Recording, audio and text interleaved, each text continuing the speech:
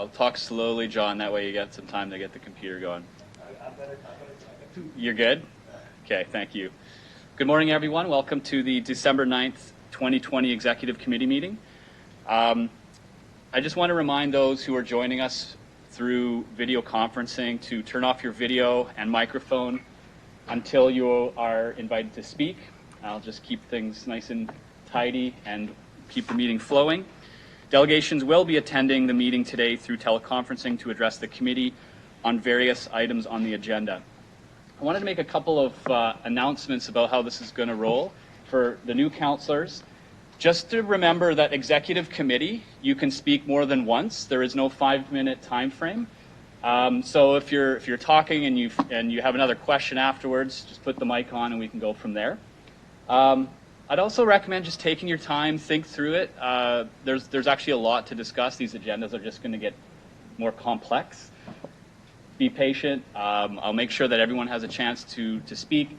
If I see eye rolls, if I see head shakes, I'm going to take that to mean you want to speak and your mic's going to be turned on and you'll be given that platform. Or forever hold your peace. The other thing I'd like to say is this is a great chance for more of a dialogue, and this is a place where you can make amendments. And perhaps ideally, we would do a lot of the heavy lifting in committee, and by the time council hits, we don't have to do a lot of that work. We can focus on it here. Certainly, you're within your rights to make any kind of changes and to speak to any issues at council. Maybe we should get into the habit of using committees for that purpose. But if you do put an amendment on the floor, again, a reminder is you don't need a seconder. So you can just put it on there, it's up for discussion, and we'll speak to that issue as it comes up. If you have any questions as we go through, just turn the mic on, point of order, point of information, and we can go from there. But I don't want to rush through this, even though there's a large agenda. I want to make sure everyone has the time to speak. One more thing. If you move and put a motion, or sorry, a report on the floor, it's assumed that you want to speak to it. So your mic will be turned on, you will be first in line. If you don't have anything to say, that's fine. We'll move on, but if you put it on the floor, again, the assumption there is you want it to be first in line to speak to it. The first item on the agenda, of course, is approval of the public agenda. Can I get a motion, please? Councillor Stadnichuk. All in favor? Opposed? Motion carries. Adoption of the minutes from November 25th, 2020. I need a mover, please. Councillor Zahidniak. Any errors or omissions? Seeing none, all in favor? Opposed? Minutes have been approved. Our first item on today's agenda is EX 20-32, the 2021 Budget Submission, Provincial Capital Commission. We have the reports, but I believe there are some delegates. Perfect, yes.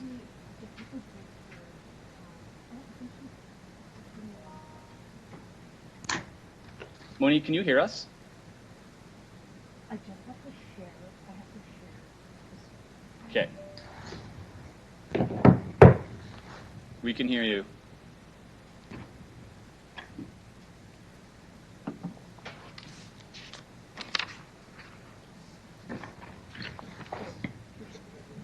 Okay, perfect. I think we have to unmute. Yeah. Morning, Monique. Can you hear us? Good morning. I can hear you now. Yes. Is this awesome. Councillor? It's Andrew. Andrew. Oh, I guess you can't see us. Okay. No, I can't see you. All right. Well, perfect. So long as we can hear each other, that's great. So, Monique, you'll have 10 minutes. I believe you have a PowerPoint presentation as well. I do. And I imagine, sorry, Councillor Stevens, you're the chair today? Yes. Okay, fantastic. So if I could just share my screen with you and have the confirmation that it has gone through, then we should be able to continue. Do you see what I have there, which is the City of Regina Executive Committee we do, slide?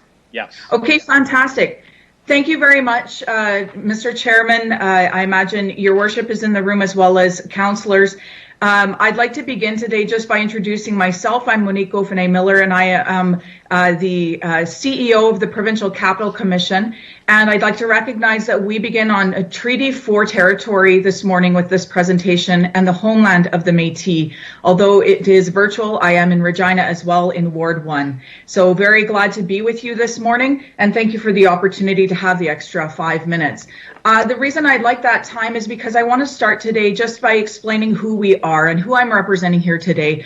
The Provincial Capital Commission is made up of 62 very dedicated, keen, and passionate public servants. The employees of the PCC are hired to work in these divisions you see in front of you: Executive Office, which is mine, and I have some incredible employees in the Planning and Corporate Services Division, as well as Stewardship and Operations and Outreach and Visitor Services for both Government House and Wascana Centre, and you'll see that there as well, the PCC Outreach or the Capital City Celebrations Division and Branch. I'll have more information as to what that means, but I wanted to start here today because I do have a bit of a report on what we've done with your money in the last year and what we plan to do with what we're asking you for in the status quo budgetary ask this year. So our core business is in 3 pillars: history and stewardship education, we have community engagement, and then we are the long-term legacy planner. And that is a very important role as the regulator of land use within Wascana Centre. We do, of course, as I mentioned, steward Government House as well, and we have the land stewardship profile as well as the programming activation in both of those locations. So what was the return on investment of the monies that was given to us in the last year from the City of Regina? Last year, the city funded our Provincial Capital Commission as a partner, and the organization gave operational monies of $2.119 million and an additional $600,000 in the community use capital or capital funding that was used on city land. And this year we're asking for that same status quo budget.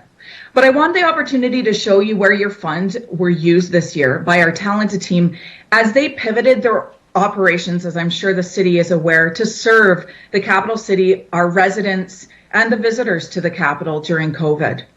Wascana Centre had its forestry, horticulture, and ecological groups have to go online with their programming, and they did COVID outreach teaching gardening, green initiatives, and about species at risk to the public. That was new this year. As well, Ecology brought additional online content for both Government House and Wascana Centre so that educators from near and far in their virtual settings of their educational classrooms could download content and use that for their students. We saw the same thing happen with the historic experiences at Government House. They went online and had even reached to North Saskatchewan with the data that we were able to pull. A lot of remote virtual tours. And what we've identified is we want to continue that type of service. Even when things go back face to face, we saw new audiences we never had before. Another pillar of the PCC this last year was that community engagement. Of course, we had the military liaison office that I'm sure you may have seen in the media this last month, as well as the capital city celebrations. One of the examples that we had was Canada Day. Very difficult to do in an online setting, but we were able to go remote and link through the Canadian Capital Cities organizations and the National Capital Commission to post with other capitals across Canada, representing Saskatchewan, but representing Regina and our great reputation. I'm also presenting tonight, actually, in fact, at the National Capital Commission on the requirement for tactical urbanism in our parks and within the city to pivot during COVID. And the city parks, we work together with the city at Wascana Centre, making sure that we rolled out any closures of bathrooms, any of our increased cleaning, closures of park structures, for example, consistently with your parks groups so that we work to bolster that safety throughout the city rather than working against each other. You can see that we did turn the pathway one way, but that was to continue offering an environment to people to access the 2,300 acres of trails and scenic pathways. And to have that as part of their mental and physical wellness regimes. We understood that. So this summer, you're also going to see an increase in our staffing to the proactive patrolling presence of the Community Safety Officer program. They're even going to bike patrols, and that's going to be an effort for us to promote that active lifestyle and active communities within Regina. The programming, no doubt you saw, was scaled back, but it was put online, and our efforts to move online were rewarded with that new data. And that supports our decision to continue in those new future years of offering products online to engage audiences. So it brings us to our last pillar that we're reporting on from the work that we did last year. Of course, this is a highlight. We have much more work that I would love the opportunity to present to you. This team has worked so very hard. As the long-term legacy and land manager of PCC sites, and of course, the regulator of land use within Wascana Centre, there have been great improvements as the regulator this year, and I hope that you have the opportunity to read the whole provincial auditor report released yesterday that showed that we did do a lot of work, and we plan to have a lot of our work completed by March 31st of this fiscal year when it comes to that regulator role. We have improved accessibility trails that we changed our focus during COVID. We were allowing ourselves to do a bit more planning and make sure that those areas are accessible to more people. We had increased investments in accessibility in parking lots, noticing that there were not those ramps to sidewalks as well as parking spots. $2.4 million was placed from the government of Saskatchewan in addition to the funding you saw last year. It's the report. That was an irrigation as well of $2.4 million at Wascana Centre and government house parking lots. So the government of Saskatchewan did give an additional capital funding grant that is in reporting in separate to what we see here today. Of course, we had an increase in interest in active transportation, and that is something that the city is also investing in. So we're looking at active communities materials, and we've talked to Sask in Motion as well as the tourism groups to make sure that these installations that we have coming spring of 2021 will be activated by our public.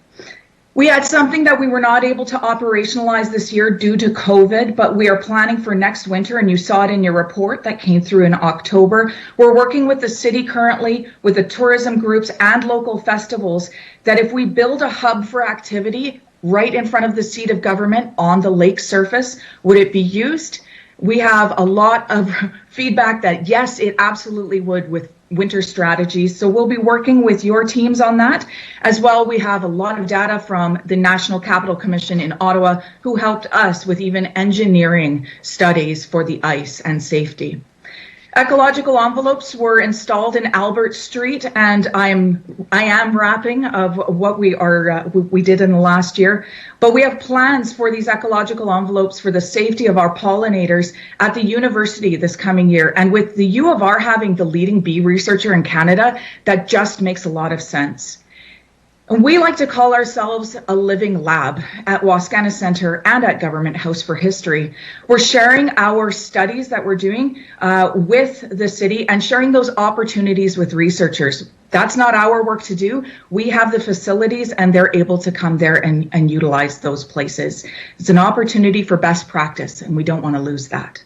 So looking at the funding request of this coming year, it is, as I mentioned, a status quo ask as we're doing our final year of our efficiency reviews. So $2.119 million in operational. As well, we're looking at a $600,000 community use capital investment for Candy Cane Park. We'd like to make that accessible, and there are details in the letter I provided, as well as active transportations. And I'm sure you have more questions regarding that. And I do have more information about bike lanes to link gaps from Albert Street that the city is already doing, as well as Hillsdale pathways and even solar lights for green initiatives. We'll be doing this year, a tree canopy health and diversification plan that we're sending to the city to work with the city on this. And we'll be mapping Wascana Centre as the first section of Saskatchewan in the Great Trail to be mapped for accessible pathways. Working with the city's existing monuments and committees on mapping the plan for the future stewardship of memorials at PCC sites. And we're moving more online, as I mentioned, for community educators and researchers.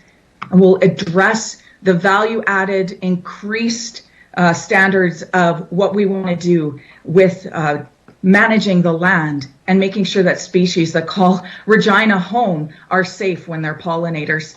We're improving the standards of care, and we're also working with our partners to make sure that we have outdoor educational opportunities for our future generations. You'll see better signage. That's been something from the city for years. We are investing in that, directional, informational, and promotional.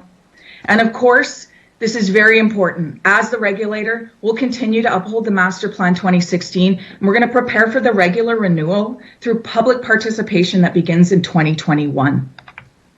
I like this picture to end on. We're the long-term legacy planners. We're learning from the past, but we're also stewarding the future. And I'd like to make sure that we do that together with our funding partners. Thank you to the city for this opportunity to present on this status quo ask on behalf of the Provincial Capital Commission, and I welcome your questions.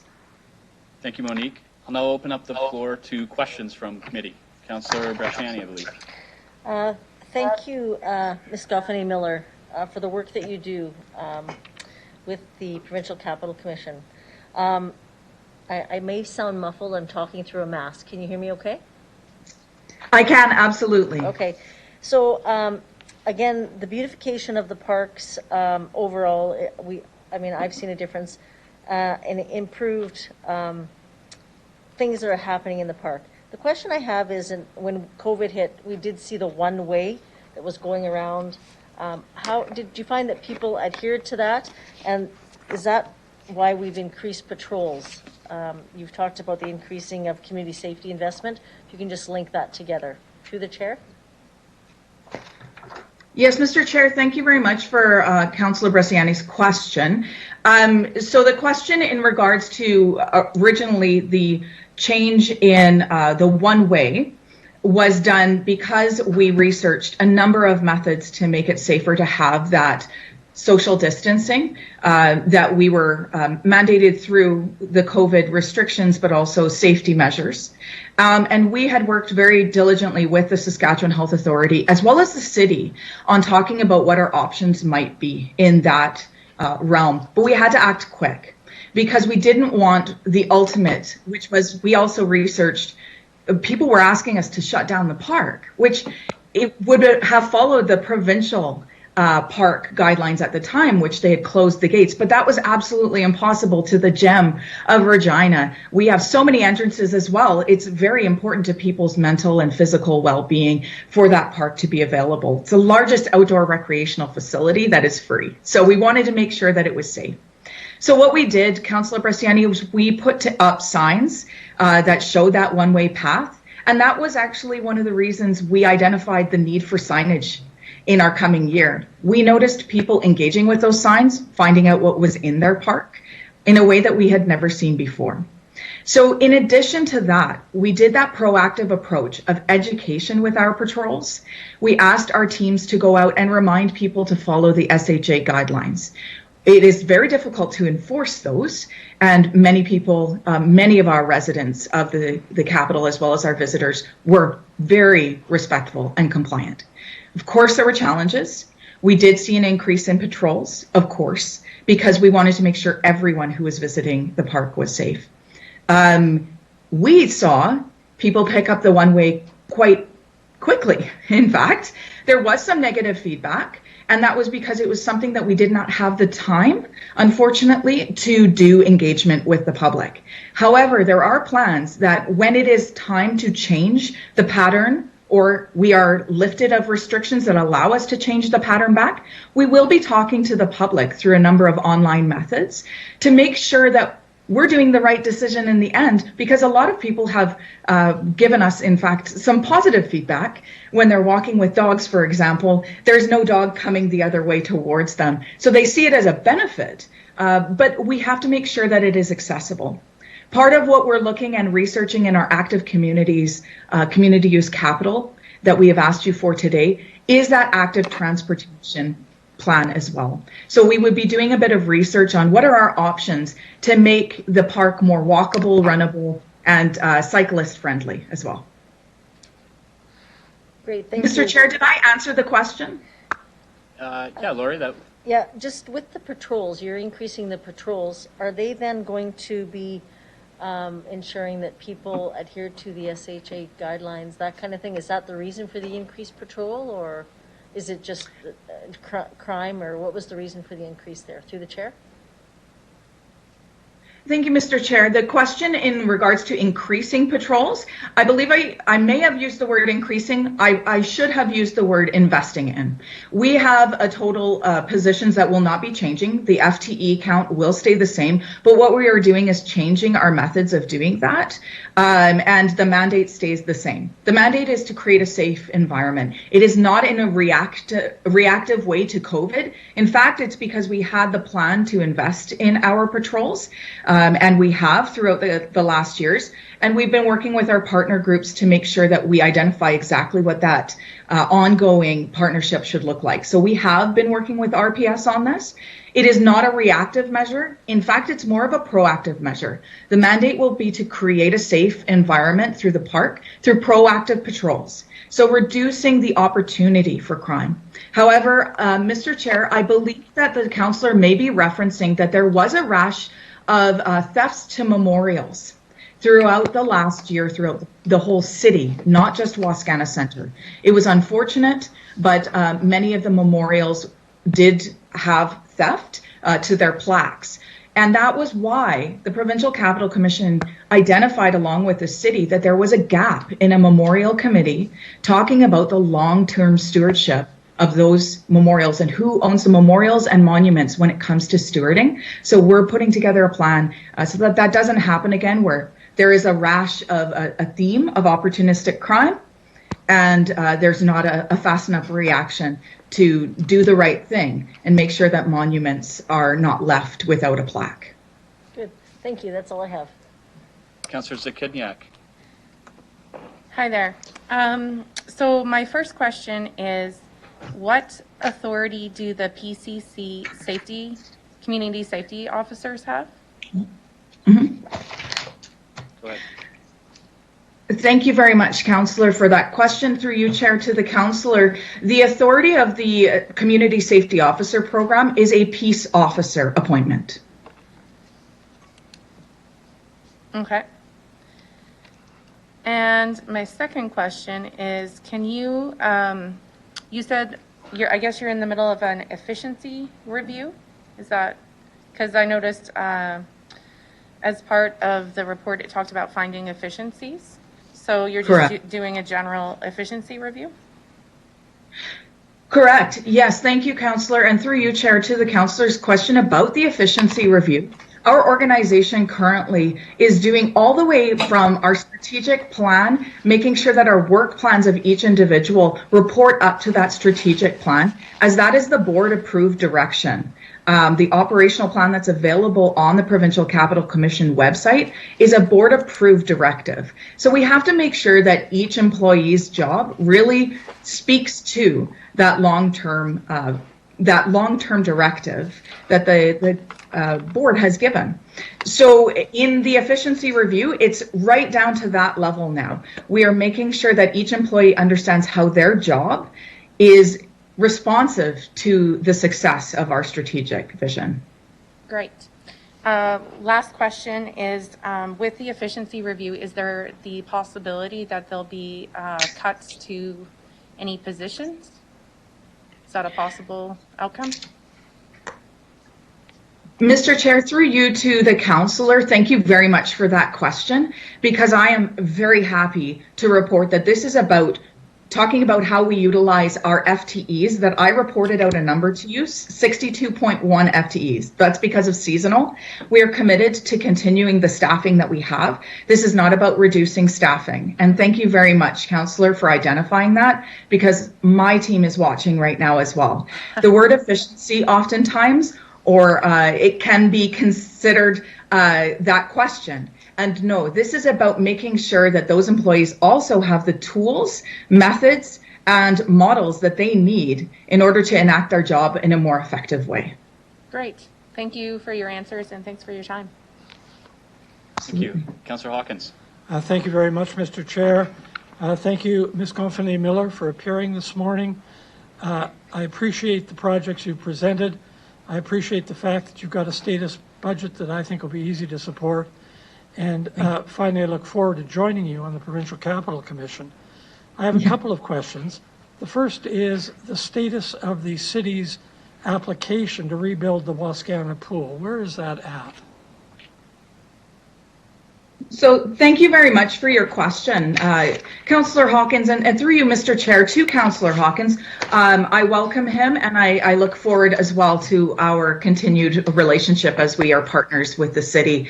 The Provincial Capital Commission right now, with the Wascana Pool project that has been brought forward, I am aware that it is in a review of the conceptual design, and I can have your team in contact with our team at the Stewardship and Operations branch if you would like. Thank you very much. I'm sure they'd appreciate that, and we'll follow up on it. The second question is a little out of my bailiwick, but I'll try it anyway. The CNIB installed in Victoria Park beacons that help the seeing impaired navigate the park easily. I'm wondering if in connection with Wascana, whether any of that kind of beacon wayfinding system has been installed or is being considered. Sorry, Mr. Chair, can I have that question one more time? I did have it drop in the middle, but I did catch that it was something about the CNIB Blind Square projects. Oh, sorry. I'll be happy to repeat it. The CNIB in Victoria Park has installed a wayfinding system of beacons that enables the vision impaired to navigate the park. My question is there anything like that on the Wascana trails or in the park that help the vision impaired navigating those trails? Thank you for the question. Through you, Mr. Chair, to Councillor Hawkins.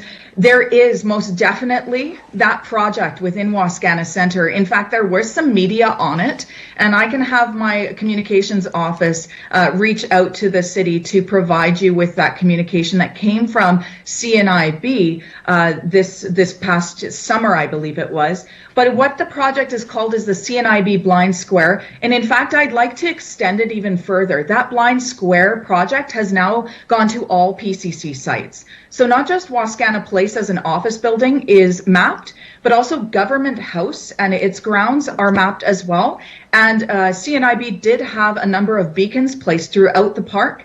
As well, I'm aware that we brought this project to what we call the Partners in the Park meeting that happens quarterly. We sit down with all of our groups within the park and invite the tourism groups to it as well to talk about these type of collaborative measures.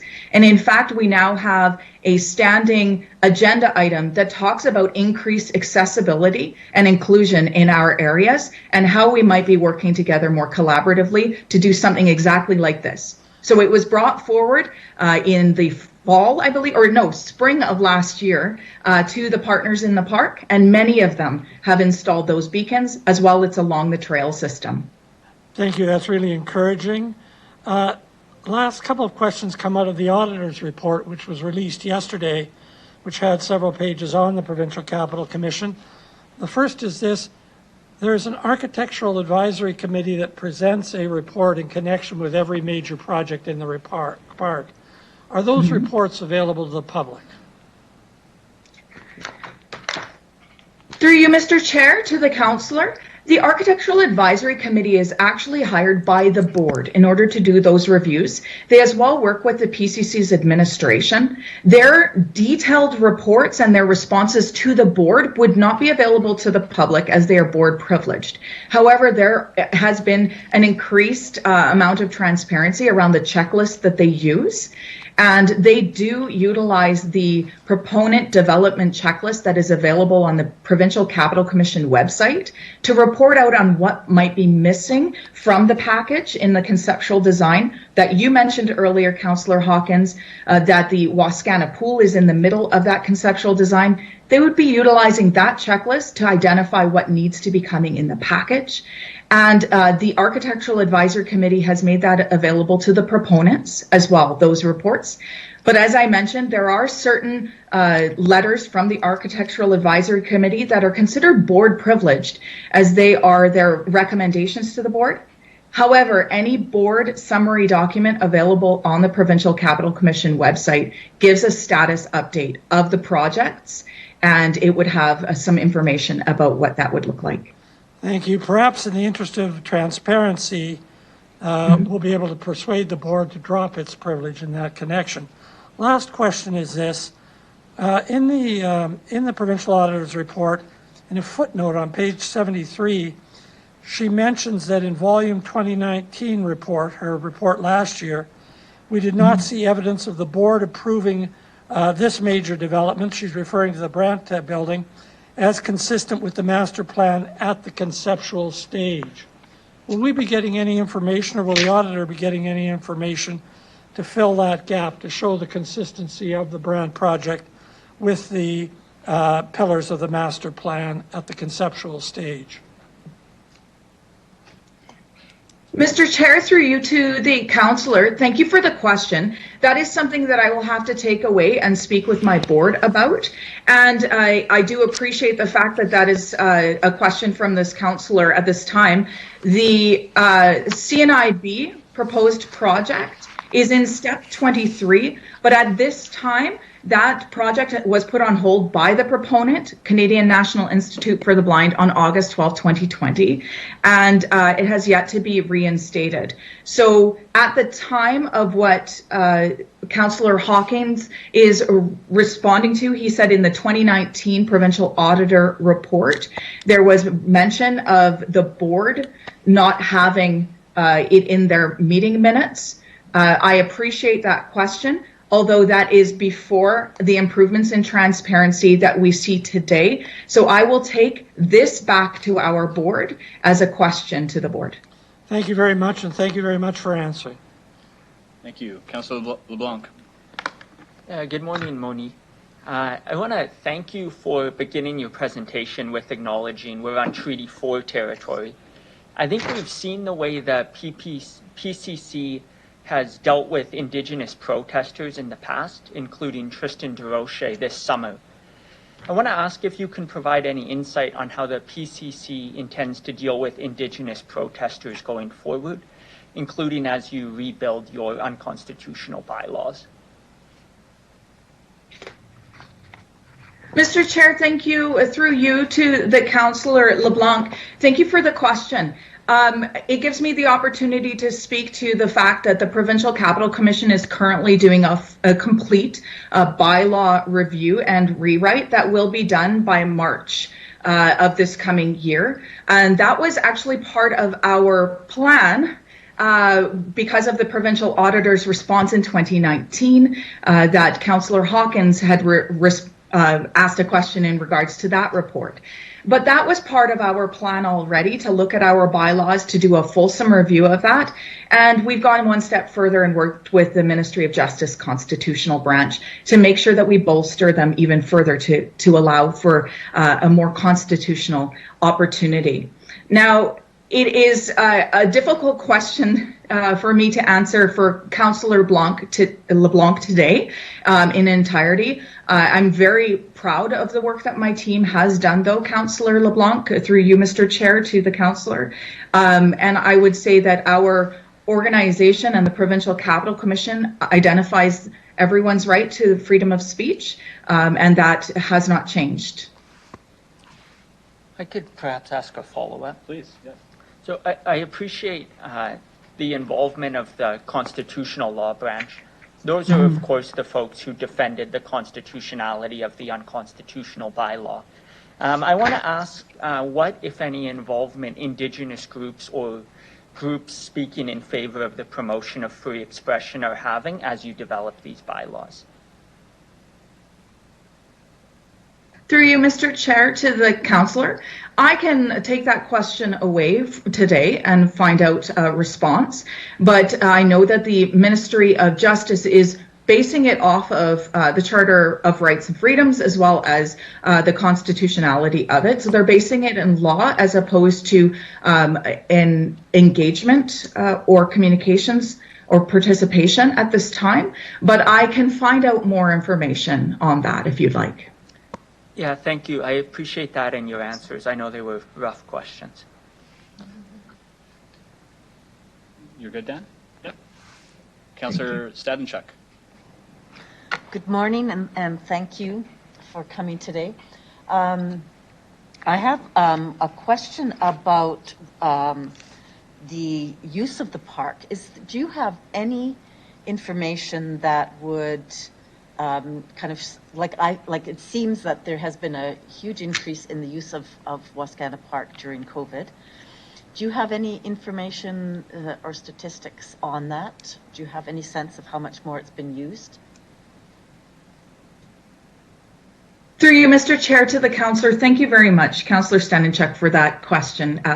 Very thoughtful one, and I have to say, we would like to be doing more data pulling at this time, but due to COVID restrictions, I was not placing my team out to do unnecessary data pulls in this last summer. We did, of course, it was very evident to anyone, and I know that this is your ward as well, Ward 1, it was very evident to those visiting the park that there was an increased amount of foot traffic, as well as families coming down to the Queen Elizabeth II Park itself and utilizing it almost like their backyard. And it was lovely to see that. So unfortunately, I don't have any quantitative data to report to you today, but our plan as well with the Community Safety Officer Group next summer is to do some of those attendance pieces as well as a traffic flow pattern and identifying where are we seeing those speeding groups as well, and what can we do in order to be proactive to avoid any of that congestion on the roads or on the pathways. So a follow-up question through the chair. I noticed that you have plans for a green bike lane on Wascana Drive. Mm-hmm. And I know that there are some other plans for separated bike and pedestrian lanes, which I think is an excellent idea.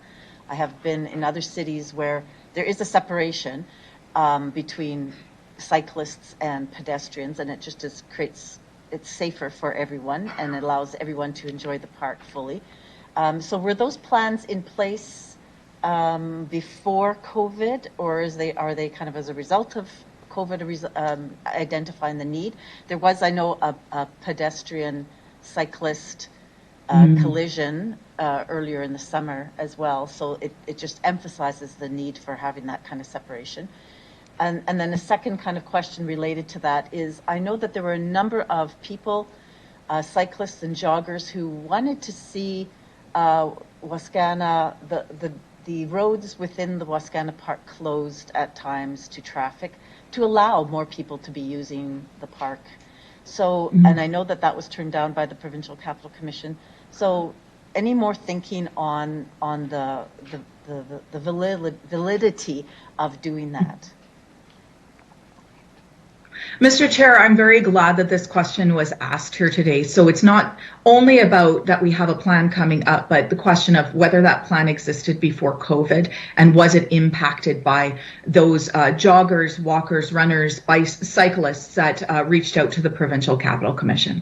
So I will answer all of that very gladly. So the green bike lane along Wascana Drive, there was discussion about this, and I know that, Mr. Chair, you were a part of this discussion in September of 2019 in asking me a question at the last budget submission. And I said, I really look forward to 2020 so I can talk to you about our plans. In talks with the board, of course, and a board approved directive was that we could start to invest in those active communities and active transportation projects and infrastructure. As well, there's a bike plan that the City of Regina led on. So we were being I would say, reactive to a number of things in 2019 and then early 2020. And then, of course, COVID came into effect, and the restrictions increased with the social distancing requirements.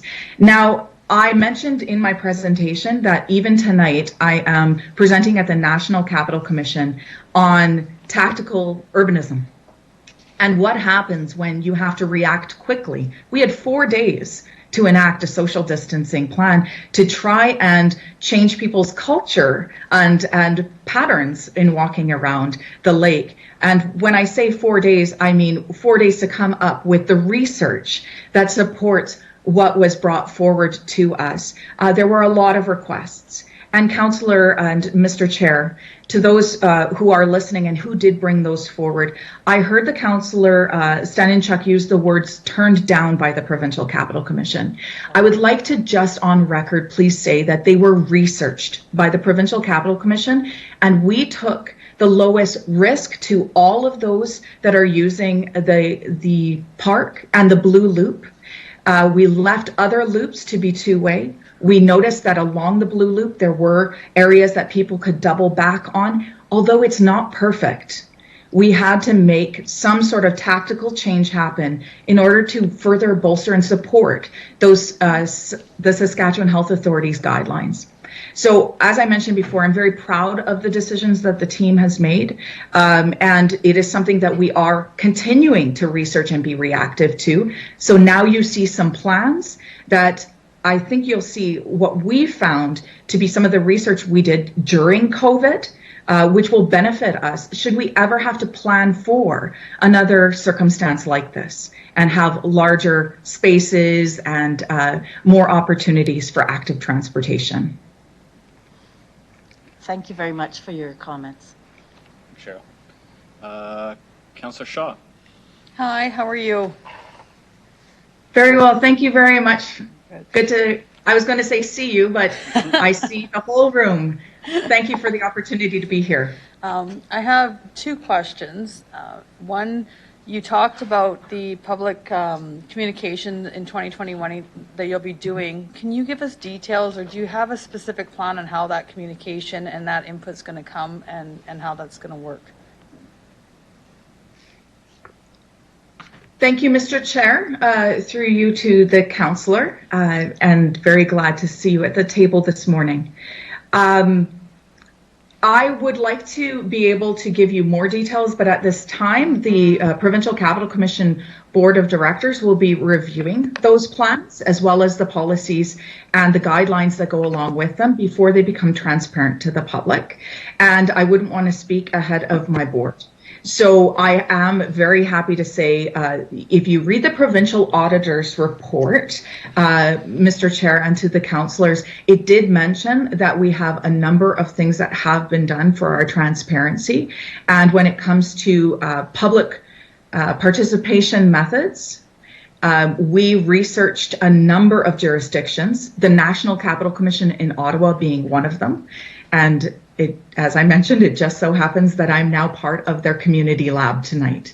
So I am eager to tell you about that, Councillor, through you, Mr. Chair. However, I would like the opportunity to talk to my board first and perhaps come back and present to the city at a different time. Okay. Second question. Now, I understand we're talking about bicycle lanes and we're talking about pedestrian lanes within the park.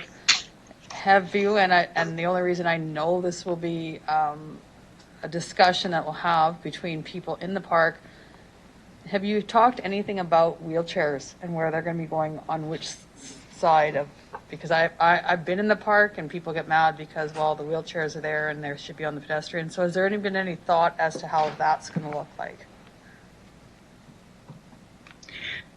Mr. Chair, through you to the councillors, there has absolutely been thought about that.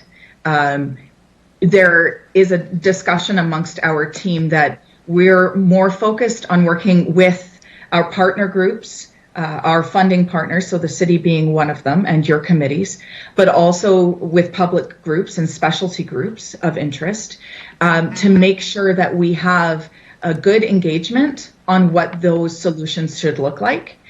because in our world, not just Wascana Center and not just Government House or PCC sites, we oftentimes ask others to fit into environments that we've already created, and we will adapt those environments. But is there an opportunity to create environments that are inclusive to all? So that is the question I have charted out for my team, and they will be doing work on that in the new year. And I know that the city is a participant in that. Thank you. That's all? All right, thank you. Who is this? Oh, the mayor. All right. Go ahead. I'm getting to know where people are sitting in this place. Thank you. It's in your chair. That's what you look like. Get out of my Thank chair. you, Mr. Chair. Good morning, Madam CEO. Given Morning, given this is a budget request, I have a question more. This is curiosity because I'm not quite clear on it. PCC generated revenue. You had a budget of $1 million, and you came under just under that. Could you just explain, just because I don't know, what your generated revenue is coming from? Absolutely. Thank you for the question in regards to the finance. And I do, Mr. Chair, I do appreciate all questions that we have here today, because obviously what we do with the funding partners' money is operations as well. So these questions are very important to me, each and every one of them. So Your Worship, through the chair to your question, in regards to the revenue generation at the Provincial Capital Commission, we have a department, for example, of horticulture. Very dedicated team at the greenhouses at Wascana Center that in fact create the annuals that are brought to the city. So the city does have a contract with Wascana Center in order for us to provide you with quality materials. And I was very proud of our team this last year during COVID. There were restrictions that had them not working at certain times, and that is extremely hard to ask your team to do when they know that they're going to have product loss. So of course we did have some product loss, but we had, I believe it was 70% lived through some of the drought. That was a result of people not being able to work in multiple halls of people in close quarters at the greenhouses. So we had to react to that. So you did see some reduction in the revenues that came in, because it's a scale of economy, but as well, if we lost any of that product, we could not sell it. As well, there is rentals of our facilities for boardroom rentals. Weddings even happen within Wascana Place. And we were not able to do that, of course, during COVID due to restrictions. Okay, thank you. Next part of the question is, right now, so this information that we've been provided is as of October 30th, of course. You have a couple budget misses, and I'm wondering, are those because they're not yet realized, or they're going to miss? Specifically, as it relates to, you have an overage on planning and corporate services, and you have significantly under in development and infrastructure projects. I'm just wondering if you speak to those two. Absolutely. So the Planning and Corporate Services group this year did have some overages in regards to the fact that we had moved some positions. So you'll see an increase there. As well, I can bring this away and I can provide you with a larger financial detail, something similar to what would be in our annual report that's available online, and it is available to the public. Each year we do a small report on our finances as well, making sure that everyone is able to audit those. Your Worship, I would have to look specifically at the books right now to make sure I know exactly what I'm mentioning and saying it appropriately. So I'd like the opportunity to take that away. But as I mentioned in my presentation, and then asked again by one of the councillors through the chair, Mr. Chair, I recognize that we are in an efficiency review. So what that means is sometimes we're moving those realized costs throughout the year, but we are balanced overall as an organization. Yeah, thank you. I think that's fantastic, and I would appreciate any further information. I can wait for the annual report. I do have some patience.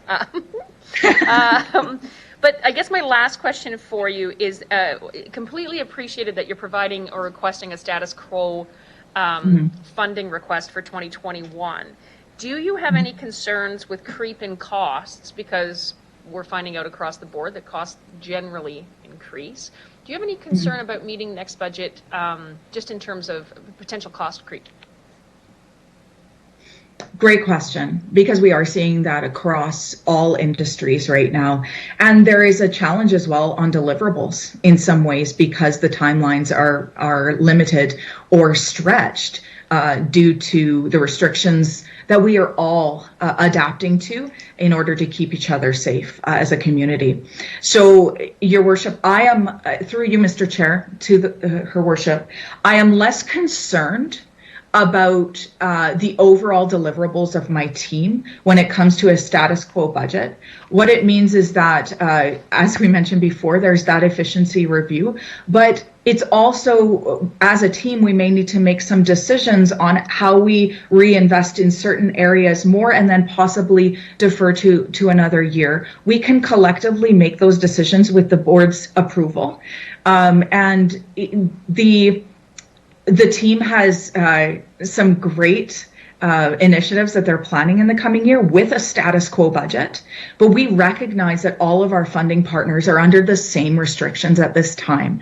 COVID is what we felt not the time. It would be unprudent of us to ask for an increase at this time when there are so many groups and areas within the government's and the municipal government and the university that are also feeling that pinch. So we want to be prudent. We're asking for status quo, and we're looking forward to delivering and showing you what we can do with that.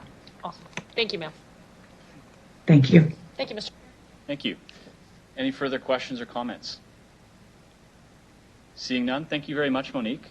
You're welcome to stay on the line. I'm now going to turn the floor over to administration to provide an overview of the report, please. Barry, I believe you're on the spot for this. Yes, good morning through you, Mr. Chair.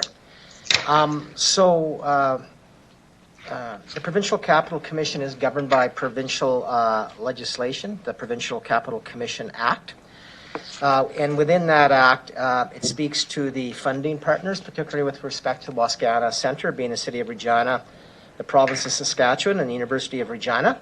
And one of the requirements under the act is that the Provincial Capital Commission appear before Council, their partners, once a year with respect to their upcoming budget. And so this appearance fulfills that legislative requirement.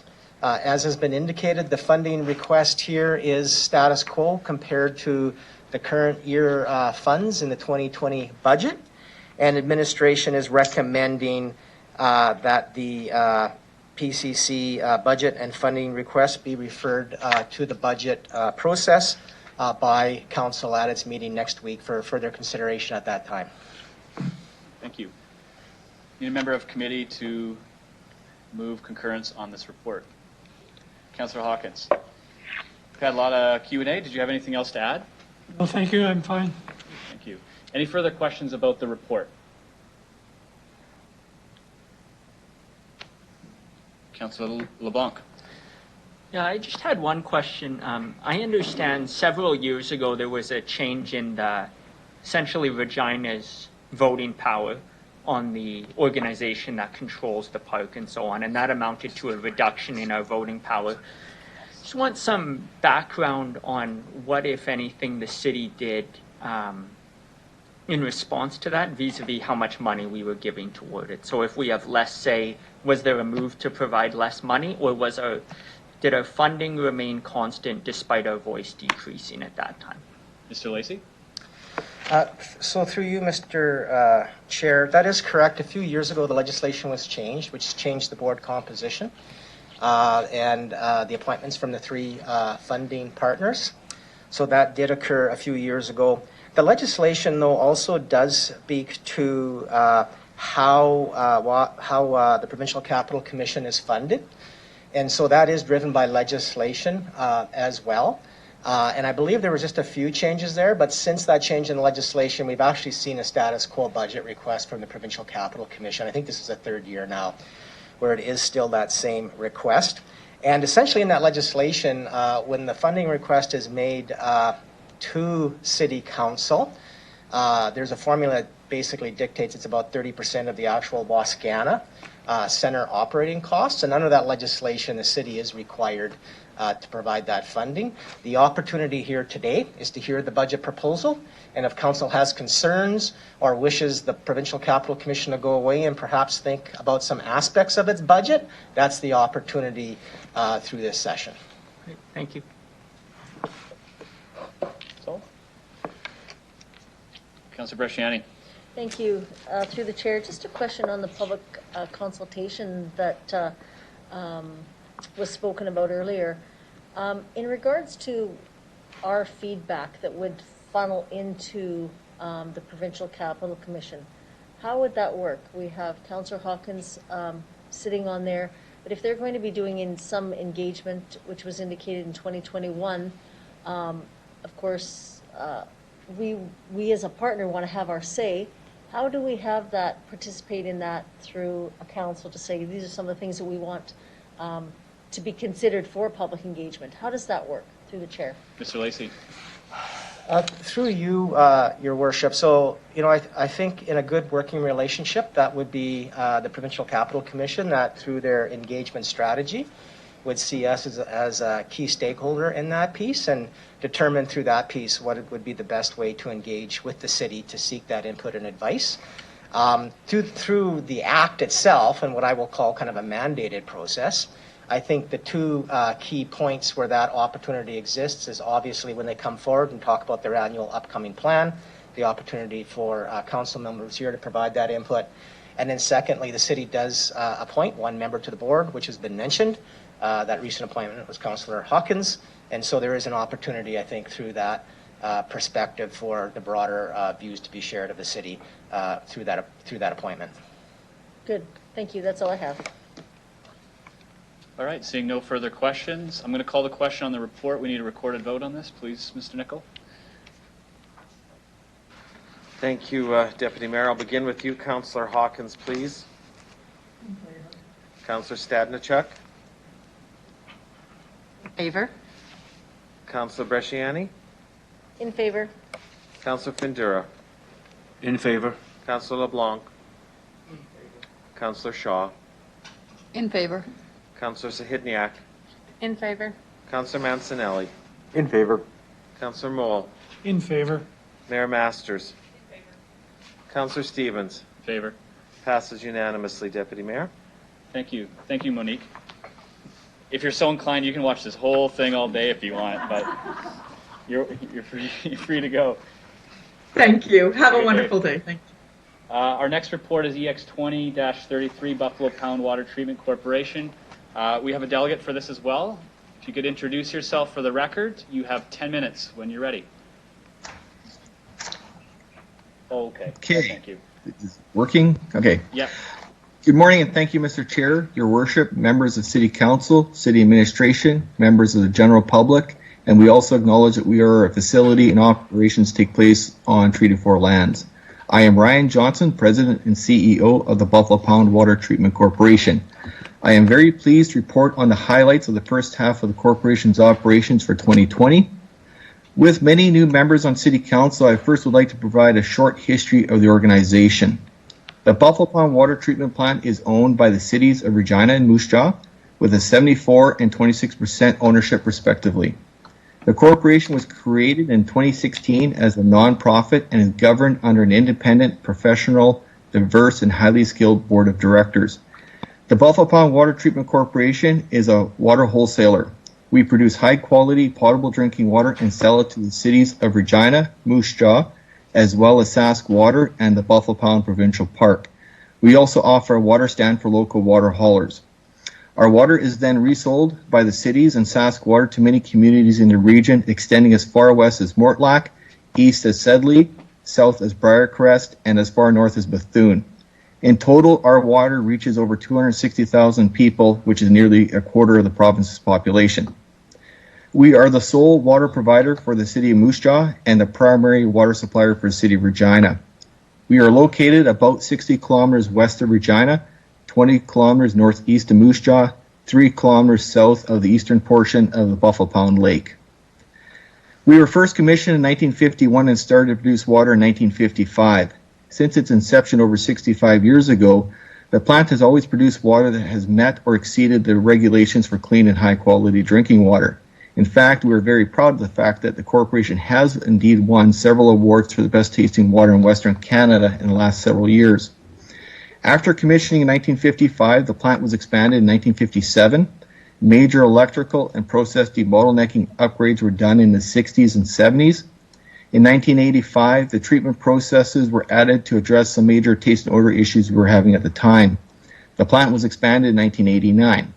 Since 89, only 3 projects of significance have been undertaken. These are the twinning of the raw water intake from the lake to the main plant, the addition of UV reactors to treat Cryptosporidium giardia, and finally the electrical upgrades with addition of backup generators.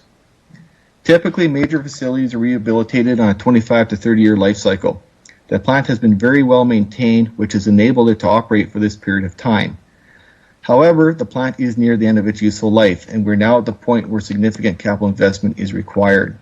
The issues are aged infrastructure, lack of redundancy, dated technology.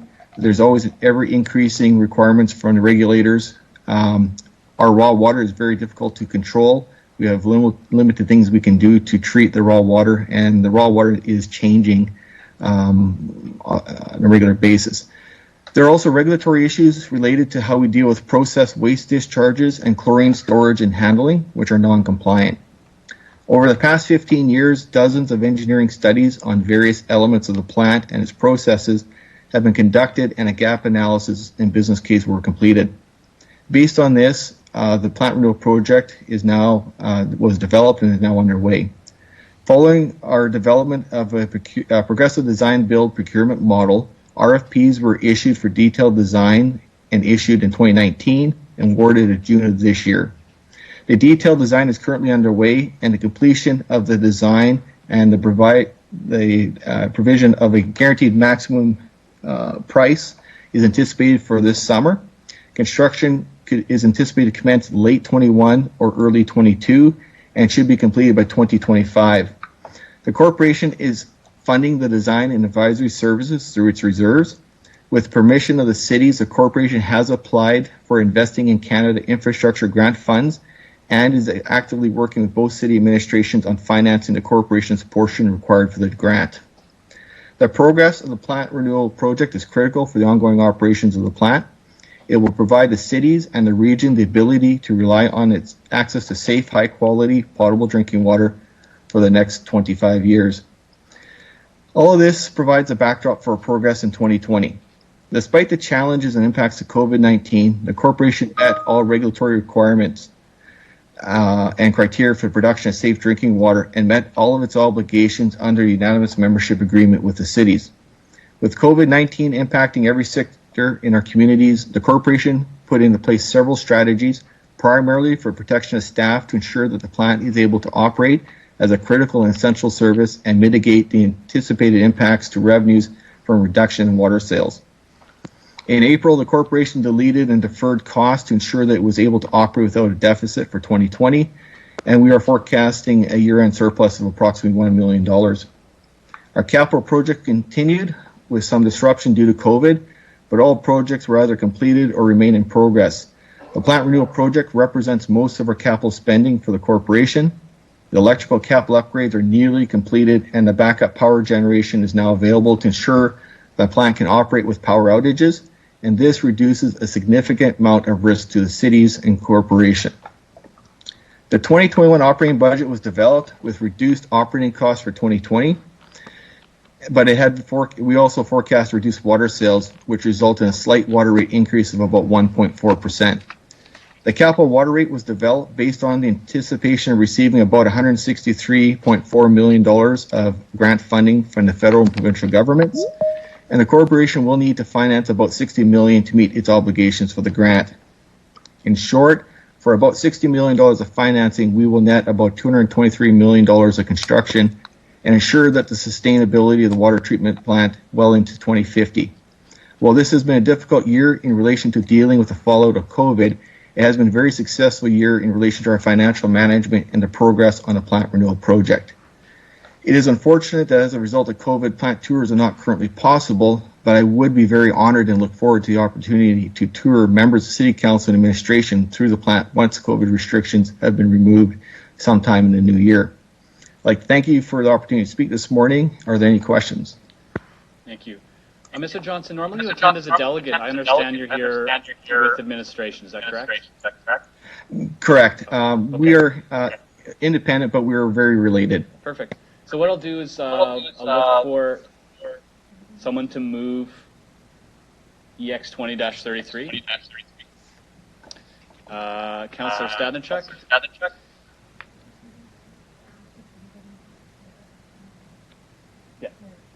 Yeah, if you could maybe just turn your speakers to mute. I'm hearing some feedback. Cheryl, do you have any questions? Just on the report, the 2021 Major Capital Expenditures Report, on page 2 of that report, it says, due to the transient nature of our water supply, the facility is having more difficulties with treating a growing range of raw water conditions that are occurring in the lake. I'm just wondering if you could explain a little bit more about that, if it's a climate change related, and what kind of measures you're taking to deal with that, through the chair. Go ahead. Thank you, Mr. Chair, through the councillor. So the Buffalo Pound Lake is it comes from Lake Diefenbaker through about a 90-kilometer channel. The raw water quality is not good. It's basically a very shallow lake. It is very temperature sensitive. It's eutrophic, which means it's got a lot of organic material in it. So as a result, we have seen major changes in the water quality over the years. But after 2011, we had actually significant changes in the quality, where we were seeing the organics changed, the types of organics. They became very reactive with chlorine. We had some THM production issues. The plant is dated. It isn't able to treat water. We can't dial into a precise number where a new plant can. So a lot of this is just, some of it is climate change. Some of it is just, it has always been an issue for us, but the plant was more robust and the regulations weren't as tight. But as the regulations become more tighter, it's more difficult for the plant to basically zero in on those issues. So as a result, what really the solution is, we need a plant that's a lot more robust with new technology that gives the operators a greater range of control so that they can treat the water properly. Okay, thank you. So, Councillor Moll. Through the chair, I just noticed here, obviously being new, the board is independent from the City of Regina and the City of Moose Jaw. Explain to me how that works. Thank you, Mr. Chair, through the councillor. So we have an independent board of directors, so they are able to make decisions on the operations of the corporation. In the unanimous membership agreement, which is signed by the cities Regina and Moose Jaw, basically set out how the organization was structured. In that, there's about 26 conditions where the city of Regina and Moose Jaw city councils have to make approvals. Things like they have to approve our annual report. They have to approve our auditor. We cannot borrow money without the city's approval. Things like that. But most of the items in there are things that would never happen. But there's about 6 areas or 6 items of the 26 that city council may see at some point during their term. Is the board appointed or elected?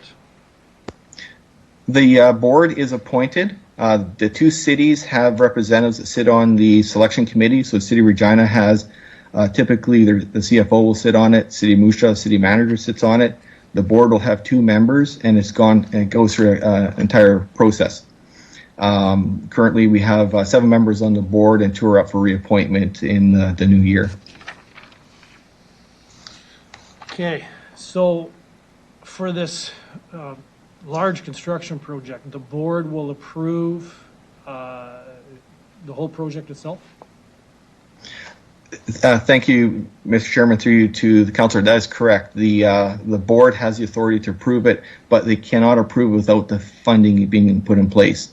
Again, as I mentioned in the report, the project's about $223 million for construction. We're self-financing all the design fees, but we were about $60 million worth of financing required to get $163 million out of the federal provincial governments for the project. Okay, I noticed Graham Acon was given the design. Are they also given the construction, being that they are large construction firms?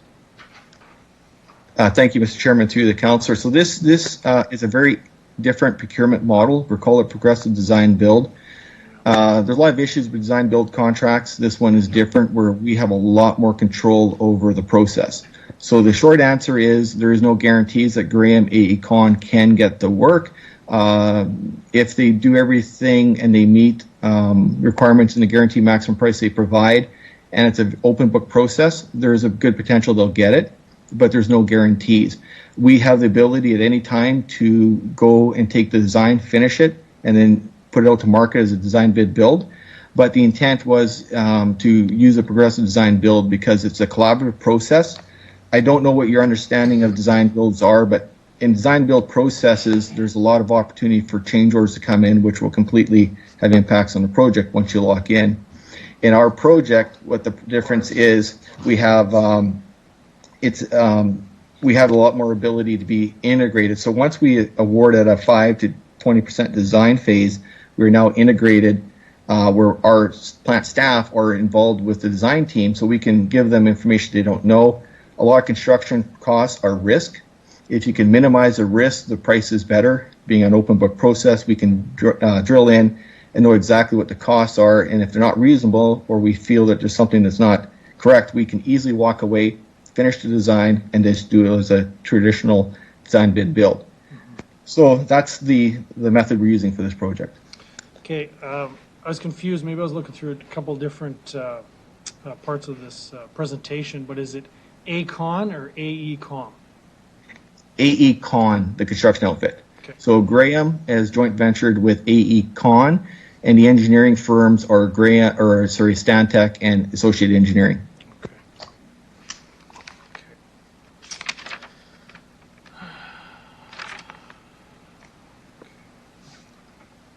Can you 5 seconds?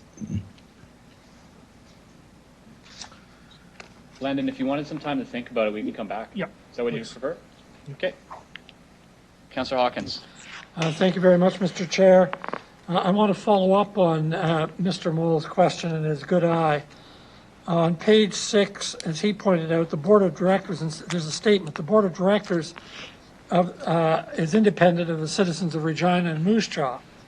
If you go way down to Mr. Lacey's report on financial sustainability at page 107, under the heading City-Controlled Entities, it says, the City of Regina's consolidated financial statements include organizations that are controlled, wholly or in part, by the city. Mr. Chair, my question is a question of clarity.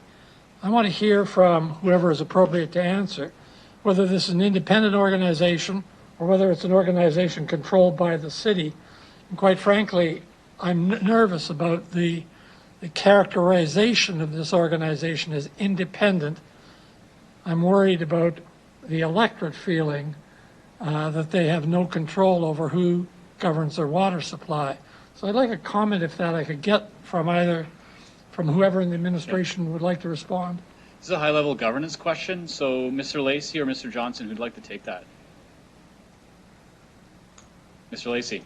Yeah, through you, Your Worship, I think what I will do is maybe refer that question to the city solicitor. City solicitor, where art thou? Good morning, I'm here.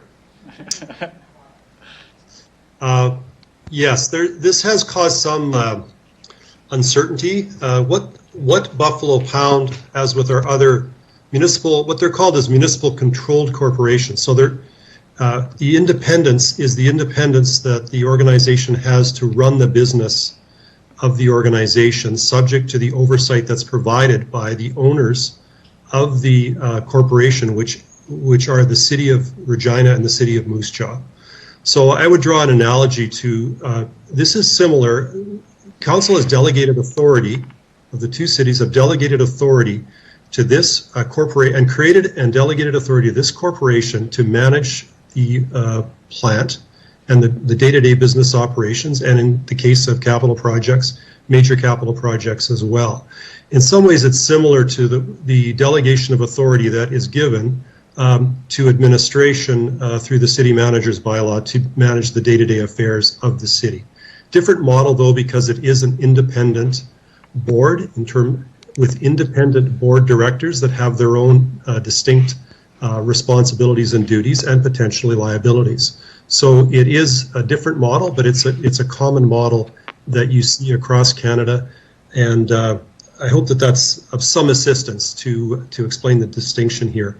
And Mr. Johnson is correct. There are a number of areas where there is oversight provided where they need to come to the cities of Moose Jaw and Regina for approval, and there's a list of those contained in the unanimous members agreement.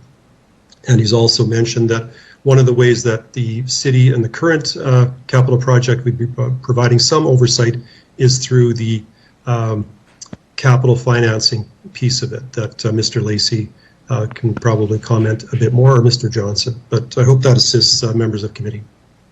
Councillor Hawkins. Thank you. It assists me, but it tells me that the word independent is being used much too loosely and requires precision.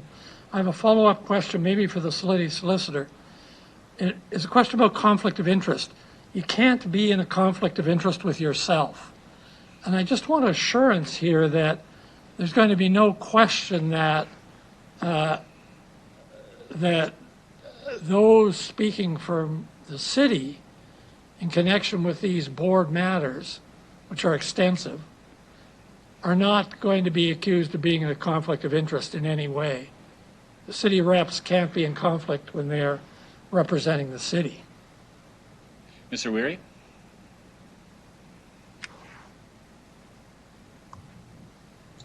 Mr. Chair, all of the members of the board are appointed from a slate that is submitted to both cities. So there are representatives from, it's a diverse board. Mr. Johnson can explain the diversity that's currently on the board in terms of professional expertise. But council, that is one of the areas that council has oversight, is in the appointment of these board members.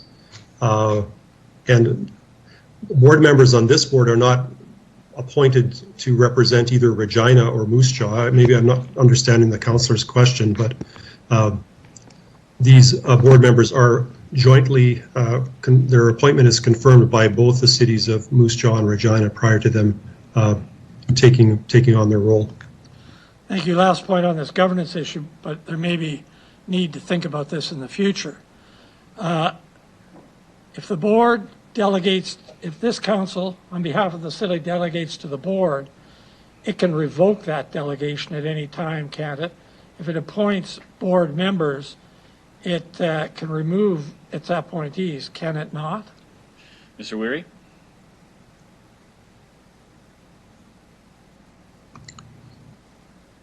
It would depend on the nature of the delegation. If it's done by resolution, yes, that's correct. If it's done by bylaw, then there would probably need to be a change to the bylaw to narrow the delegation of authority. But yes, anything that can be delegated by council, of course, can be by council decision be returned to council for final decision. Thank you very much. That's helpful, Mr. Chair. If I can have one more question on a different topic. Throughout the material before us, there's a discussion of electricity, about which I know nothing, but it looks like for a period of time, Regina wasn't charged enough, and then that was corrected somehow, and then we're now being charged something different. Can I just get an explanation of what's going on with electricity and electricity charges, and some reassurance that it's being measured properly and charged properly? And I'll have one follow-up to that. Mr. Lacey? Or Mr. Johnson? Yeah, I think Mr. Johnson. Okay, Mr. Johnson, sorry about that. Thank you, Mr. Chairman, through the councillor. So we did an energy audit trying to understand power consumption because there had been a change recently. In the audit, we with the electrical upgrades that are happening at the plant. So during that process, we found that there was something that didn't make sense. So when we did the audit, we had found that I'll take a step back. The cities of Regina and Moose Jaw own their own pumps, and the power charges. Power is charged to the cities for pumping the water to the cities. So that's sort of the background. So when we did the audit, City of Regina did a bunch of work in about 2007 where they did some work on their pipeline, did some electrical work. And for a period of time, some of the power being used by pumps wasn't being recorded on the meter correctly. And that occurred for about 10 years. Then when we did the UV system, we found that someone had made a change and they actually City of Regina was being billed for power it wasn't using. It was using some of the plant power. That was corrected a bit with some of the electrical upgrades done in 2019. And once we realized there was a problem because we couldn't understand why the bills were as high as they were, we did a review and then we found what the problem was, and we've since corrected that problem. So Regina is now being accurately billed for its power consumption. Just to put it in perspective, the entire power bill between Regina and Moose Jaw is, about $600,000. So it's not a significant amount, but it is, it wasn't being properly charged, so we corrected that. Thank you very much. Through you, Mr. Chair, I want to ask a question about the environment. On your overall radar chart dashboard, your rating for environmental stewardship is not as high as it might be. And you attribute that in part to electricity, and you point out the residuals generated by the greenhouse gas were higher due to the amount of electrical energy used to bring water to the plant from the lake. And you point out that the emissions, the calculation of GHG emissions also factor in the province in which energy originates. And of course, in Saskatchewan, there's a coal factor there. What, if anything, I may have asked this last year, what, if anything, are you doing to generate a more environmentally friendly source of electricity, given that you're a big electricity user on behalf of the city, and given that this city is firmly committed to being renewable by 2050? What can be done to reduce the greenhouse gas emissions from the electricity that you consume? Mr. Johnson. Thank you, Mr. Chair, through you to the councillor. So in the plant renewal project, in order to get the grant funding, we need to have a certain level of, we have to go through what's called a climate lens, which looks at our energy consumption today and what our energy consumption will be in the future. We are designing the administration maintenance part of the facility to be LEED certified. We are designing the process areas will have to be following Envision standard. We will have solar power to offset some of our electrical costs.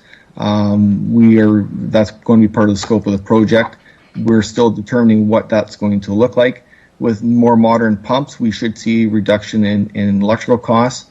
We will not be regenerating carbon in the future, so we will see a reduction in our natural gas usage, which is another point. But the intent is we want to be able to have a portion of the plant on green energy, knowing that our big electrical pumps will still have to be on the grid, but we'll do our best to minimize our carbon footprint in this project. Thank you. I appreciate the answer, and I want to signal again how sensitive council is to this issue. And finally, Mr. Chair, one last question. Fluoridation. The city of Moose Jaw gets fluoridated water from this plant. The city of Regina has not yet decided to fluoridate its water. I'm wondering if you can say anything about how difficult it would be in technical terms should Regina decide that it wanted to reduce the tooth decay in its particularly young people by having fluoridated water. Thank you, Mr. Chairman, to the councillor. It would be very easy for us to add fluoride to Regina. There may be some discussions with the city of Moose Jaw since they actually own their equipment for fluoride, but it wouldn't be difficult for us to be able to find a way to add fluoride for the cities. In fact, it'd be easier to do both cities at the same dosage. That's interesting. Finally, follow up my last question. Do you have any statistics on tooth decay differences between young people in Regina and Moose Jaw? related to fluoridation? Thank you, Mr. Chairman. No, we do not. As a wholesaler, we provide the water as the city's request. So in this case, Moose Jaw has asked for it, Regina has not. But no, I would not have that data. Thank you very much. Fair enough. Perhaps the administration will be able to help me in due course with this. Thank you. Any dentists would like to comment on the state of our teeth? No? We'll come back. Councillor Bresciani. Thank you. I think Councillor Hawkins has asked most of my questions. Just, I know Calgary has just moved to fluoridization as well, just recently. So it's an interesting topic that I think we could have. I just wanted to ask administration if I can, just regarding the meat funding. There was some mediation that was going on for the meat funding between, for this project. Was that worked out, and is it reflected in this budget? Mr. Johnson? Thank you, Mr. Chairman, through the council. That is correct. Our budget is showing the whole $163.4 million of grant funding from the provincial federal government once, or should they approve the application. All indications are they will, but we don't have official word yet. Thank you for that. Just, can I ask administration? Please, go ahead. Through the chair. So with the meat funding, when we talked about the meat funding regarding the plant, there was a percentage that came into scrutiny between Moose Jaw and Regina. So I just want to confirm that we've got that cleared away and it's reflected. Through the chair. Mr. Lacey. Through you, Mr. Chair. So the funding source, the third-party funding source with two levels of government for this piece is actually not the MEAP funding, it's the ICIP funding, so the Investment Canada Infrastructure Program.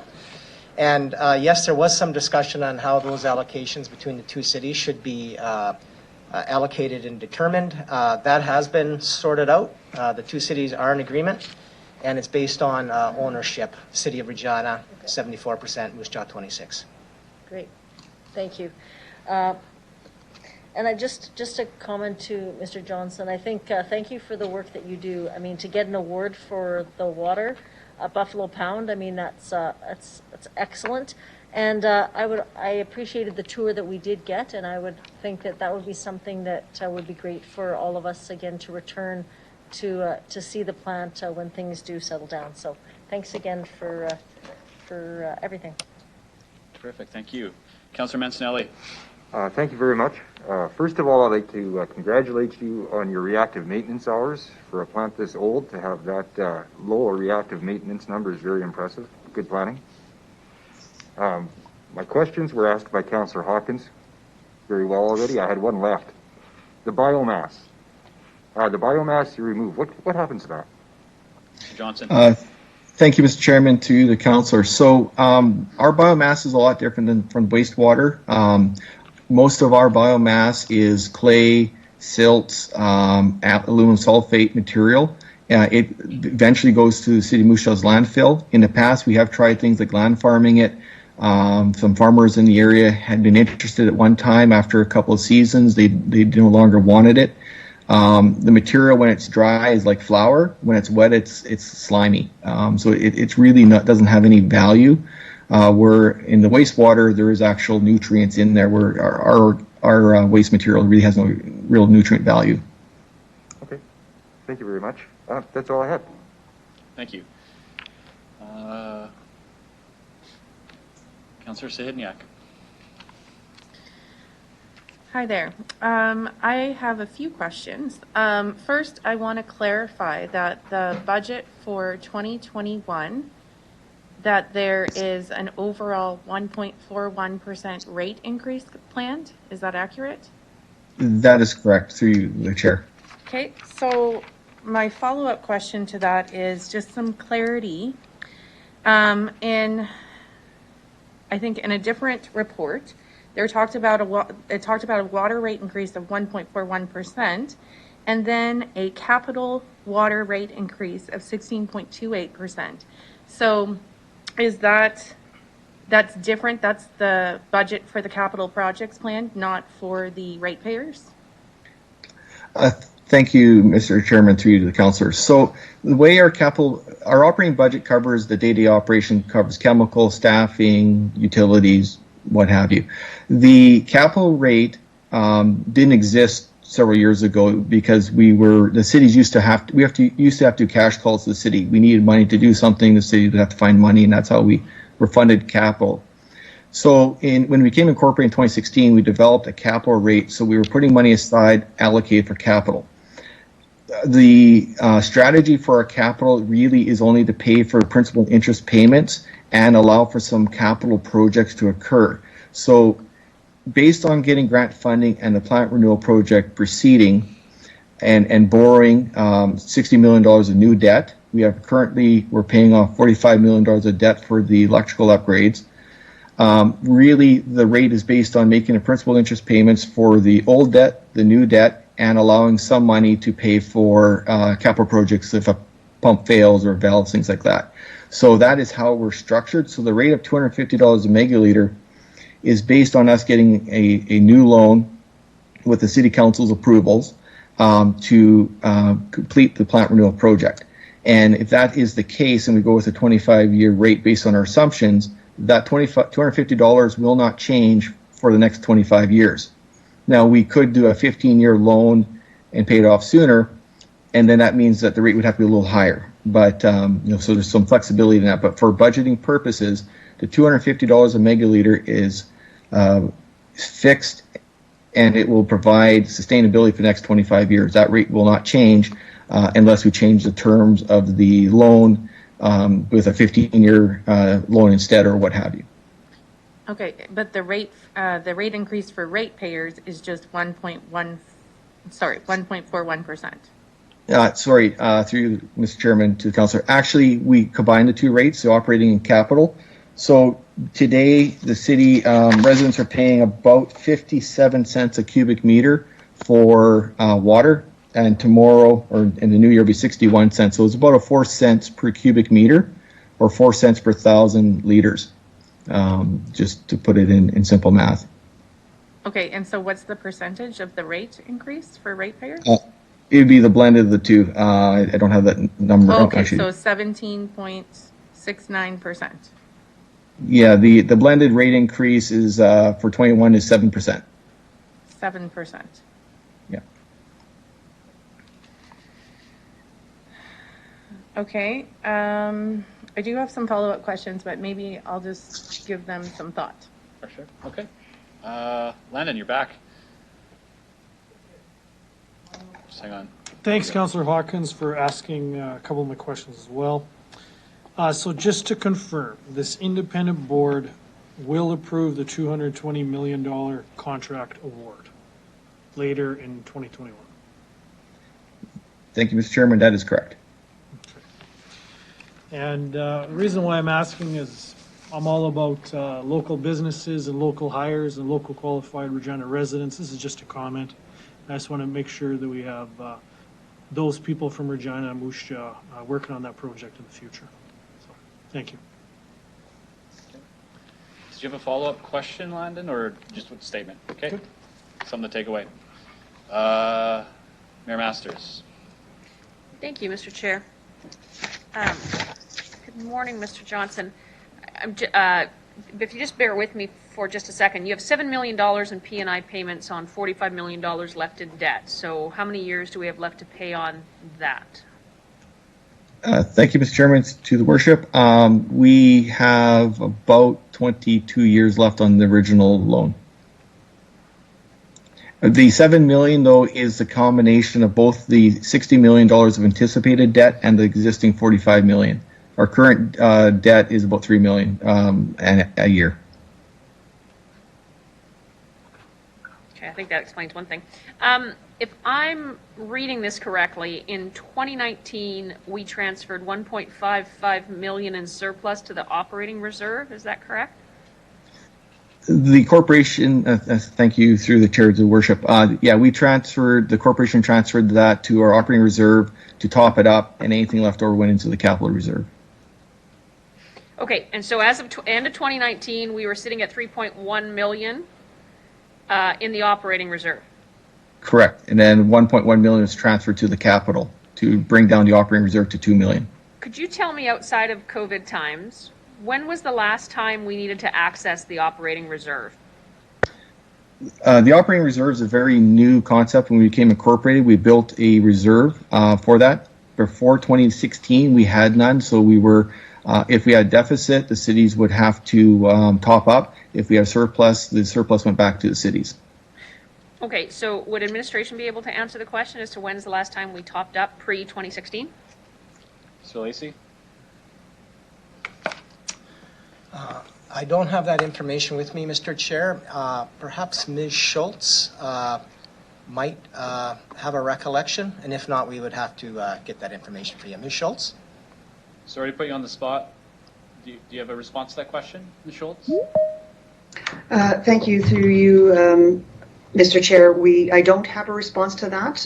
We'll have to go back and do some looking into that. I don't believe we have, but I'll look into it and we'll get back to Council on that.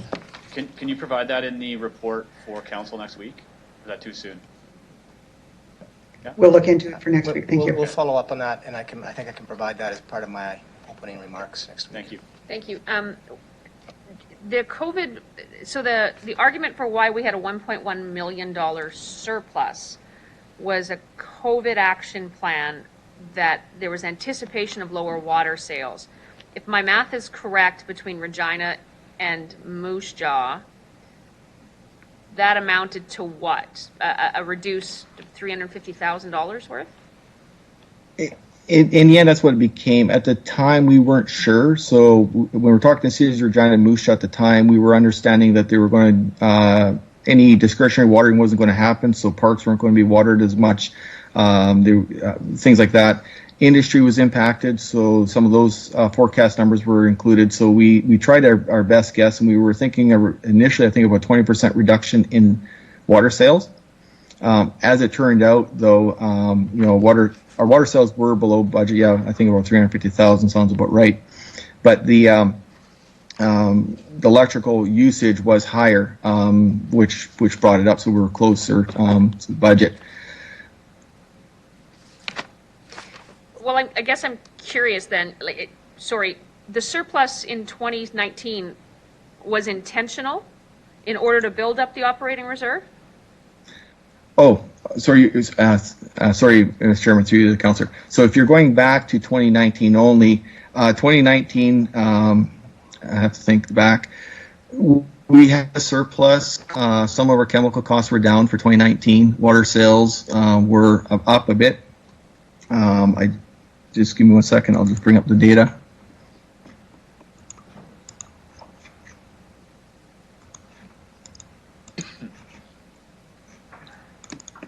$2019 year end.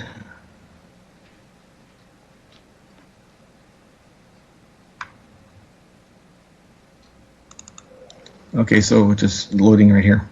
Okay, so for 2019 year end, we had about $450,000 worth of sales over budget. Most of that was City Regina, and some of it was Power Charcoals. Our costs last year in 2019 were about $1 million under, and that was because of chemical. Maybe I'll take a step back. So we are very weather dependent. So if we have a hot, dry year, water sales will obviously be up. If we have a cool, wet year, our water sales will be down.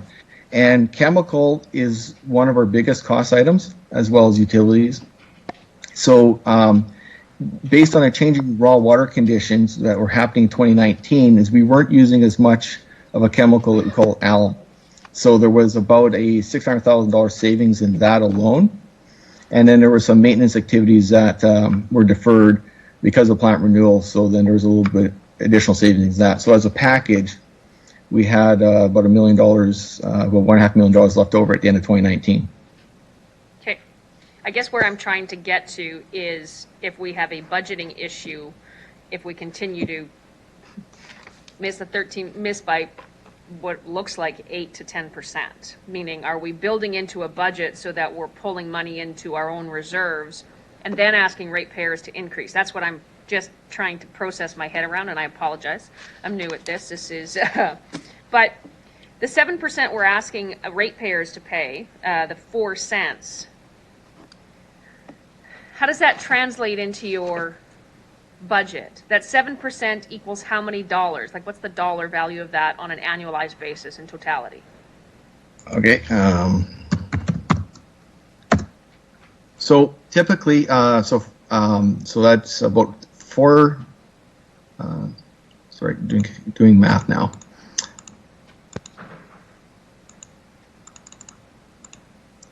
So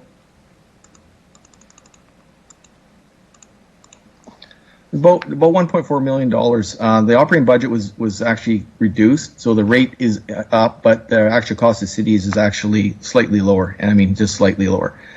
The 2020-21 budget, our revenues on the capital, which is the only one that's really changing, is about $1 million is what the increase in our spending is.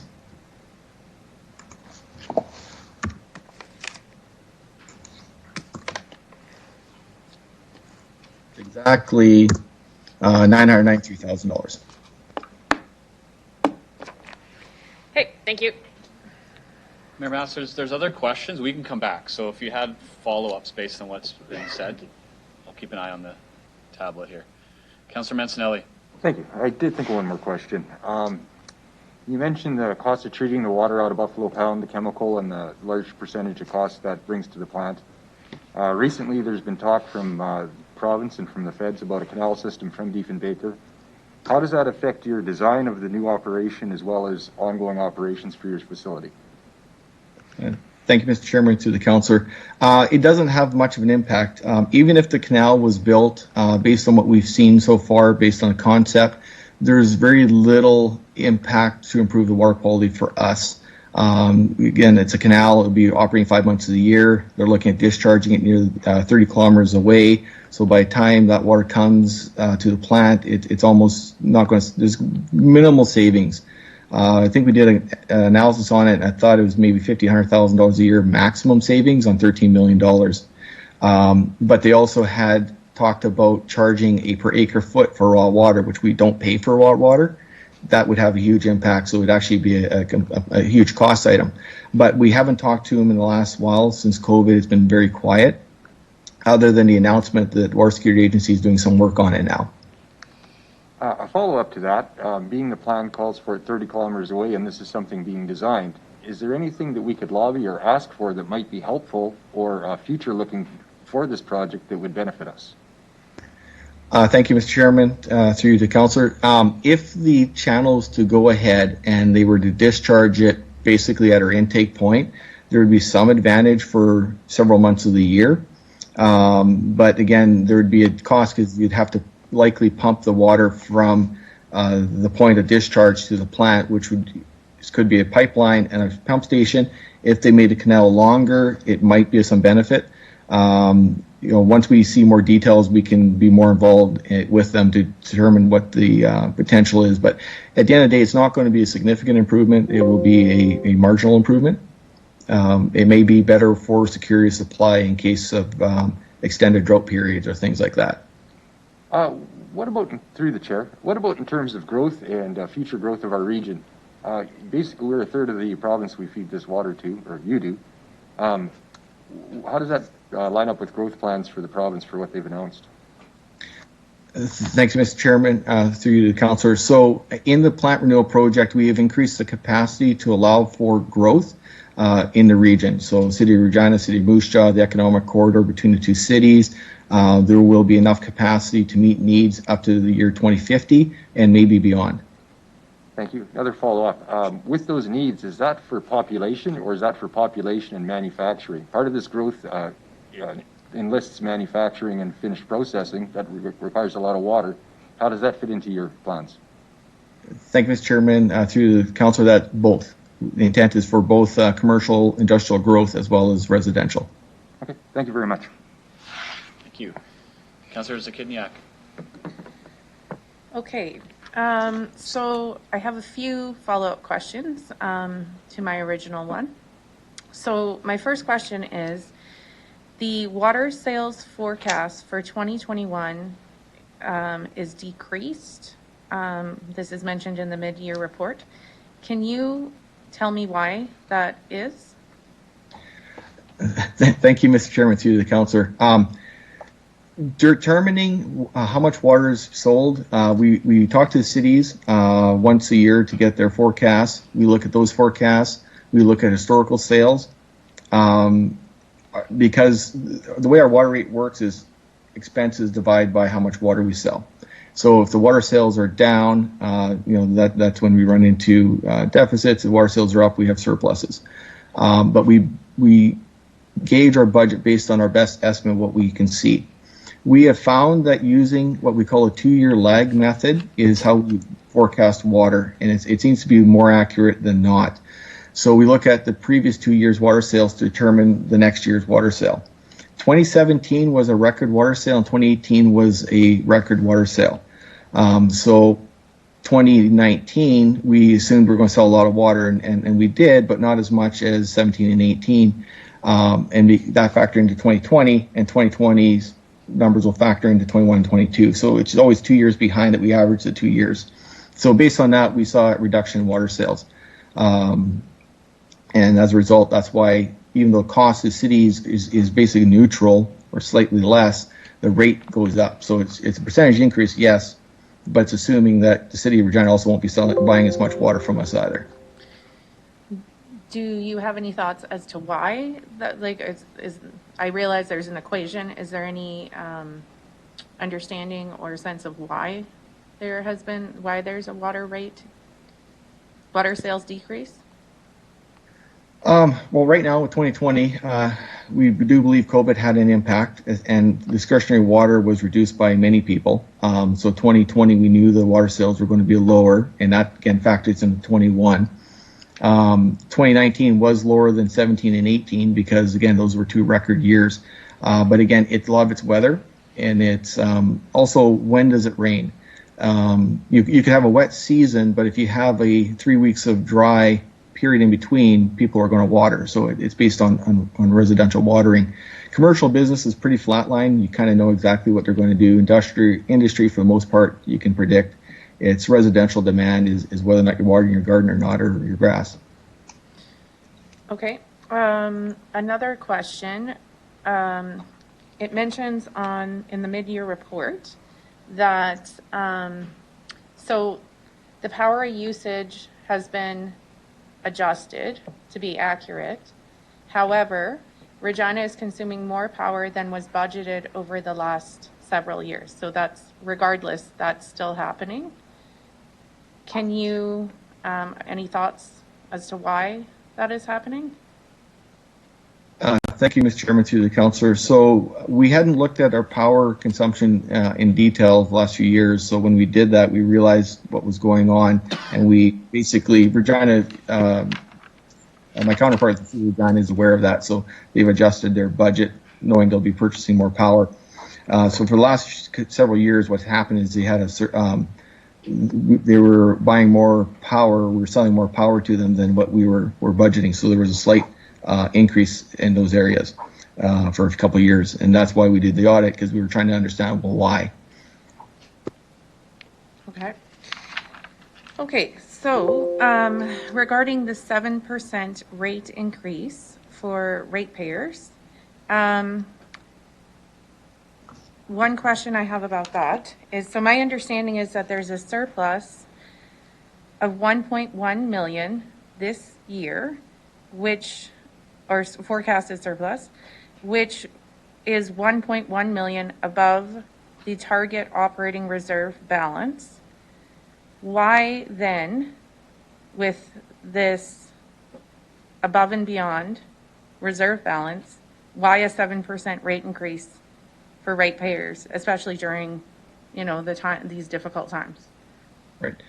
Thanks, Mr. Chairman, to the councillor. So on the operations side, it's cost is neutral, rates went up because we're projecting selling a little less water. What we did is we wanted to set our capital rate to be sustainable from now in and for the next 25 years. So the intent was to set the rate so that it won't change again for 25 years, unless, of course, we take a shorter term on the loan.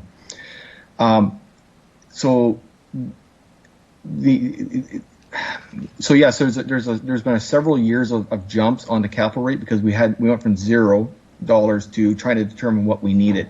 Now we know what we need because we now know what the grant funding should look like. We now know what we need for debt. We have a pretty good idea what the debt will cost us. We're able to set a rate based on what it is we need to carry on into the future. So that's why the rate is there. Because in 2021 we expect that we should have the loan in place by then, that's when we'll start paying for it. If we didn't get the loan until 2022, then we probably could have left the rate either alone or with a slight increase. But we know what the target is, so this is the last increase for the capital, unless we take a shorter term on the debt to save money on interest. So you're saying that this increase after this year, as long as the loans happen according to plan, there won't be a capital rate increase after this next year? That is correct for the next 25 years. Okay. I have a question. I don't know if this would be an amendment or a motion, but I'm wondering if for the next year, the next time that you bring a report forward, the annual or semi-annual report, if it would be possible to make it to clarify what's the total rate increase, because you had listed those three categories, and nowhere, I didn't see anywhere where it mentioned there will be a 7% rate increase for ratepayers, as that would have been helpful for me to see in the report. Just so I wonder if that would be possible to have some additional clarity next time. If I could, to administration, can you see that as an undertaking in terms of just how the report is written and those facts communicated? Through you, Mr. Chair, yes, I think we can work with Mr. Johnson to meet the request as asked for future reports. Thank you. Thanks. That would just be helpful for me. And then my last question, thank you for your answers, is to the administration.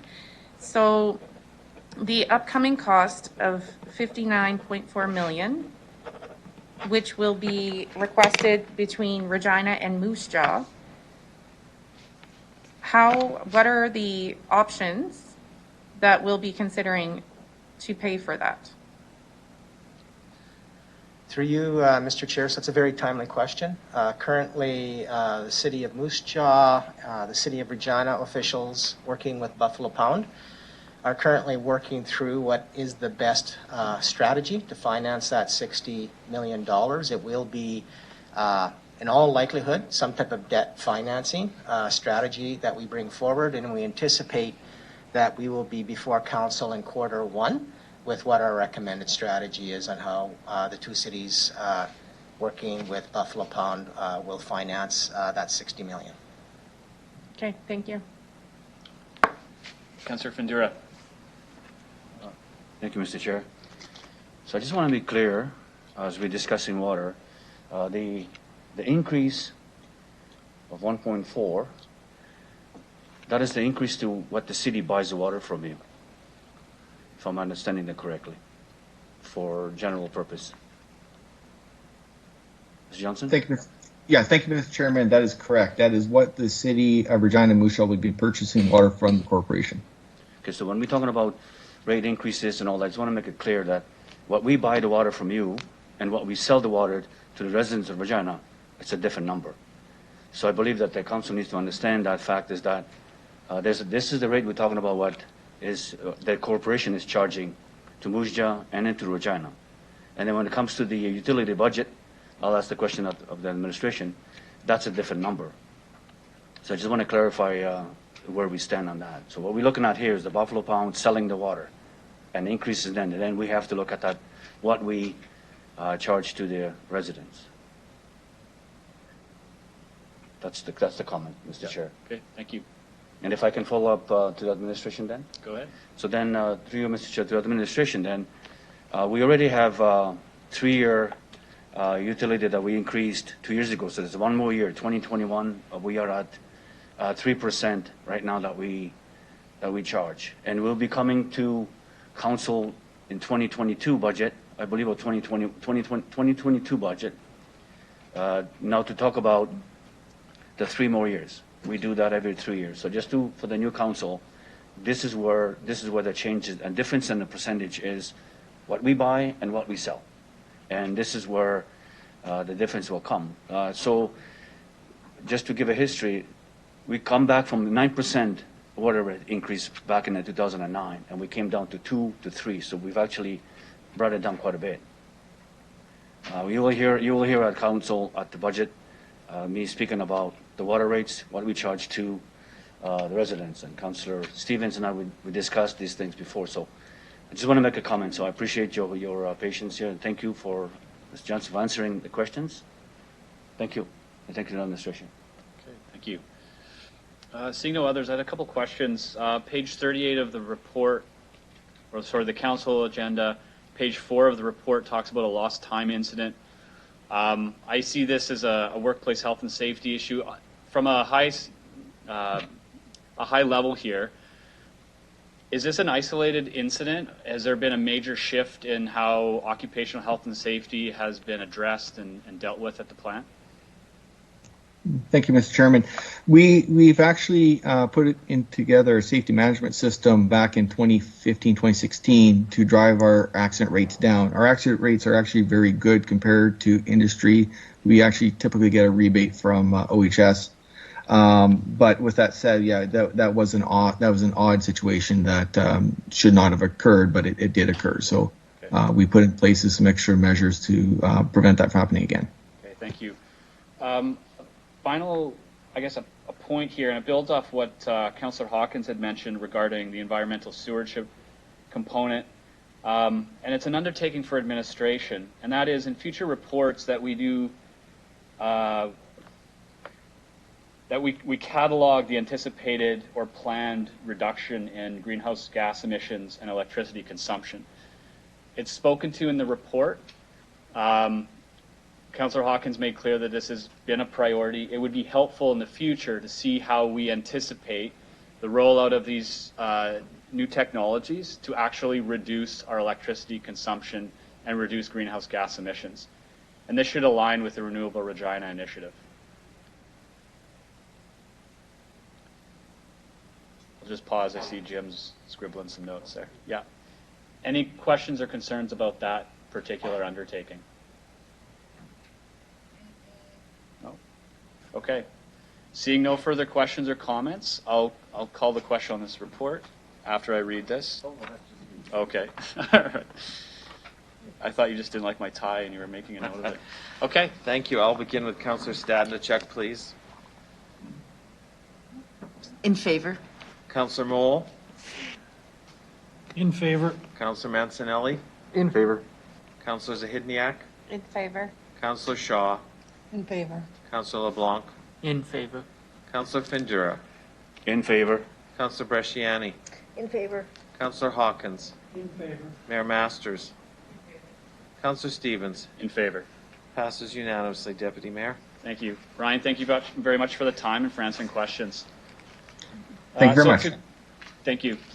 To committee, we have a scheduled mandatory break at 11:15. It's now 11 o'clock. I would suggest we take this early for a 15-minute break now before we dig into the delegations. Any opposition to that request? Seeing none? Grab the coffee. We'll be back here at 11:15. The gavel will strike at 11:15, all right?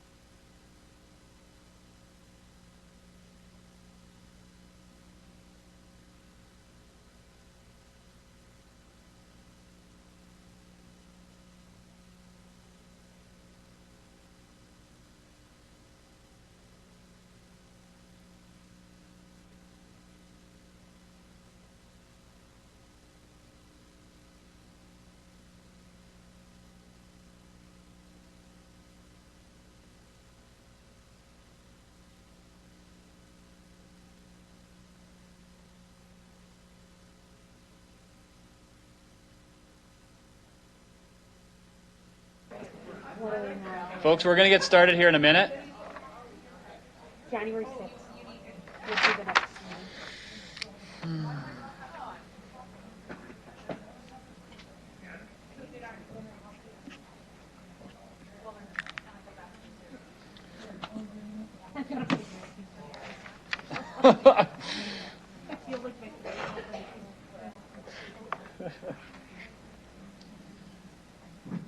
All right, I'm going to call the meeting to order. See quorum in the room. Yeah. We're racing against the clock, so we're going to have to make some changes to the agenda. Hopefully we can get through these next items before everyone has to take off. EX 20-34 daycare center tax exemptions. We have 3 delegations. The first up is Colleen Schmidt with the Cathedral Area Cooperative Daycare.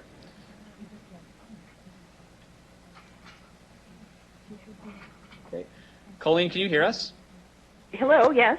Hi, Colleen. Welcome back. If I could ask you to introduce yourself and the organization you represent, you then have 5 minutes. Thank you so much. My name is Colleen Schmidt, and I am a volunteer with the Cathedral Area Cooperative Daycare. When you're ready. Oh. Okay. Hello? Please go ahead, Colleen.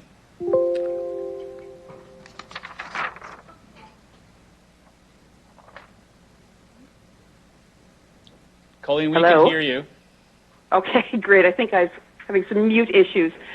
My name is Colleen Schmidt, and I'm a volunteer with the Cathedral Area Cooperative Daycare. Yep, please go ahead. Thank you, Mr. Chair. And I want to start by saying a welcome to those new council members and a welcome back to those returning council members. And I want to thank all of you for your service to our community. And daycare is certainly an issue of tremendous importance to our community. And so I want to thank you for the opportunity to present these remarks to you today, in addition to my written remarks. First of all, I want to express my support for the administration's recommendation of extending the exemption granted to the licensed nonprofit daycare centers for another 2 years. And with my remarks this morning, I wanted to give a bit of context or background on this issue, partially because I'm aware that there are some new councillors who have not heard my remarks on this before. It may be a bit of a refresher for those returning council members, but I do think it's important to give a little bit of context and to define some key terms. The first one I want to comment on is the distinction between licensed childcare and unlicensed childcare arrangements. And of course, the exemption only applies to those licensed childcare facilities. And as the name would suggest, we are licensed by the provincial government according to the Child Care Act and governed by that act and the regulations thereto. We are funded by the province to a certain degree, and all of our staff are required to be certified early childhood educators. We follow a provincial curriculum, and we are regularly monitored and supervised by the province. Unlicensed daycares, in contrast, are private arrangements between a caregiver and a parent, and you may in fact even have one of these types of daycares on your own block, where residents will open their home and are permitted to provide care for a maximum of 8 children. There is no funding, there is no supervision, and we don't know a great deal about these centers other than the fact that the majority of children in our city are cared for in this type of arrangement. And I'll speak to that in a little bit more further in my remarks. Another little distinction I would like to draw is among the licensed nonprofit daycare centers.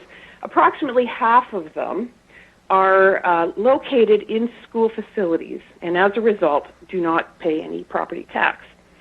The remainder, approximately 23 or so, are located elsewhere in the community, be it in converted buildings, strip malls, former houses, former churches, some purpose-built buildings, but they are out in the community and they are subject to the property taxes. In 2016, this all emerged after a small number of our centers, like Cathedral, which were housed in converted houses, And for whatever reason, these centers were continuing to be taxed at the residential property tax rate. They were reclassified by the city, and these last centers were brought into line with the other non-school daycare centers, and we were all then paying the full 100% property tax on our properties. And that was the catalyst that led us to come together as a community and seek some financial relief from the city. We had three principal reasons in doing this. One was to seek a level playing field between the in-school centers and the non-school centers. Secondly, it was to help assist the struggling centers to stay open and stay viable. Even in pre-COVID times, we had centers that really struggled to get by. And lastly, it was our hope that this tax exemption would promote daycare growth in the city by creating an environment that was more friendly to daycare. We were asking effectively for the city to use a tax incentive as a policy tool to stimulate growth in this area. And this growth was particularly needed in Regina, and I'll just touch on this briefly. I'm sure it may sound familiar to many councillors that we have a shortage of childcare in our city. I just want to underscore how severe that is. In 2018, when we last appeared to ask for this exemption, we had approximately 11% of licensed spaces to serve 11% of our children. The remaining children had to find care in private arrangements. Since that time, there has been a bit of federal money, and there has been some increase in the spaces in the city. Not a tremendous amount, and we would still be, I would say, under 15%, and I'm just sort of rough guessing that number. The national average is 24%, and so we are significantly behind the rest of the country. In 2018, the Canadian Centre for Policy Alternatives did a study they called the Daycare Desert Study, and it had a methodology that based on per capita daycare availability, they determined whether an area was a, quote, desert in terms of daycare. Saskatoon came out as the #1 worst city in Canada for having shortage of daycare. Regina came in #7 on that study, but for the type of methodology they use, I suspect we might have been even higher. So you can see there is a significant shortage still to this day in the city, and it's such a fundamental piece of social infrastructure that we need. And so anything we can do to promote the expansion of daycare, I think, is absolutely essential. My colleagues who will speak after me, Ms. Steiner, will speak on COVID-19, and Ms. Thole will address more of the economic aspects of this issue. I wanted to speak just on a few... Colleen, yes. If I could interrupt, that's your 5 minutes. I gave you actually a bit of extra time. So I'm going to turn it over to committee right now to see if they have any questions. Councillor Bresciani. Hi, thank you, through the chair. Colleen, if you just want to summarize what you were just going to finish, just so you can finish there. Thank you.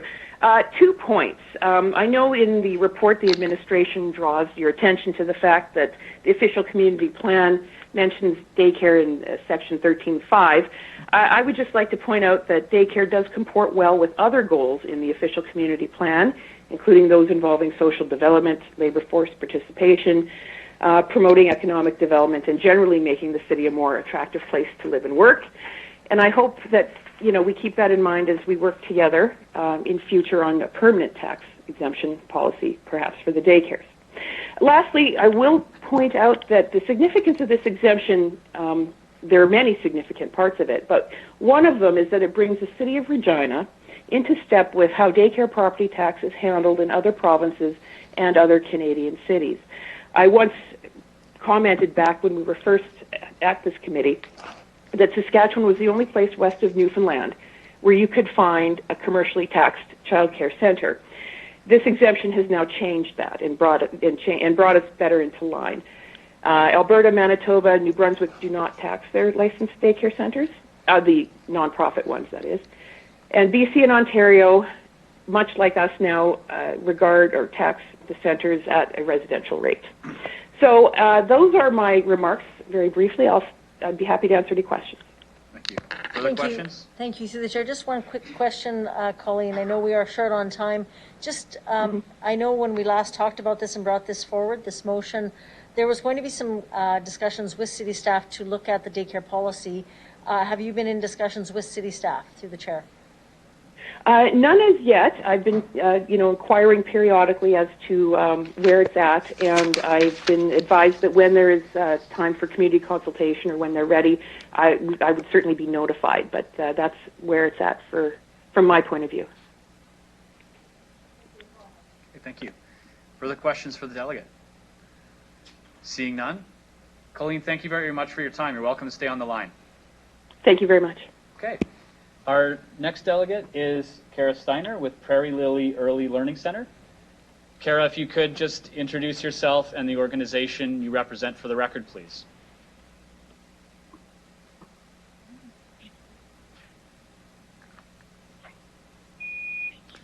Kara, can you hear us? Good morning. Yes, I can. Awesome. When you're ready, 5 minutes, please. Okay. First of all, I just would like to introduce myself quickly. But before I do that, I would like to acknowledge that we are on traditional lands of Treaty 4 territory, and that I really respect and honor these treaties and look forward to the work that I'm doing and continuing to partner with not only City Council, but with Indigenous peoples in our community here. So my name is Kara Steiner, and I am the director at Prairie Lily Early Learning Centers, and also have recently stepped into the role of vice chair with the Saskatchewan Early Childhood Association. So I'm bringing a perspective from my center, but also a little bit of a provincial perspective as well.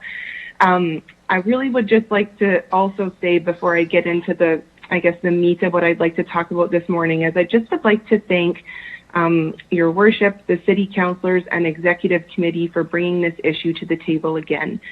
This exemption has been incredible help to all of us who have received it, and reading the report that was put forth was very encouraging for me personally. In the submitted letter to Council that I believe you should have in front of you, I did state that this was very meaningful in helping us as early learning and childcare providers to feel seen, heard, and appreciated in an impactful way in our sector. We look forward to continuing to work together on this and on childcare in general. Is a really neat opportunity to have this policy extended, as Regina could really take the lead in coming alongside early childhood educators in Saskatchewan. This would help move forward the work that we are doing and would shine a light on the importance of our work as well in various communities, but especially in Regina. Childcare is obviously important in an economic sense, but it is even more important in helping children achieve developmental milestones, and to be ready for a life of learning and contributing to society. During this COVID-19 pandemic, many centers have been hit very hard. We are all struggling to keep up financially with adapting to constantly changing rules and regulations, and in supporting our early childhood educators to the best of our ability. This exemption, if it is continued, will allow us a small bit of breathing room as we continue to navigate these uncertain times. COVID-19 has truly shone the light on how crucial childcare is to so many across Canada, and how much more support is needed for us. I would like to be a little bit frank about what childcare providers are facing both in Regina and across our province. There are many home providers who have dipped into their personal savings to stay afloat. Most centers are relying very heavily on subsidies and grants, such as the Canada Emergency Wage Subsidy, and some centers are just simply not going to make it through unaffected. One example of that would be First Years Learning Center here in Regina, who recently announced that they will be closing 114 spaces as of December 31st, 2020. This was due to a few factors, but COVID was really the final blow for that center. Families in Regina and across Saskatchewan, but especially in Regina, need access to high-quality childcare. For Regina to grow and have people from all walks of life working or preparing to enter the workforce, childcare needs to be a part of considerations from our municipal government. I was very excited to hear, as I'm sure many are, about our federal government's pledge to move towards a national childcare system. In reading the report from Executive Committee regarding this exemption, I feel that our city is looking forward to that too. What our sector really needs are some champions to come alongside us to help move all of this forward, and I truly feel that by approving this extension, the City of Regina could show their support for childcare. I think for all of us across Canada, but in Saskatchewan, we really need to have people come alongside us, and we need to have our cities and communities also stepping up and saying that this strategy is important to help it get started. And in closing, I guess I would like to say thank you for the past 2 years of your support, and we look forward to more years of working together collectively to improve the lives of Regina's youngest citizens and their families. Thank you very much, Kara. Questions from committee? I'm seeing none. So thank you very much for your time. You're welcome to stay on the line. We have one more delegation. Sure. Thank you for your time this morning as well. Thank you so much. Our next delegate is Allison Thole, Sandcastles Childcare. We need to have people come alongside us, and we need these also step. Yes. If you're going to stay on the line, I would ask that you please mute your tablet or your computer, please. Allison, can you hear us? I can. I'm sorry. No worries. Go ahead. If you could just introduce yourself and the organization you represent.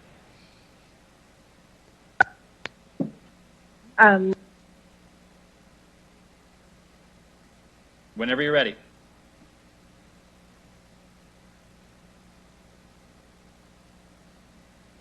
Hello. My name is Allison Paul, and I am the director at Sandcastles Childcare in Regina. Can you all hear me? Perfectly clear, yes. Whenever you're ready. Okay, perfect. Okay. Good morning, Madam Mayor and councillors. My name is Allison Dahl, and I'm the director at Sandcastles Childcare in Regina and the chairperson for the South Saskatchewan Directors for Early Learning Incorporated. I'd like to begin by stating how thankful I am to have been given this opportunity by the administration to speak on the support this policy shows for the childcare profession. Childcare in any community supports children, families, businesses, and the economy like no other. We provide early years education and social skills that enhance a child's opportunities and experiences once they enter the school system. We give them a solid foundation. Quality childcare is the peace of mind parents and caregivers need to perform their duties to the best of their ability. Knowing your child is in a safe, nurturing environment is a huge part of being able to focus on the tasks you need to do in your daily profession. This focus leads to a positive job performance, which in turn leads to business success. Ask any parent who is nearing the end of maternity or paternity leave, and they will tell you having access to quality childcare is the most important piece to their ability to successfully re-enter the workforce. Childcare is an economic generator. In an October 2017 news post with the CBC, the Conference Board of Canada argued that for every dollar spent on early childhood education programs, the economy gets about $6 worth of economic benefits down the line. Further studies state this dollar figure could be as high as 9. Quality childcare yields high GDP returns, and it boasts the highest employment multiplier of all Canadian industries, a measurement of the number of jobs created by increased output of a given sector. Childcare reduces the cost of lost productivity and improves labor force participation, especially for women. Quality early learning found in childcare builds human capital by promoting a future workforce that is more highly skilled, productive, and innovative. This leads to the higher earnings that boost a country's standard of living. All this previous information supports what we already know. Quality childcare benefits everyone. The City of Regina is the only city in Saskatchewan that has taken the initiative to develop a policy which supports longevity for licensed nonprofit childcare centers by providing them financial assistance by way of long-term property tax policy. We have greatly appreciated, and many centers have stayed in operation because of the 40% reduction in taxes, property taxes over the past 2 years. We are a profession like no other. We are educated, committed individuals who sing, dance, play, hug, clean, model, engage, and support the future of the city on a daily basis. We support each other because that is who we have. COVID has made the day-to-day for us strange, difficult, and abnormal in so many ways, but we persevere. We do it every day for the children we care for like our own. As chairperson of the SS Deli, I take so much pride in representing the amazing directors in the city and the staff they mentor and support every day. I'm proud to live in a city who, by your actions and gestures today, respects our profession and the value it holds for its residents. On behalf of all of the childcare professionals in the city, thank you all very much. Thank you so much, Allison. Any questions from committee? Councillor Shaw. Hi. First of all, I would like to thank you for the work that you do. It's absolutely fundamental in the success of Regina and mothers and fathers and families. I understand you know the cost benefit analysis was $1 for investment brings back to $6. I was wondering, and I'm not sure if this has ever been reversed, what is the cost of not having used childcare to our economy? Through the chair to you, Councillor, I'm not sure on that, but it would be interesting to find that fact out. Okay. Yes, I would find that very interesting, but thank you.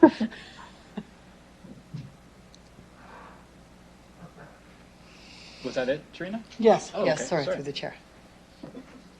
Oh, sorry. Further questions? Seeing none?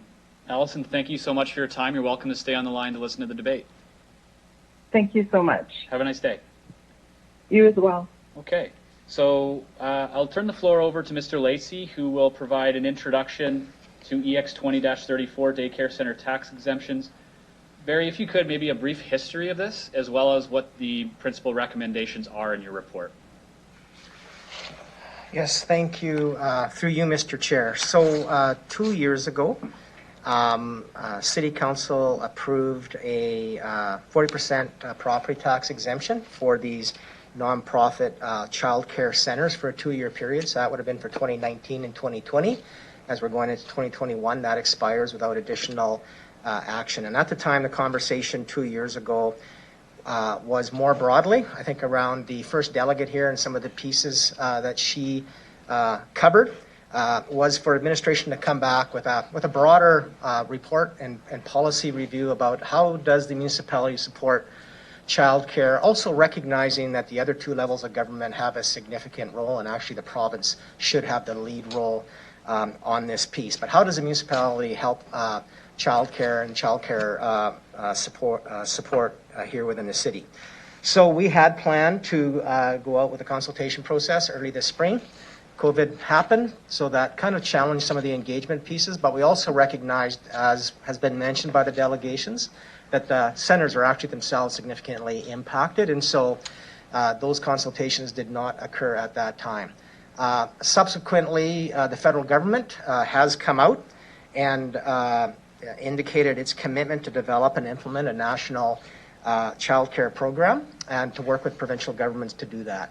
So the recommendation really here in front of you is to extend that 40% exemption for another 2 years to provide an opportunity first to see that federal government program evolve. And why 2 years? Typically, I think when we have seen federal government implement programs, it is 1 to 2 years before you kind of see the outcome of that process, and at the same time allows us to engage with the providers here in the city, the province, and to see how that evolves, allowing us to come back with a report that hopefully fits into a lot of other things that appear to be happening now on the national stage and at other levels of government, with the requirement that we return. Well, it's a 2-year, what we're suggesting here to provide some longer-term stability, that we would return in a year with an update report on where things are at and how it's evolving. Thank you very much. Councillor Bresciani, I see you'd like to move and speak to the report. Thank you, through the chair. So I support this wholeheartedly. We talked about this 2 years ago. I would be okay with the 2-year extension. Considering that there would be consultation also with some of the stakeholders that we've heard from today, just to keep them updated. I think they're worried as well. If that is the process moving forward, I can accept that. So I just ask for council's concurrence on this. It's very important. Thank you. Thank you. Councillor Hawkins. Thank you very much, Mr. Chair. I too support this wholeheartedly. We are being asked to invest $63,000 a year for 2 years of taxpayer money in community daycare. It's not very much money. I can't think of a better investment of taxpayer dollars that this council will ever make than in the children of our community and the daycare workers who are looking after them. I want to just make one other point. We've set up a wellness committee. This is the kind of thing that the wellness committee is there to address. This is our council's commitment to these social justice issues. This is our way of saying that we can't wait for other levels of government to step up to the plate on matters that are this critical to the well-being of our residents, particularly our youngest residents. I hope, as the delegation indicated, that they are able to take this and press other levels of government to step up and do their responsibility as well. So I'm very, very pleased with this. I want to salute the daycare workers for their efforts during COVID, and I'm happy to support it. Thank you. Councillor Zakidniak. I just have a question about the one applicant who was not recommended for exemption. And also I do fully support extending this tax exemption for another year. So my question, so this is the Girl Guides, not recommended for a tax exemption. So under the... Shannon, sorry to interrupt. It's another report. That's a different tax exemption. Okay. If you'd like to raise the question, right, just to yeah. no, it's easy to get these confused. Yeah, that's fine. Thanks. Okay. Did you have anything else specific to the daycares? No, I'm good. I'm good for the You're daycare. going to have fun with all sorts of tax exemption reports. They will blend together. I apologize for the interruption. Just want to make sure we're on the right track. Did you had no further questions? No, I'm good. Thank you. Okay. Councillor Shaw. I echo what Councillor Hopkins said and Councillor Bresciani. This is crucial to the development of our city. Daycares, I speak as a mother and I speak as a person that understands the importance of this, so I fully support this. Terrific. Any further questions or comments about the report? Seeing none, I'll call the question. Could the clerk please call roll? Sure. Thank you, Deputy Mayor. I'll begin with you. Councillor Bresciani, please. Councillor Stadnichuk. In favor. Councillor Hawkins. In favor. Councillor Stevens. In favor. I'm sorry, Deputy Mayor. I'll get over it. Councillor Fundura. In favor. Councillor Shaw. Councillor Zahidniak. Councillor Mancinelli. In favor. Councillor Moule. In favor. Mayor Masters. In favor. Deputy Mayor, I'll just get you to confirm. Yes, in favor. Thank you. And Councillor, for those of you, Councillor LeBlanc was out of the room while we started the vote, so he won't participate. So it passed 10-0, Deputy Mayor. Thank you very much. The next item is EX 20-35 Community Nonprofit Tax Exemptions for 2021. I'll ask Mr. Lacey to introduce the report, please. Thank you. Through you, Mr. Chair. So maybe just some background for council members here. So 2 years ago, in December of 2018, council approved a community nonprofit tax exemption policy. And so this is the second year that applications have been received from nonprofit organizations under that policy. Previous to that policy being adopted, administration made recommendations to council for property tax exemptions on nonprofit organizations on kind of an individual request basis. And so discussion at council occurred at different points in time during the year as individual organizations came forward. And so council, because of that, had requested administration to create a policy for nonprofit and the charitable sector to kind of guide a consistent review and evaluation of applications for the permissive property tax exemptions for nonprofit and charitable organizations. So to be eligible for tax exemptions under this policy, organizations must conform to all of the principles and meet all of the requirements in the policy. Applications, when they come in, are then adjudicated by an internal administrative committee. The committee reviews all the applications and then makes recommendations based on the criteria in the policy. And the report before you, administration received 20 applications from 26 organizations, and the recommendation is recommending tax exemption be provided to 25 of the 26. With that, I will welcome any questions. Thank you. The report is moved by Councillor Zakidniak, and I believe she has a question all lined up. I do. So regarding the one applicant that was not recommended for a tax exemption, so I see that they were previously provided one from 1990 to 2019. Do we know what the impact of this decision will be on them? I'll start with that. Mr. Lacey. Thank you. I will refer that question to Ms. Bryden, please. Ms. Bryden? Good morning. Through you, Mr. Chair.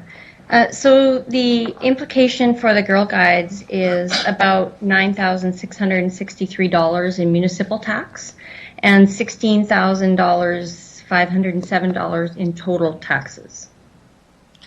Have we spoken with them? Are they? Is this going to be present significant hardship for them? So yes, they have been notified. They actually applied last year under the policy, and they were also not approved last year for the same reasons as this year.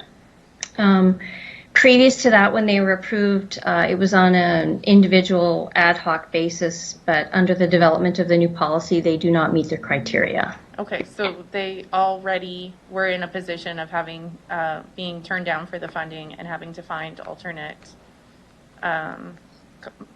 savings or money funding. Through you, Mr. Chair, that is correct. Okay, thank you. Thank you. Any further questions about the report or administration's recommendations? Go, Councillor LeBlanc. Yeah, I see the recommendation for the RCMP Heritage Center. That looks like the single largest source of tax of the 25 recommended. I see that its inclusion is recommended under 3.1a, being that it's in a location that's important and so on. Just looking for a bit more information about why this institution qualifies for a grant. Mr. Lacey? Mr. Chair, I'll also refer that question to Ms. Bryden. Ms. Bryden.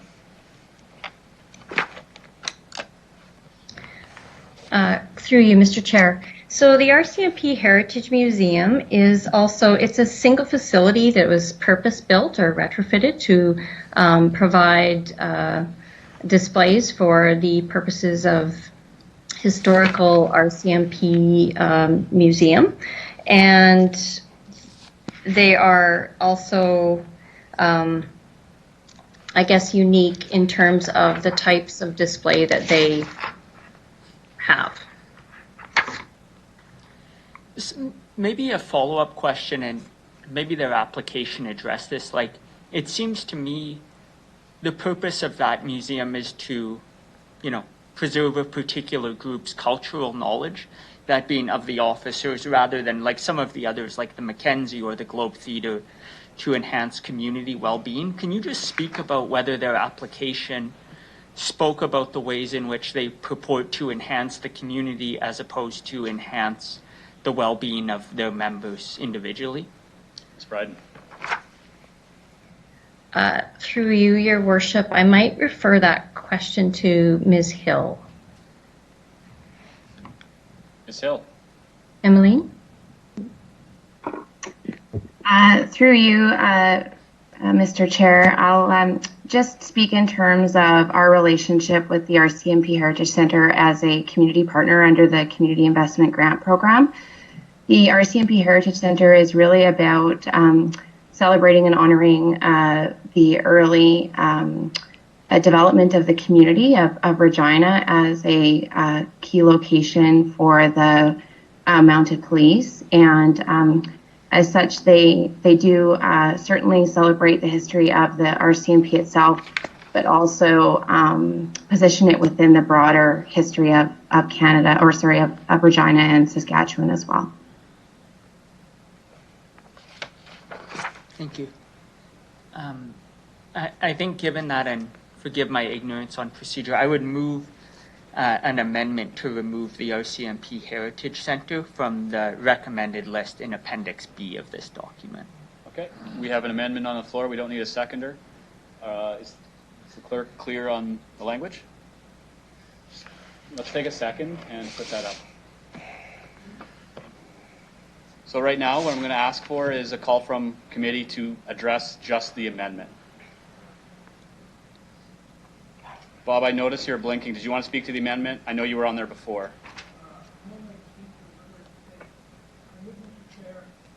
One question, and that is, I guess, to the administration on what kind of support from other levels of government the RCMP Heritage Center receives. So we're now on to the amendment. Great question to administration.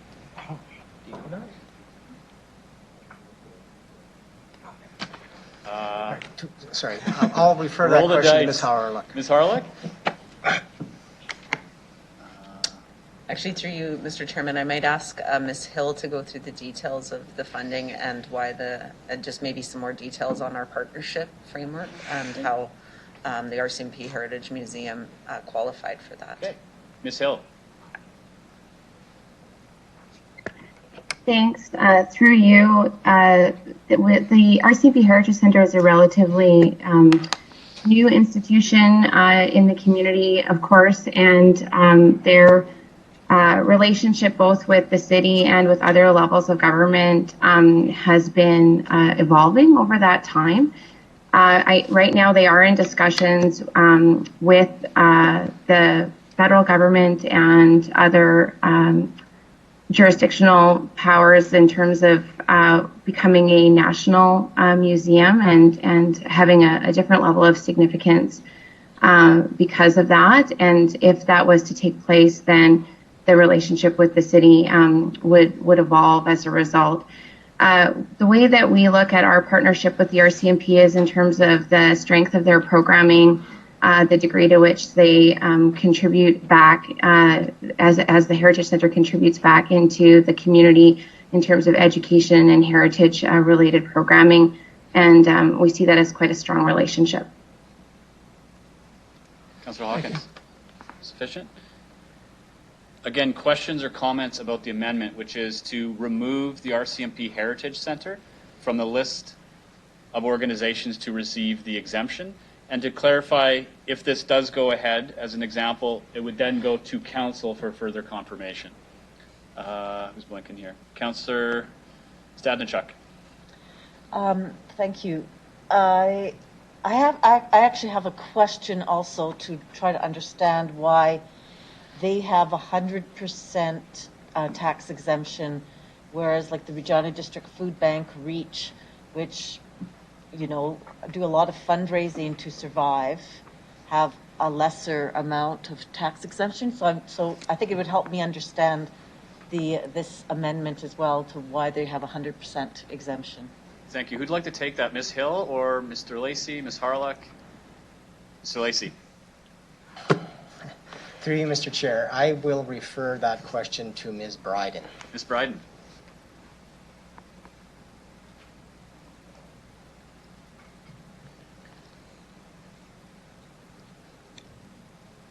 Through you, Mr. Chair. So the exemptions are based on the amount of space the actual organization is using within the building that they're occupying. And both REACH and the Regina Food Bank rent out a portion of the building that they're occupying. So the exemption would not apply to the areas of the building they do not occupy. That's good. Councillor Findura. Rep. John. Thank you, Mr. Chair. To you, I don't feel comfortable with removing this exemption. Reason for that: this is their long-standing heritage here, RCMP home the RCMP training depot. Regina benefits from that, and I believe that would send the wrong message. to do that. It's an important part of history, and I think we need to remember that. And because of that, it is something that the city is close to contact with. Different kinds of activities are going on here. Plus, with the depot being here and everything that's happening, it is an employment place. I mean, it is something that the community does benefit. So for that, I'm not comfortable to supporting the removal. Thank you. Councillor Bresciani? Thank you, through the chair. Question for administration. What is the communication strategy here? So these organizations know that they're getting this amount of this tax exemption. They've already probably planned for it. What's the timing, if someone could walk me through that, through the chair? Mr. Lacey? Yes, Or Ms. Bryden? through you, Mr. Chair. I'll ask Ms. Bryden to expand upon this, but there is an application process. I know the Adjudication Committee follows up with the organization with respect to the application and any questions they might have. And as well, we're here today because of the fact that these organizations do need to plan for the year, and that's in part why we want to be here at the beginning of the year, going into next year. But Ms. Bryden, maybe you can expand a little bit more about the interactions and communications we have with the applicant organizations throughout the process. Ms. Bryden? Thank you, Mr. Lacey. Through you, Mr. Chair. So throughout the process, and in particular this year with COVID, we've had a lot of interaction with the applicants, ensuring that they get their applications into us in time in order to adjudicate them and get them in front of council. After adjudication, we've reached out to each applicant, indicating what our recommendation to council would be, but ultimately outlined that it is council's decision, and all of the organizations have been notified that this report was coming forward and when it was coming forward and being considered by council. Once decisions by council are approved, we'll be sending them further notification of the final decisions. Thank you, through the chair. I asked Councillor LeBlanc, I asked this when I was first elected too, regarding, my concern was that why is there no federal funding in this? It's a federal type.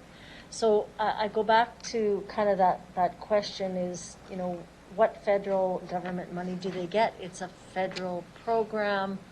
I would, and I know I asked it a while back, and is there some way that we could start saying, this is a huge amount of money. Maybe there's some way that even next year that could be considered. Mr. Holden? For you, Mr. Deputy Mayor. So just in context of Councillor LeBlanc's question and your question, Councillor Bresciani, the city was involved in providing a tax exemption when the RCMP Heritage Center was built. At that time, there was always an interest that would get national designation as a national museum. And there's been deliberations and discussions for years, and that's never happened.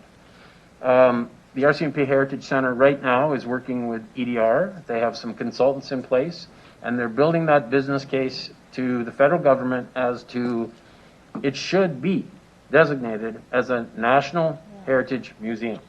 It is about the Royal Canadian Mounted Police, Canada's national police force. So that work is being done. And obviously, if that occurs, then I think there is an opportunity to revisit that relationship and that expectation of funding from this council.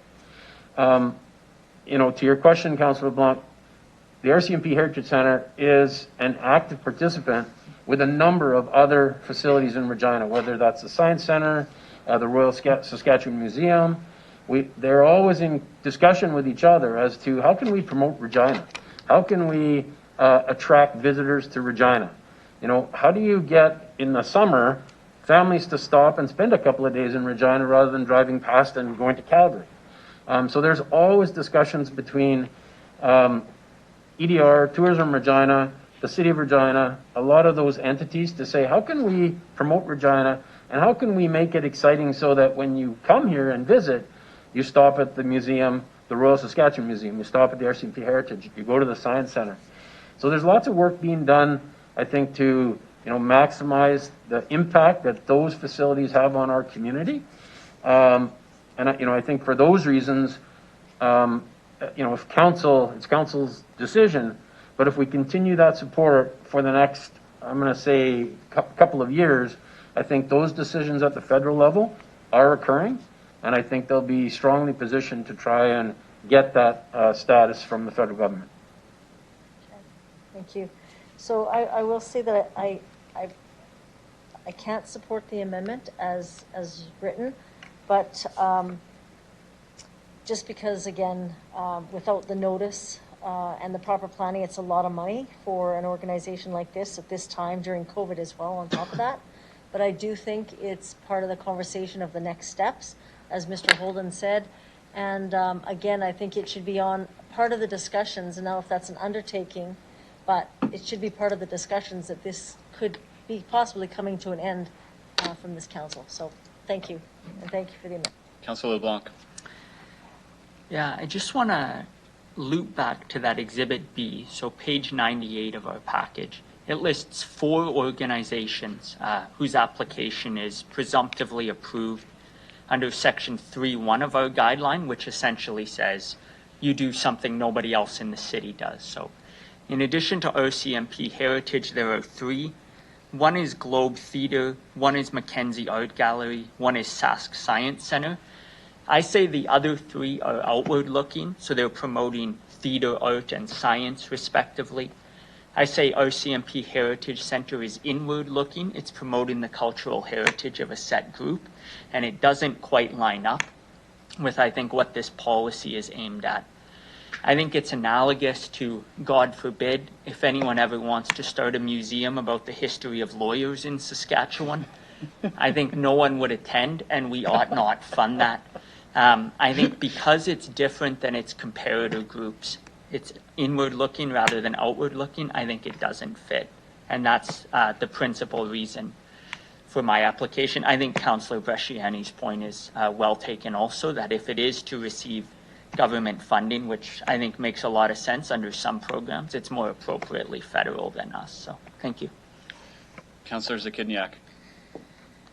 I just want to support the comments made by Councillor Bresciani that, if there's issues that need to be addressed or federal support that we can acquire in the future, that would be great.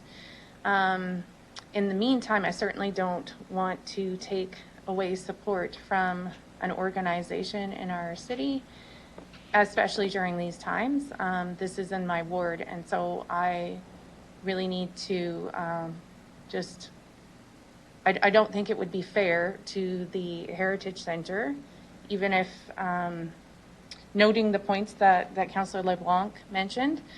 I don't think now's the time to take away resources from any of our community organizations and businesses if we can help it, and in this instance we can. So I can't support it either. Thank you. Councillor Shaw. I just have a question. We talked about the recommendations of bringing this in as tourism, and you've had talks and talks and talks. Have those talks actually amounted to anything? Has there been any ideas kind of brought forward as to how we can do this? Mr. Holden. So through you, Mr. Deputy Mayor, there's been lots of conversations amongst the organizations in terms of looking for tourist opportunities. And I think that is done repeatedly. The conversation that's still ongoing is how to position to get federal status. But there are ongoing conversations about how can we leverage increased participation and attendance, and how can those organizations jointly promote, market, and drive attendance at all of those facilities that exist in Regina.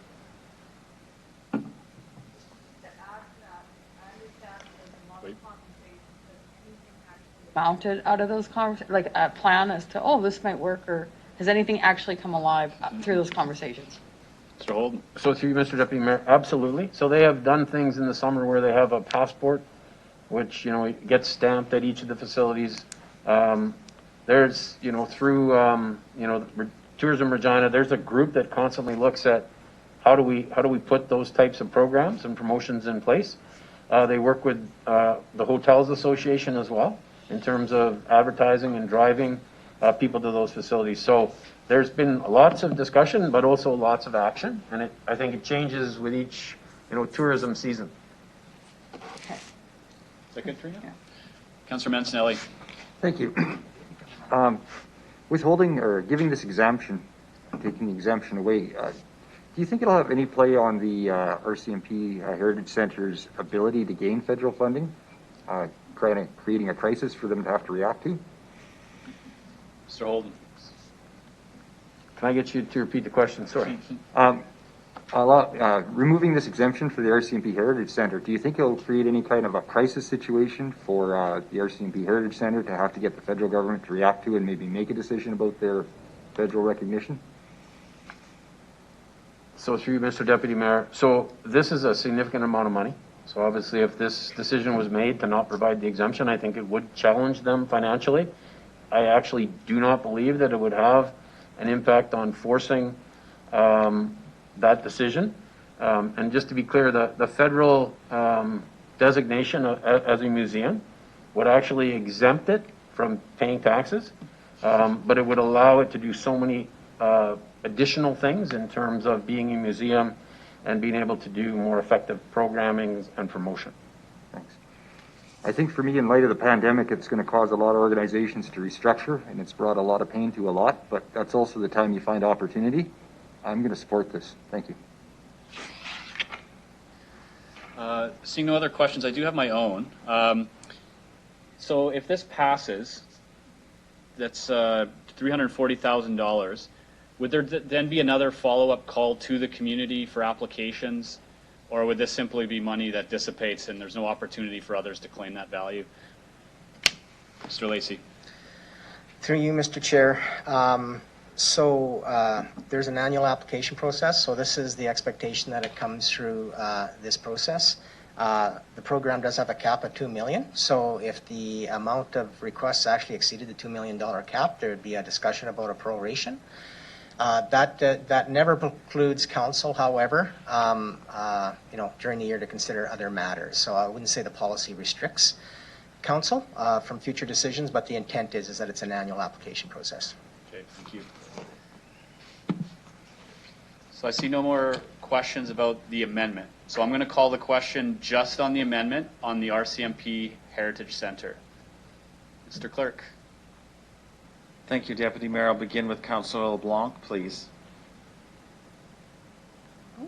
On the amendment. You can just yell loud. In favor. Councillor Findura. Okay. Opposed? Councillor Bresciani. Opposed. Councillor Hawkins. Opposed. Councillor Stadnichuk. In favor? Councillor Mowell. Opposed. Councillor Mancinelli. In favor. Councillor Zahidniak. Opposed. Councillor Shaw. In favor? Mayor Masters. Opposed. Councillor Stevens. In favor? The amendment is lost 6-5, Deputy Mayor. Thank you. So we're moving back into the report. Any further questions or comments? Who's blinking here? Councillor Bresciani. Oh, no, sorry. Oh, all right. Who's up? Councillor Hawkins. Thank you very much, Mr. Chair. I'd like to move an amendment to include the Girl Guide request in the list of accepted requests. Okay, we have another amendment on the floor. Would you like to speak to that? Yes, I would. Thank you. I strongly support the YWCA's request. And I can't for the life of me see what distinguishes the YWCA request under the list of criteria from the Girl Guide request. Let me go through the three criteria that are mentioned. The first is single facility. The reality is that the Girl Guides have given an address of the facility they operate. Now, it's true they operate by outreach through clubs, but they do have a single facility, and organizations like the YWCA also operate through outreach in one form or another. So I'm not very persuaded by the single facility criteria. The second is they're not unique. Well, I'm not sure what unique means in this case, but there are organizations, again, that I support, like the YWCA, providing support and leadership development for girls and young women. It's true that this is the kind of thing that the Girls Guides do. So I'm not sure how unique you have to be unique, but whatever it is, I think the Girl Guides are every bit as unique as the YWCA. And finally, on the third criteria, accessible to the public. Well, they are accessible to the public. All women, young women and girls are accessible to their organization in the same way that all women and girls are accessible to the YWCA. You don't see men joining up with the YWCA, and don't see men joining up with the Girl Guides. So, and in fact, in some ways, the Girl Guides now, I think, have a branch that do include some male activities. So I just don't see that there's a sufficient distinction between the Girl Guides and other organizations in the list that would knock the Girl Guides out. All of that is kind of technical. I guess the last thing I want to say is that they do wonderful work with young women and girls. They provide leadership training, outdoor training, environmental training, citizenship training, all the very kind of things that build good citizens. So I think that their application should be included in the list. Thank you, Mr. Chair. Thank you. To the amendment of ensuring that the Girl Guides receive the tax exemption. Others, Councillor Bresciani. Thank you, Mr. Chair. Just administration, did this not come up last year and we did not support them last year, or I don't remember? Could someone please? Mr. Lacey. Yes, through you, Mr. Chair. So similar application was made last year, as Ms. Bryden indicated that they were not recommended last year as well. Maybe I'll ask Ms. Bryden just to speak to the Adjudications Committee's decisions and the reason for why they felt Girl Guides did not fit within the policy. Ms. Bryden?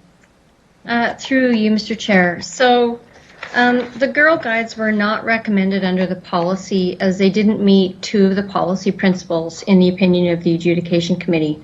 One being under criteria number 3, where applicants must meet one or more of the following requirements. We felt that they did not meet the requirements for 1A, which requires for the organization to operate as a sport, culture, recreation, arts, or heritage organization in a facility, and that they're not unique in that there are other service clubs available for young children and adults. And then also principle 4, that they did not meet, that they did not demonstrate that the services and programs and activities provided are available to the public. I just want to just maybe speak to the application under the YWCA, which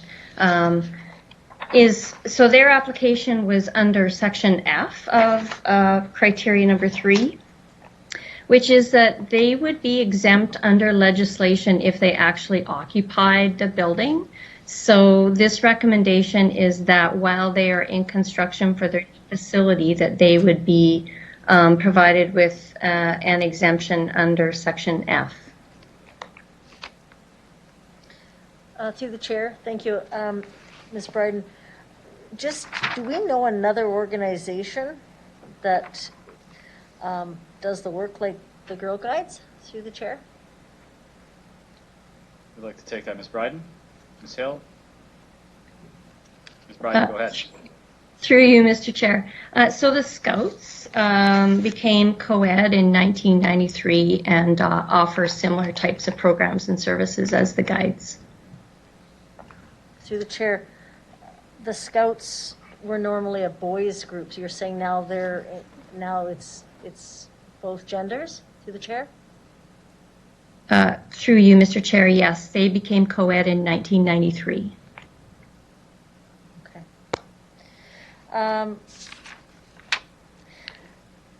Again, what was the second criteria that not available to the public? Can you please elaborate on that?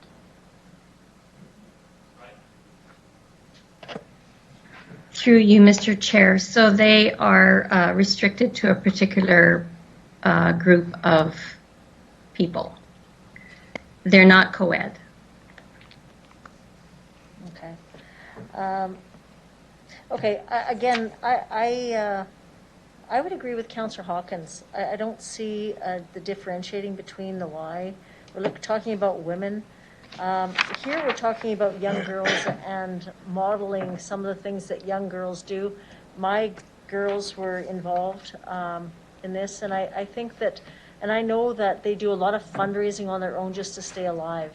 But I'll leave it there. Councillor Findura. Thank you, Mr. Chair. I will support Councillor Hawkins. I do buy lots of the Girl Guide cookies. Don't hurt me. They're good. I don't see that sending a wrong message. You have young ladies that are Councillor Hawkins stated. This is the leadership quality that's happening here, and just because it's specific, it does, in my mind, does fit. It's criteria, what they do, how good they are for the community, and how well involved in the community they are. For that reason, I believe that we need to support that, not just because of COVID, but just moving to the future. It's important for us to understand that certain criteria are there, certain criteria are written certain ways, but I believe that they do fit in more than one way in having exemption. Personally, is sending a wrong message from us because of certain criteria or certain ways we write those criteria or how we develop those. So for me, what Councillor Hawkins said, it is important for us to recognize the young women, ladies, and especially the gender equality that's happening. We need to recognize that. I think Councillor Hawkins speaks to that. It's very important for us to recognize that. That's here we have a first lady mayor. It's historic. And so we need to look at that quality, that leadership quality of our young women that are out there. So, Councillor Hawkins, I thank you for bringing that up. Thank you. I'll support that. Thank you. Councillor Shaw. First of all, I would like to thank you, Councillor Hawkins, for bringing that up. I do support this initiative. I worked very closely with the Girl Guides as a younger person and stuff, and with my children, and I believe that they're instrumental in the success and the leadership that women play in society. So thank you for bringing that up, and yes, I do support that. All right, I see none, the lights. I would ask maybe collectively to council, we did approve the policy and the process with the intention of depoliticizing it. Are there provisions in the policy that you believe are faulty? We have trusted administration to do their job, and now we're questioning it. Are we asking then for changes to how this policy functions, the interpretation? Might be useful to give administration some guidance on what needs to be revised. Councillor Hawkins. Thank you. It's a fair observation. I think there is a problem with the accessible to the public criteria. I don't think it means every member of the public. I think that there are organizations, some religious, some like the Guides, which are primarily aimed at one sector of the public or another. Some racially based organizations for people of certain races. So I think there needs to be some refinement to that. And the second thing is, I'm not sure, or I don't entirely understand the idea that it has to be a unique location. If a unique location means having an address of an office out of which the organization is run, the guides, the Y, everybody, they fall under that. But is unique organizations meant to exclude all outreach activities? And I can't believe that's what it's meant to exclude. So I do think there's some work to be done here. I'm fully satisfied that the guides should qualify, even under the criteria that are mentioned, but I think that some thought should be given to how those criteria are worded and applied. Thank you. Councillor LeBlanc? Yeah, to your point, Councillor Stevens, I think there are some issues with the Article 3.1 criteria. So the way, as I read it, the proposed rejection of the Girl Guides reads is because they don't meet 3 sub 1 sub A, which is have a unique location, they don't qualify. In fact, there are 6 subsections of 3 sub 1, some relating to unique location, some to food security, etc. It's not obvious to me actually that the Girl Guides meet any of those, which I think highlights a weakness in Section 3 of this document that may need some expansion to include, community or children well-being, something of that sort. I would echo Councillor Hawkins' comments about if must be accessible to everyone means we can't have programs aimed at historically marginalized groups qualify. That's a real issue. I think we can get around that. More so, there's some wiggle room in that term, but I think 3 sub 1 might need some expansion to fit organizations like the Girl Guides in the future, but I will be voting in favor of this amendment today. Thank you. So to administration, so we're not swept up with nostalgia and favoritism when we're making these decisions. As an undertaking, do you have sufficient information at hand, based on what Council has said, to provide a review or a reflection on Article 3? And Mr. Lacey. So through you, Mr. Chair, thank you for some of the additional remarks around the interpretation of the policy. So what we'll do is we'll take that away as an undertaking to return at a later date with some further analysis around this and how we can look at those sections and perhaps clarify and expand upon the wording that currently exists. Okay, thank you. I'll call the question on, Councillor Hawkins. On your undertaking, you mentioned Article 3. You might include Article 4 as well, because both articles were cited here. Okay. Any other evident shortfalls of the policy? Article 3, Article 4. An undertaking, for the record here, is basically a low-level demand of administration, something that doesn't require a substantial amount of work. So Article 3 and 4 are now up for review, and we'll see that in due course. All right, let's add some articles. Councillor Bresciani. Sorry, I just, one of them is the 1.3, when we're talking about must comply with the applicable provincial and federal legislation, including where it talks about the discrimination against sex and things like that. So gender, I guess that was what I took away from this, was because this is a girls' organization only.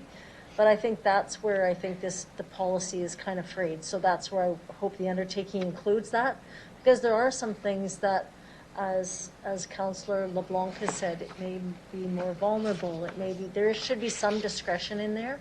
So if I can just add that. Yeah. No, through you, Mr. Chair, thank you. And a colleague of mine just reminded me that this policy is up for review already as a standard review in 2021, so that these comments will tie into that review. So thanks. Okay. Thank you. I'll call the question. All those in favor of Councillor Hawkins' motion to ensure that the Girl Guides are included in the recommended exemptions? I'll begin with you, Councillor Hawkins, please. In favor. Councillor Stadnichuk. In favor. Councillor Bresciani. Councillor Findura. In favor. Councillor LeBlanc. In favor. Councillor Shaw. In favor. Councillor Zahidniak. In favor. Councillor Mancinelli. In favor. Councillor Moule. Mayor Masters. In favor. Councillor Stevens. In favor. Passes unanimously, Deputy Mayor. Thank you. So I'm going to request. We still have to do the main motion. Yes, sorry. Main motion on EX 20-35. Seeing no comments, I'm going to call the question on the main motion, tax exemption as amended. Mr. Clerk. I will begin with Councillor Zahidniak, please. In favor. Councillor Shaw. In favor. Councilor LeBlanc, In favor. Councilor Findura, In favor? Councilor Bresciani. In favor? Councilor Hawkins, In favor? Councilor Stadnichuk, In favor? Councilor Mole, Councilor Mancinelli, In favor. Mayor Masters, In favor. Councilor Stevens. In favor. Passes unanimously, Deputy Mayor. All right, we have a lot to go through. I'm going to request that EX 20-36 and EX 20-37, the financial update and the 2021 budget update, be tabled to a future meeting of executive. The rationale is simply we have some pressing items we need to attend to, and these, while super important, can actually wait to future meetings. So the reports are still there in public. I will need someone to move a tabling motion. There's no debate, but if you do have questions about how this is going to roll out, I'm happy to entertain that. Councilor Mancinelli. So the tabling of EX 20, 36, 37 to a future meeting of executive. All those in favor?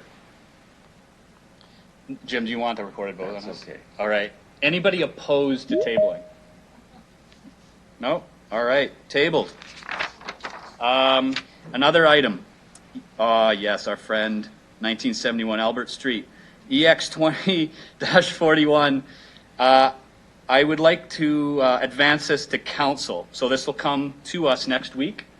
You'll still have a time to discuss this. I need a motion to table us until the council meeting this month. Councillor Hawkins. If anybody has questions as to why, just let me know. Seeing none? Yeah, go ahead, Lori. Sorry, I'm asking a question. You're tabling it? Yes. Why? Yeah. Expedience. We're going to see this next week one way or the other. My understanding is that the individual who would like to speak to it didn't make time for it today. So you can talk about this twice or you can talk about this once next week. So this will come to council on Wednesday, which is where it was going to go anyway. And just were they notified to come today? They knew. Everybody knows. No, I'd like to hear from the clerk if I can. Yes, thank you, Deputy Mayor. Yes, the delegation that was had indicated their interest to speak both today and at council next week informed me late yesterday evening that they were not prepared because they felt that they had been rushed and that they still wanted to speak at council on Wednesday the 16th, and my office confirmed that that was appropriate, and so this will just facilitate that. Okay, thank you. Any other questions about the procedural motion here? John, fire away. Yeah, thank you, too, Mr. Chair. Usually at the executive, we have a really good chance to converse about this conversation. You can ask so many questions. Comes to council, you only speak once, and then if you have any other thought that follows, then you can do it. So this is where I feel it's important to have a discussion here, because you can ask more than one question, and you can go around our oval here more than once. And I feel that at council, as a pressing or heavy lifting issue here, I think it needs a little bit of a discussion. So it should be here. If we're going to have a debate about this, I'm just going to call the question, and if you want this to be discussed now, you will vote against the tabling motion. I believe Mr. Nicol has a comment. Yes, certainly, Councillor Findur, that's the prerogative of the difference between the committee and council. But again, I would suggest respectfully that there are instances, for example, when we consider the annual budget, that the mayor often will ask the indulgence of members and will relax the rules and allow people to speak more than once. After everybody has spoken, she will then ask, do we want to start the roll call again? So, I mean, I think there's enough flexibility that we could do it that way to ensure that your concerns about limited question opportunities are addressed. I would also remind council that you're also free to ask questions before meetings. You can put it in an email, send it to Mr. Lacey, since this has financial implications. Ask those questions, have them prepared. There's plenty of opportunity for debate. I'm going to call the question on tabling this item until council next week. All those opposed? All those in favor? The other way. Tabling motion carries. We're back to the sequence. EX 20-38, real COVID-19 cash flow. Yes, all right. I'm going to ask for a 15-minute recess. Mayor Masters? I've just, prior to any discussion about this issue, if you're going to ask for a recess, I can do it afterwards, but I will claim a conflict of interest as I was the board chair until September 16th, and I will recuse myself from the room as it relates to this discussion. Okay, thank you very much for the record. Mayor Masters has excused herself. Any opposition to a 15-minute recess? There's lunch. It's just not for fun. It's an actual motion here. Is there any opposition to adjourning for 15 minutes? Seeing none? All right, 15-minute break. Yeah, if you want to take 5 minutes. Oh. Stunning. Just. I said stunning, not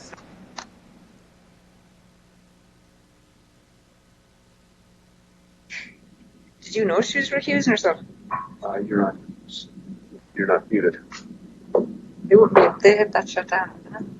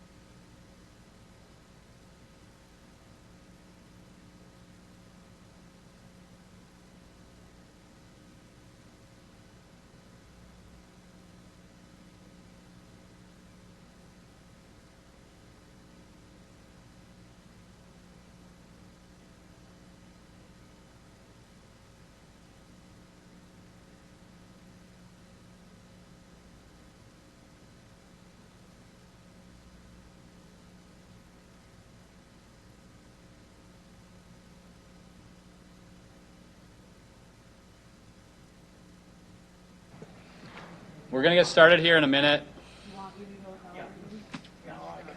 They're coming out.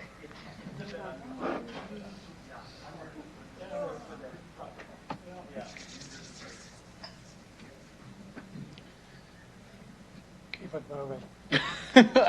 moving. If we have enough for quorum right now, I'll start.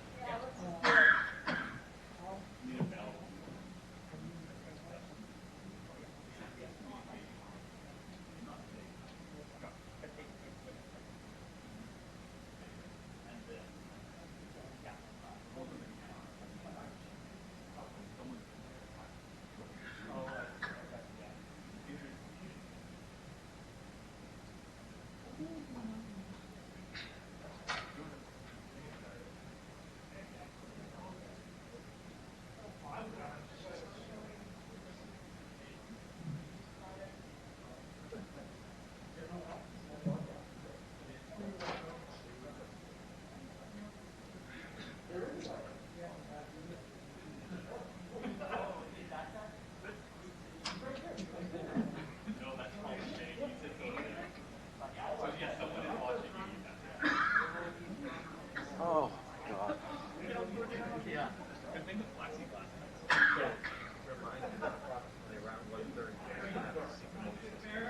You bet. Thank you.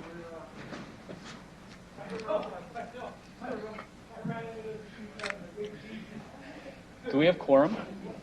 1, 2, 3, 4, 5, 6. That's good, eh? Yeah, she's not coming back. I think she counts as Oh yeah, she doesn't count. I think she counts as quorum. Yes, because she's removed herself. Okay. All right, folks, we have quorum.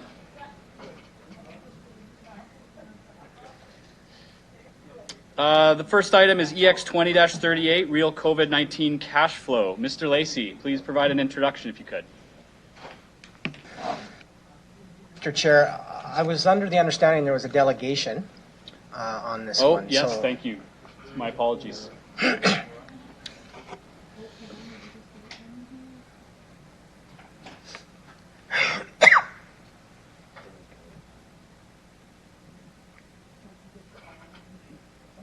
You bet. So we have Mr. Tim Reed and Roberta Engel from the Regina Exhibition Association Limited. Whenever you folks are ready, please go ahead. And if you could just introduce yourselves and the organization you represent for the record. For sure. Thank you, Mr. Chair. Maybe I'll turn it over to the Chair of our Board of Directors, Mr. Wayne Morski. Good afternoon, Mayor Masters and Council. Before I begin, I just want to confirm that you guys have the screen sharing up. Yes. Okay, thank you. On behalf of the Regina Exhibition Board of Directors, it is our pleasure that we have this opportunity to present to you today. But before we begin, I think I'd like to acknowledge the strong working relationship that we at REAL have with your City Manager, Chris Holden, and his team of people. It's very much appreciated. So never in our wildest dreams could we have imagined a year like we just experienced.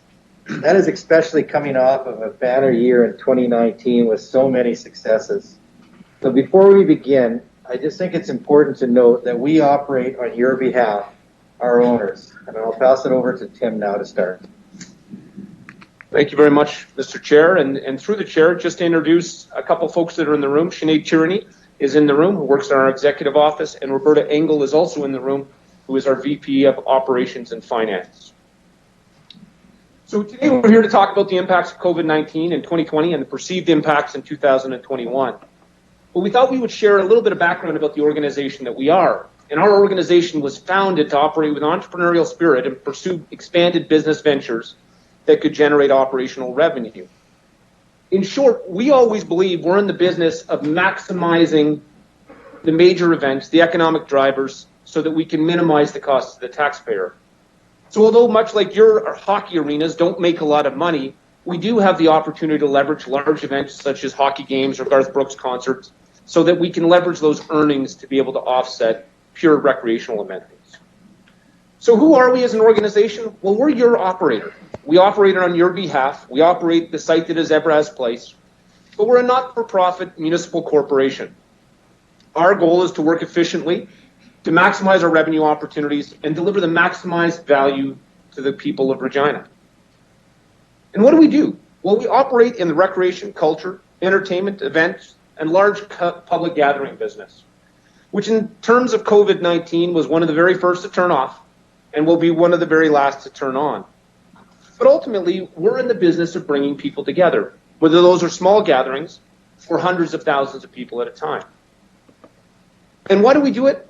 Well, we do it to improve the quality of life of our community and to improve that opportunity for future generations.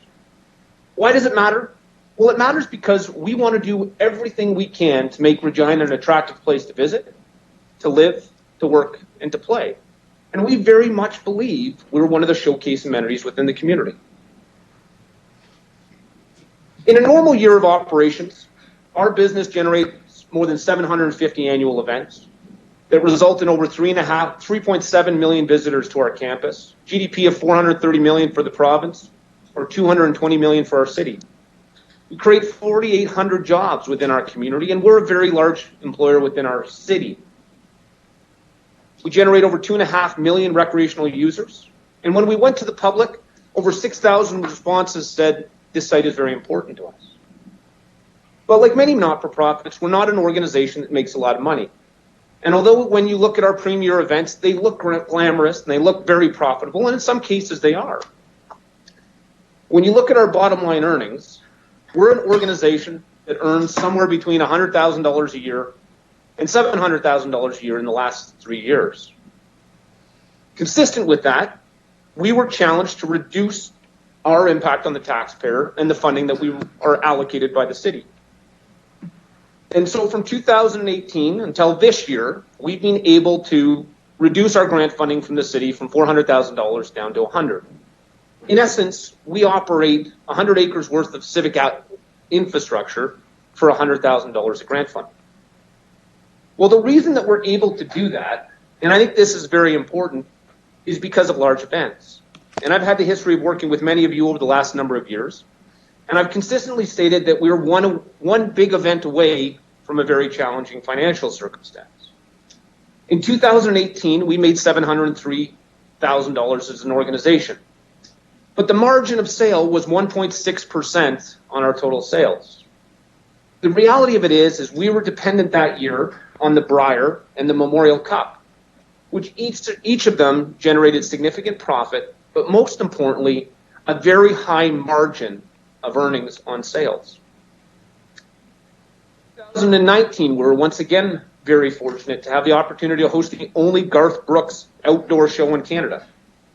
We were also able to host the only non-NHL market outdoor hockey game in the history of the NHL. Both of those generated significant revenue, valuable EBITDA on the bottom line, but once again, margins that grossly outperformed our annual earnings. And in 2019, we earned $164,000 as an organization, or a 0.37 margin of sales. All of this to say, we are relatively a break-even business.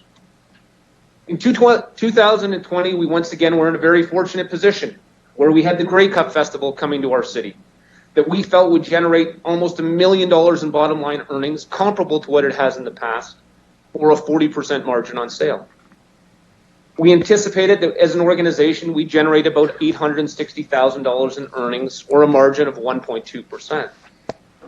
We also had a weekend of large concerts booked at Mosaic Stadium that we felt would generate about $700,000. All that being said, when COVID-19 turned on in our community, our business turned off. We lost the Queen City exhibition that generated $250,000 a year at our 10% sale. Our premier event from an earnings perspective, which was Canada's Farm Show, generates an annual $1.2 million in bottom line earnings, and we weren't able to host that event. As well, our partners were impacted, our good partners in the Canadian Western Agribition, who generate an amazing event that generates economic impact, but it also earns about $750,000 in EBITDA for real. What's really important that we want to convey to you today is we are in the large public events gathering business, and we use those events to pay for our traditional recreation. When you turn off all the large events, all the signature events, the 230 meetings and conventions and trade shows that we had booked, the 11 concerts, the 19 sports and recreation tournaments, and then the allocated food and beverage that goes with it, we saw a swing in 2020 of our revenue of a loss of $34 million over the course of this year. All of that can be attributed to the impacts of COVID-19 and not being able to gather. The overall impact from an EBITDA perspective was an anticipated almost $1 million in earnings is going to result in $5.5 million in loss. And so how did we respond as an organization?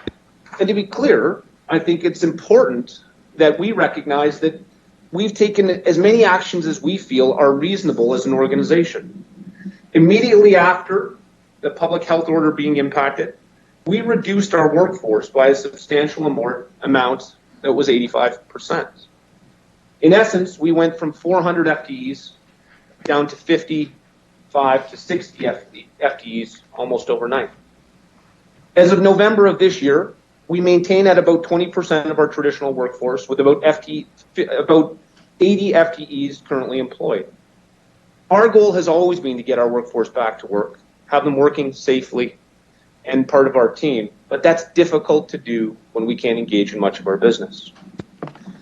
We had the opportunity to maneuver about $315,000 in sponsorship and reduce our vacation liability by about $500,000. We also had the opportunity to take on some projects that, because of our campus being busy, are challenging to do, including the redone Queensbury Convention Center flooring, the Affinity Flex flooring. We've embraced the new GBAC accreditation for facility cleanliness, foggers. We've replaced the lighting to LED lights as an upgrade throughout all our arenas facilities. We've done some paving and lining of the parking lots, and we've been able to address the fire inspection report between ourselves and your team. In addition to that, we've been able to install the live barn technology that will be used for virtual access to our space. The reality of it is COVID-19, just the management of operations has added $1 million worth of impact to our bottom line. Our business looks very different today than it looks in a regular time, but it is still operating. And I wanted to take you through some of the things that we've seen over the summer months. Early on, we partnered with the REACH program, the city and not-for-profit organizations locally, to make sure that some of the most vulnerable in our community had food security and food sustainability. We made over 100,000 sandwiches for local community members using our staff on site. We partnered with the food bank and had over 300 vehicles show up to generate more than $10,000 in donations, all in our first ever Queen City X mini donut drive-through. We were able to reposition a number of our sponsors so that we could support with the signage and the Welcome Back campaign. Over 14 corporate partners repositioned their dollars to $112,000 in sponsorship that supported our Real Heart campaign. We sold out 3 Brett Kissel shows in less than an hour, with over 600 vehicles or 2,400 participants and 17,000 views on YouTube. We took advantage of some of our big open empty buildings and we launched things like kids camps. And so we launched our very first ever Real Kids Camp, which partnered with 4 sports and community organizations that made use in the summer months of our large spaces. Everything from football to basketball to ultimate frisbee and in between. We partnered with the food bank to launch the Million Meal Challenge, which generated over 1.4 million meals for Regina families. We had a fireworks display that was part of our QCX programming that unfortunately wasn't able to go forward. So we made the decision to launch it just before school with over 400 vehicles or 1,600 attendees. Or 10,000 people tuned in on Facebook. When Halloween was a challenge because of physical distancing, we knew that we had a fantastic stadium and a great concourse that we could leverage. Over 1,500 children and their families participated, and they were gifted over 75,000 pieces of candy by 20 local businesses. What a lot of people probably don't realize is the work that we do behind the scenes, being part of our safety protocols here in our city. And we need to maintain a level of operational readiness because we've seen over 27,000 cars visit the drive-through testing facility since its commencement in mid-September. From security to parking to gates to cleaners, the Real team is part of this program. We also know that should we ever have to activate the 182 beds that are part of the field hospital, within 72 hours of notice, we become the enterprise that delivers the food and the beverage and the cleaning and the security services. And so operationally ready is a term that we take to heart every single day. What we've learned through this presentation is we've come forward trying to provide some financial certainty during very uncertain times. This photo isn't a photo of a Pats game or a Riders game. It's actually a Monday night lineup waiting to get into the COVID field hospital. So as much as our business is predictable at times, it is very uncertain today. Our business today has the Cooperator Center fully activated with all arenas in, generating about 260,000 visits since the start of September. The Affinity Plex is fully operational with about 33,000 visits since September. Some of you have seen that we've converted the Canada Centre into a volley barn that's seen almost 10,000 guests. The Queensbury is rented on a full-time basis to partners looking for larger spaces to host meetings, and our Agribition buildings does see partnership from time to time. The challenge with our business today is much of our business is operational. It's just unfortunately the parts that don't make money. They're the parts that are really social benefit. So what is the story of 2020 for the Regina Exhibition Association Limited? Well, we went into the year budgeting for $900,000 in EBITDA. Our current forecast that we've worked with your team to be able to confirm is about $5.5 million in loss. So the swing or the impact in 2020 of COVID-19 represents about a $6.5 million variance from where we hoped we would be. Our preliminary budgets have been submitted for your consideration for 2021, and our best guess is it will impact our bottom line to a tune of about $2.1 million. And so assuming that we have the opportunity to recover from COVID-19 sometime coming out of 2021, we believe the impact of COVID-19 on the business of the Exhibition Association will be roughly $8.5 million. Thank you, Tim. As I mentioned in my opening comments, we operate on behalf of you, our owners. We do this fiscally, without compromise, in a strong entrepreneurial and innovative spirit. We continue to work on post-COVID opportunities, of which there are many. However, this is priority one for the Board of Directors and administration at REAL. The need for sustainability is even stronger as we move forward through this period. Thank you for the opportunity to present to you today. Thank you, Mr. Chair. Thank you. Questions for the delegation?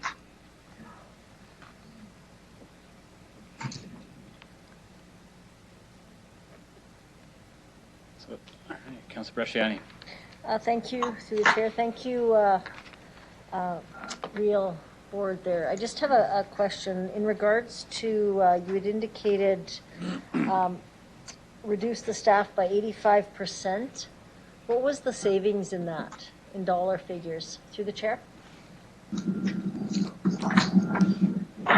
Thank you, Mr. Chair. The savings to that was about $12 million. And how many staff? You indicated that we've got 20% of the REAL staff still working. How many staff would that be right now then that you have on staff? Through the chair. Thank you, Mr. Chair. Just want to grab my number here. Our workforce, and I think it's important just to recognize, is highly dependent on part-time labor as well.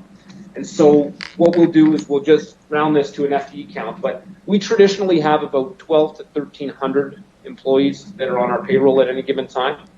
In general, normally about 300 of those are full-time employees. So if you look at our workforce being an equivalent of 400 FTEs, we'd be operating with about 80 FTEs today. Okay, thank you. I just go back to the first question indicating the 85%. Was that reduced staff of the part-time and full-time or just part-time? It was, so if you took it to a full-time equivalent through the chair of 400 FTEs, our reduction would have taken us down to 57 FTEs at the time. Okay, great. That's all I have. Okay. Sorry, Mr. Chair, just for clarity, it was most impactful on our part-time staff. just because there were not shifts available. Okay, yeah. Okay, thank you. That's all I have. Thank you. Further questions for the delegation? Go ahead, John. Thank you, Mr. Chair. Oh, everyone looks good over there. It looks nice and happy and friendly. Quick question on the one slide. It said that you would only access, through you, Mr. Chair, the money as needed. Can you expand on that? I know what you mean, but I just can expand on that. Through the chair, thank you for the question, Councillor. So in essence, we're looking to be able to have a line of credit that we can draw upon in positions of need. And our board of directors, and I think have been quite clear that they've asked us as administration to source as many cash opportunities as possible. So we have been fortunate enough through the course of this process to be able to receive about $400,000 in grant funding from sources of government, which would reduce that. We're in the process of accessing additional grants, which could be significant dollars. And so our goal would be, we'll minimize the burden from this lending opportunity, but we need it available for a scenario where perhaps we had to activate the field house or get ready to activate one of our other amenities and we just needed cash available. So in essence, we'd like this cash available, but we don't intend to use it unless there is an absolute need. And I think we've worked very closely with your administration to define what that will be. So thank you, Mr. Chair. You answered one of the questions I've had about using as needed, because you are, through you, Mr. Chair, you are still operating. There are still things happening, and there's still need for cash flow. And you mentioned in your that you're putting a lot of effort and cash out, but you're not getting in. Where are you at right now? Where are you with the cash flow right now? Yeah, thank you, Mr. Chair. So right now we would be at a deficient cash position of about $4.2 million going into year end. So if we were to forecast where we'd be at year end, we'd have a loss of cash of about $4.2 million, which we have facilities that we could activate to support. Just speaking to your comment, the challenge that we have is the amenities that we're operating are the ones that are not profitable. And no different than you would experience with your existing arena facilities or your existing field house facilities, they're generally operated on a cash recovery basis. And I think at the city, you would normally provide grant funding to do that. In our business, we leverage an NHL Heritage Classic or a Garth Brooks concert to be able to generate the funds to fund ourselves for those loss initiatives. And so specifically, our recreational amenities are open. Most of them lose money on an operational basis, no different than traditional municipal recreation would. And we haven't been able to offset that loss with major events. Because of all that, we're anticipating by year end we'll lose about $4.2 million, which is what's creating some of the cash challenge at this time. Okay. Thank you. Thank you for answering that. Thank you. Thank you, Mr. Chair. Councillor Hawkins. Thank you very much, Mr. Chair. I want to start by saying that I thought the message today was going to be much worse. And I appreciate the hard work that you and your team, board's team, is doing to keep Riel afloat. And I think that this is important because you've underlined how the services you provide are social services in many ways to our community. So I very much appreciate the effort. My question is this. Suppose COVID, as I guess everybody does, is over by sometime in the summer. The people are vaccinated and life is returning to something that looks like a new normal. Are you confident that you'll be able to go back into business and attract major events, the kind of events that really make up your margin? What's your game plan for getting back in the game as COVID fades?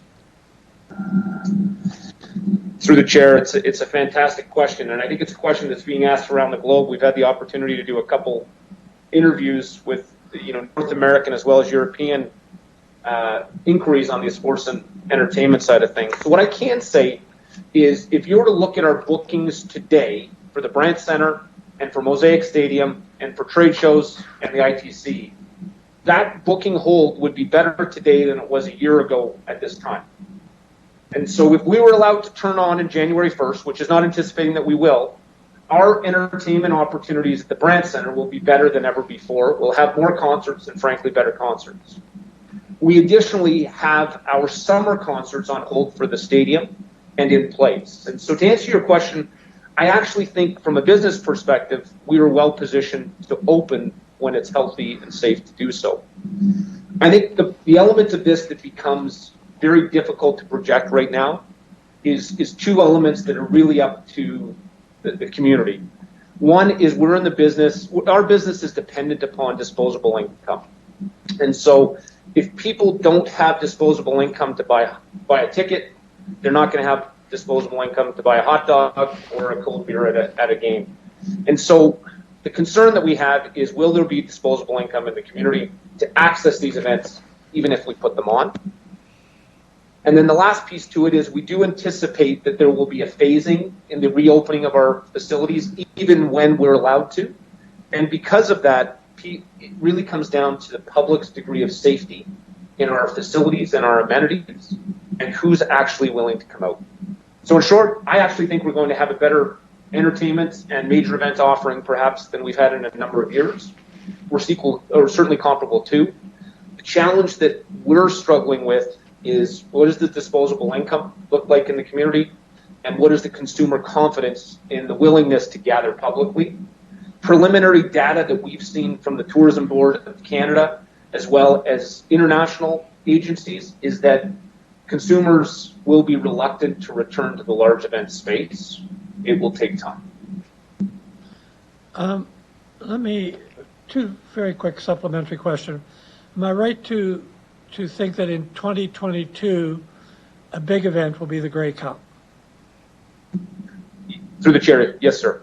Okay.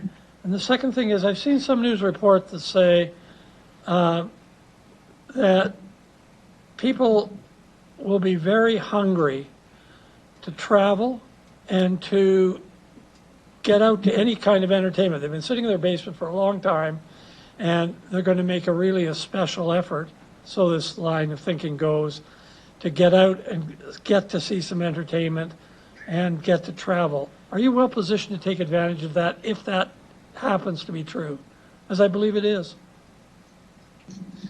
Through the chair, we believe we are. And so right now, with the entertainment lineup that we have in place, we believe that we're well positioned to roll out a traditional year of business essentially as soon as the province gives us the green light to do so and it's safe. Very much. Thank you. Thank you very much. I appreciate your good work. And also, one of the most frightening sights I've seen was the site of the emergency hospital. If there's anybody in Regina that thinks that COVID shouldn't be taken seriously, they should see that emergency hospital. I very much appreciate your assistance and Riel's assistance in protecting Regina people should they need protection through the emergency hospital. Thank you, sir. Councilor Bresciani. Sorry, I just had one further question. Have you received any other or been in discussions with any other or levels of government? Because, I mean, this is across the country. The impacts on similar venues, such as, stadiums or outdoor, for any kind of tourism or hospitality, I'd say, events, through the provincial government or federal government. Have you had any discussions at all? Through the chair? Yes, through the chair. And I would say probably a little bit of a story. When we initially started dealing with the effects of COVID-19, I think the general sentiment at a provincial level as well as a federal level was, because you are municipally owned in whole, you have an owner that is municipal government, so we didn't qualify for many of the grant programs that were out there. And essentially this sentiment from, I think, the province as well as the federal government at the time was, go and ask your municipality because we're funding them. And I know that we've had that discussions with Mr. Holden and his team. In the last, I would say, 3 months, we have seen a transition. So we did engage government. There was a tourism grant that was provided, of which we were able to access $350,000. And that was essentially a grant that supported each one of our buildings and continuous operations. And we have also been going through the process of accessing a number of the federal employment subsidy grants that are in place. Originally, we were told that we would not be eligible, and we've been working with our auditors, who are also yours, and the federal government on applying. And we're optimistic that there'll be some opportunity at a federal level as well. So we've received about $350,000 to date, but we do believe that there is additional opportunity through federal sources. Great. And just last one. So obviously, have you been in conversation with any other, I guess, kind of stadium types like we have? You've got the connections, Mr. Reid, and have you found out any extra funding that they've received from anywhere else? Through the chair. Through the chair, thank you for the question. We're very fortunate that I have the privilege of sitting on the WHL Recovery Task Force, so working with the Western Hockey League and all of their venues. And so we have a fairly strong sense of how the venues across Western Canada are performing, at least from a mid-sized arena standpoint. I would say that our performance and grant subsidies would exceed most of what we're seeing in our counterparts or peers. In many instances, because they don't have the recreational amenities that we do, or their standalone facilities, they haven't been able to leverage the provincial grants to the degree that we have. On a federal level, we also sit on, there's a facilities task force related to the CFL and stadiums across Canada that we have the privilege of co-chairing with the Winnipeg Blue Bombers. And that, I would suggest, probably has a greater degree of variance as well as ownership structure. I wouldn't suggest that we're outperforming our counterparts in other cities based on the provincial grants that they may be able to access. But certainly at a federal level, I think we would be comparable. So provincially, I would say we're middle of the pack in terms of what we've been able to access on a national scale. And I would say from a federal level, we would be very comparable to everybody else. Okay. Thank you very much. Thank you. Tim, anywhere in these numbers can we find the revenue that's not being generated from the ticket surcharge for major events at the stadium?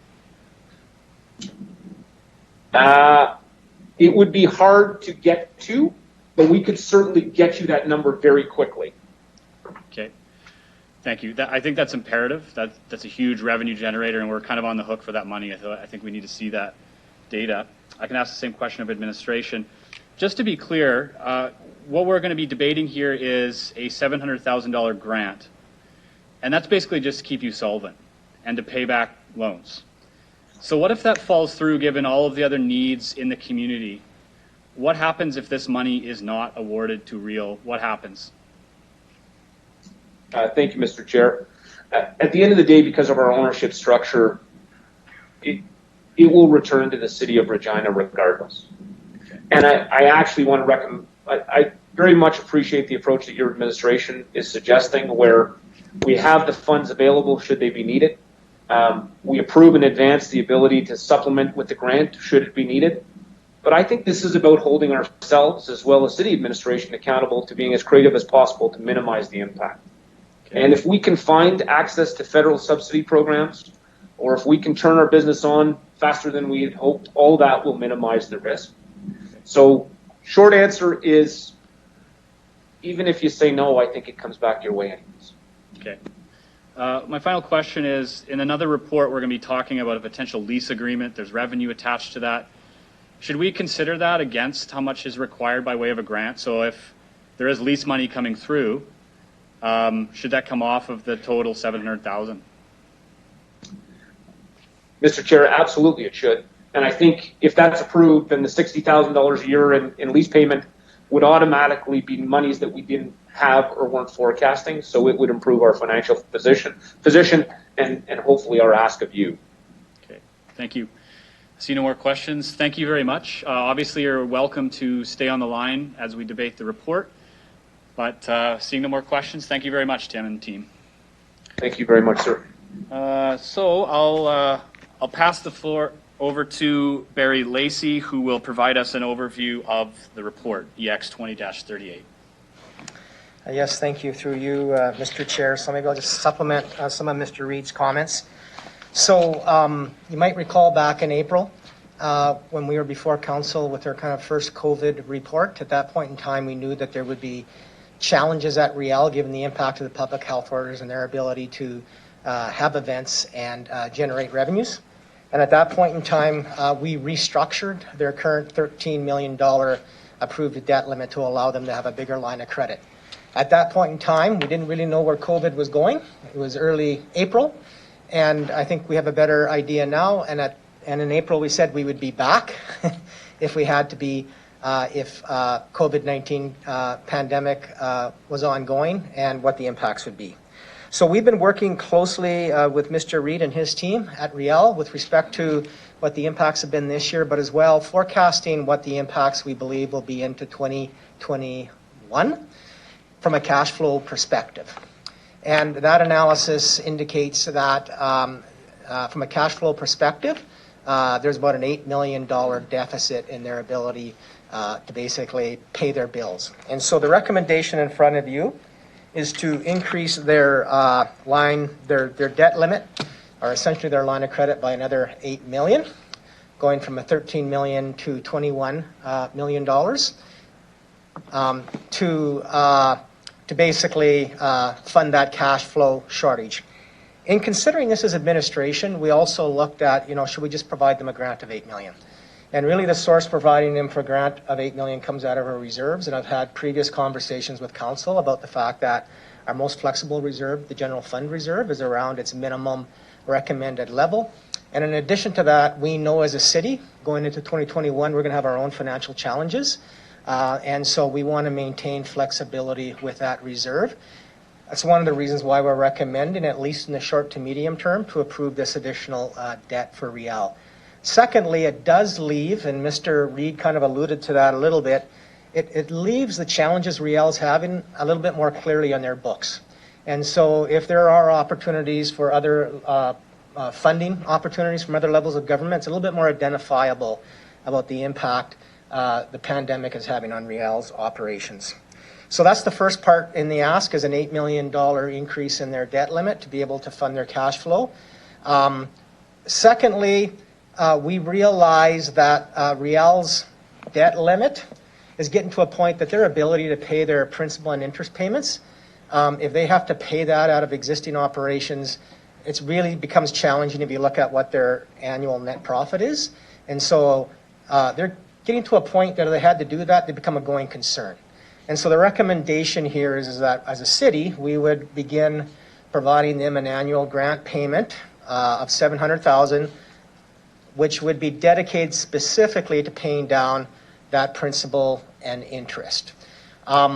This does not preclude us from in the future, once we get through the pandemic, once we have an assessment of what our financial position as a city is like after we get through the pandemic, to provide additional grant funding to assist Riel in paying off that debt sooner. That concludes my comments. Thank you, Mr. Chair.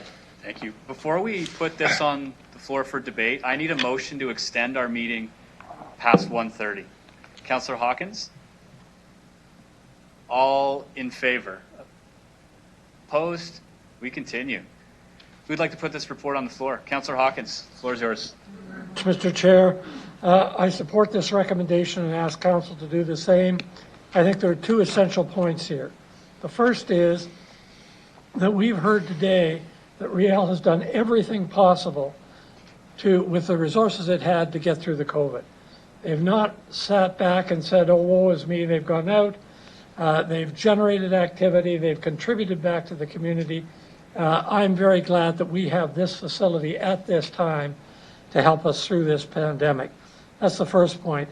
The second point is Riel is in fact a critical piece of the economic infrastructure of this community. It helps it socially by providing entertainment and other events like that, but it provides employment, it provides sporting opportunities for young and old. We can't do without it. So that I think that given that they're essential to us, we have to be there to backstop them in a difficult time, not of their own choosing. So for both those reasons, one, the good work they've done through COVID to date, and two, because they're so critical, so important to this city, I think we should take advantage of what is a very carefully crafted economic path through COVID for Riel. Thank you. Councillor LeBlanc. Yeah, I just want to ask Mr. Lacey about your recommendation that we not fund this out of our reserve. So if I can just draw an analogy to my household finances. So my wife and I, if one of us had lost our job during COVID, we were anticipating relying on savings rather than applying for an additional line of credit.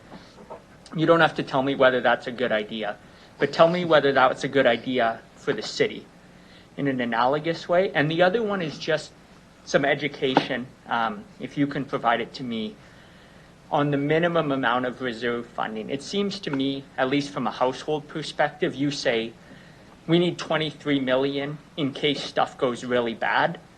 I think this is the time we've been saving for. Why does it not make sense from a financial perspective to go below that number and later build back up to it in anticipation of something like COVID again? Mr. Lacey. No, thank you. There's good questions within that piece. So my first response with respect to the household piece is we're talking about Riel having cash flow challenges of about 8 million here. I think we need to take a broader look at what the overall picture is when you're looking at that savings account that you have versus going into your line of credit to help with the household expenses.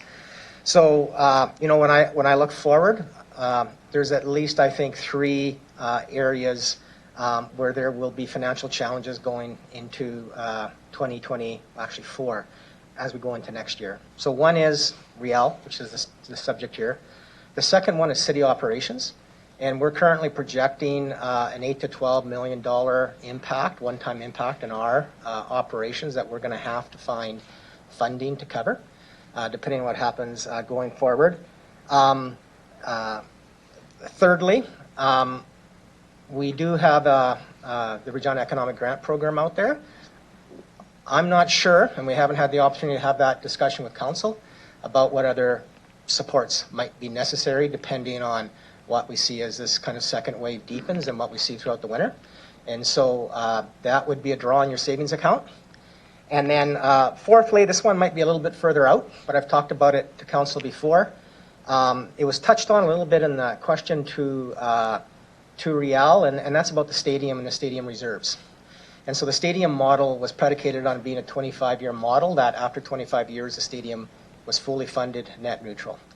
And so there's been impacts on the stadium model as well. The seat levy was raised. That's not really Riel's issue. That's separate and apart. That's really a City of Regina piece. And so there are significant impacts on the stadium model that in some way, shape, or form, we're going to have to address long term. So there's a lot of draws on that savings account, I guess is what I'm saying.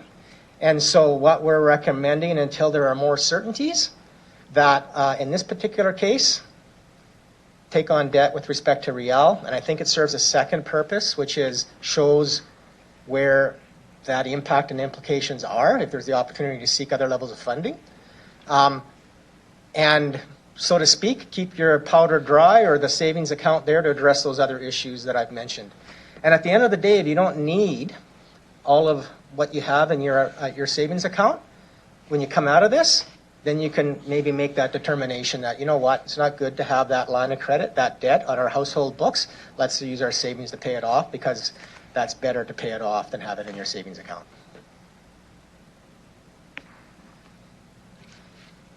Great, thank you. That answers my question.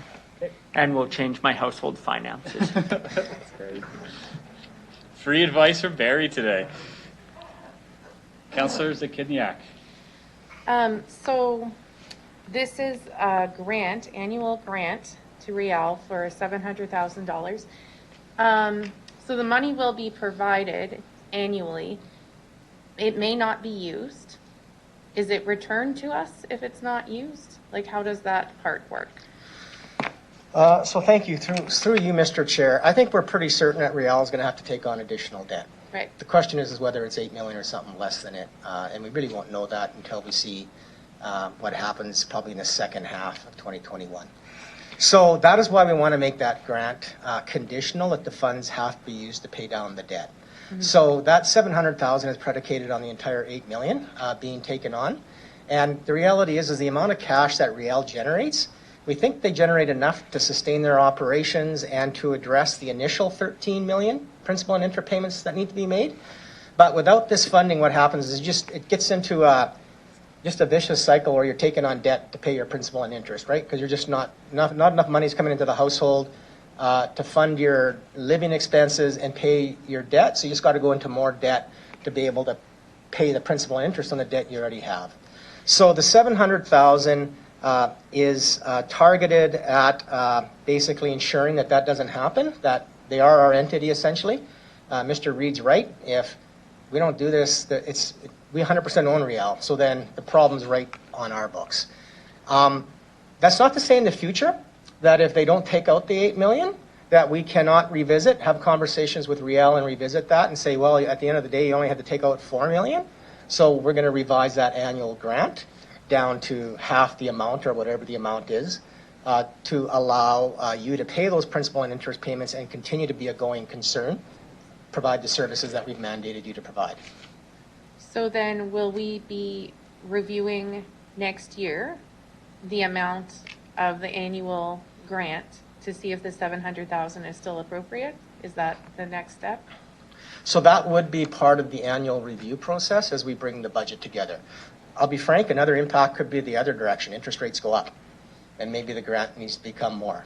So yes, that would be part of an annual review process and the determination of that funding amount. And like I say, I do come back to the fact that we're asking for it to be put towards only principal and interest. Okay, thank you. Councillor Bresciani. Just a quick question in regard, how much money did we receive from the federal government for COVID implications? Through the chair. Just one quick second, Councillor. Through you, Mr. Chair. So the Safe Restart funding that we received from Council totaled $16.3 million. A little over $3 million of it, if I recall, was dedicated to transit, with the remainder kind of general operating. $3.5 million to transit, 12.8 to general operations.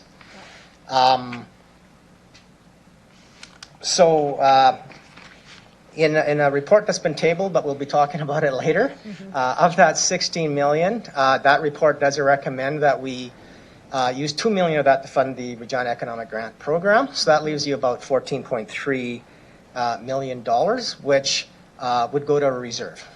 Either way, it would either go to the general fund reserve or establishment of a special reserve. So that funding is kind of available for COVID recovery. And I've framed that money as having two purposes as we go into 2021. One, once again, is we need to have a source to fund the $12 million impact COVID we believe is going to have on the city financials. And then there's the broader piece about whatever is left there, what opportunities are there, where would council like to see that potential flexibility go towards with respect to COVID recovery. And so I guess that could be other supports to the business and the community more broadly. That could, and this gets back to my thing about retaining flexibility.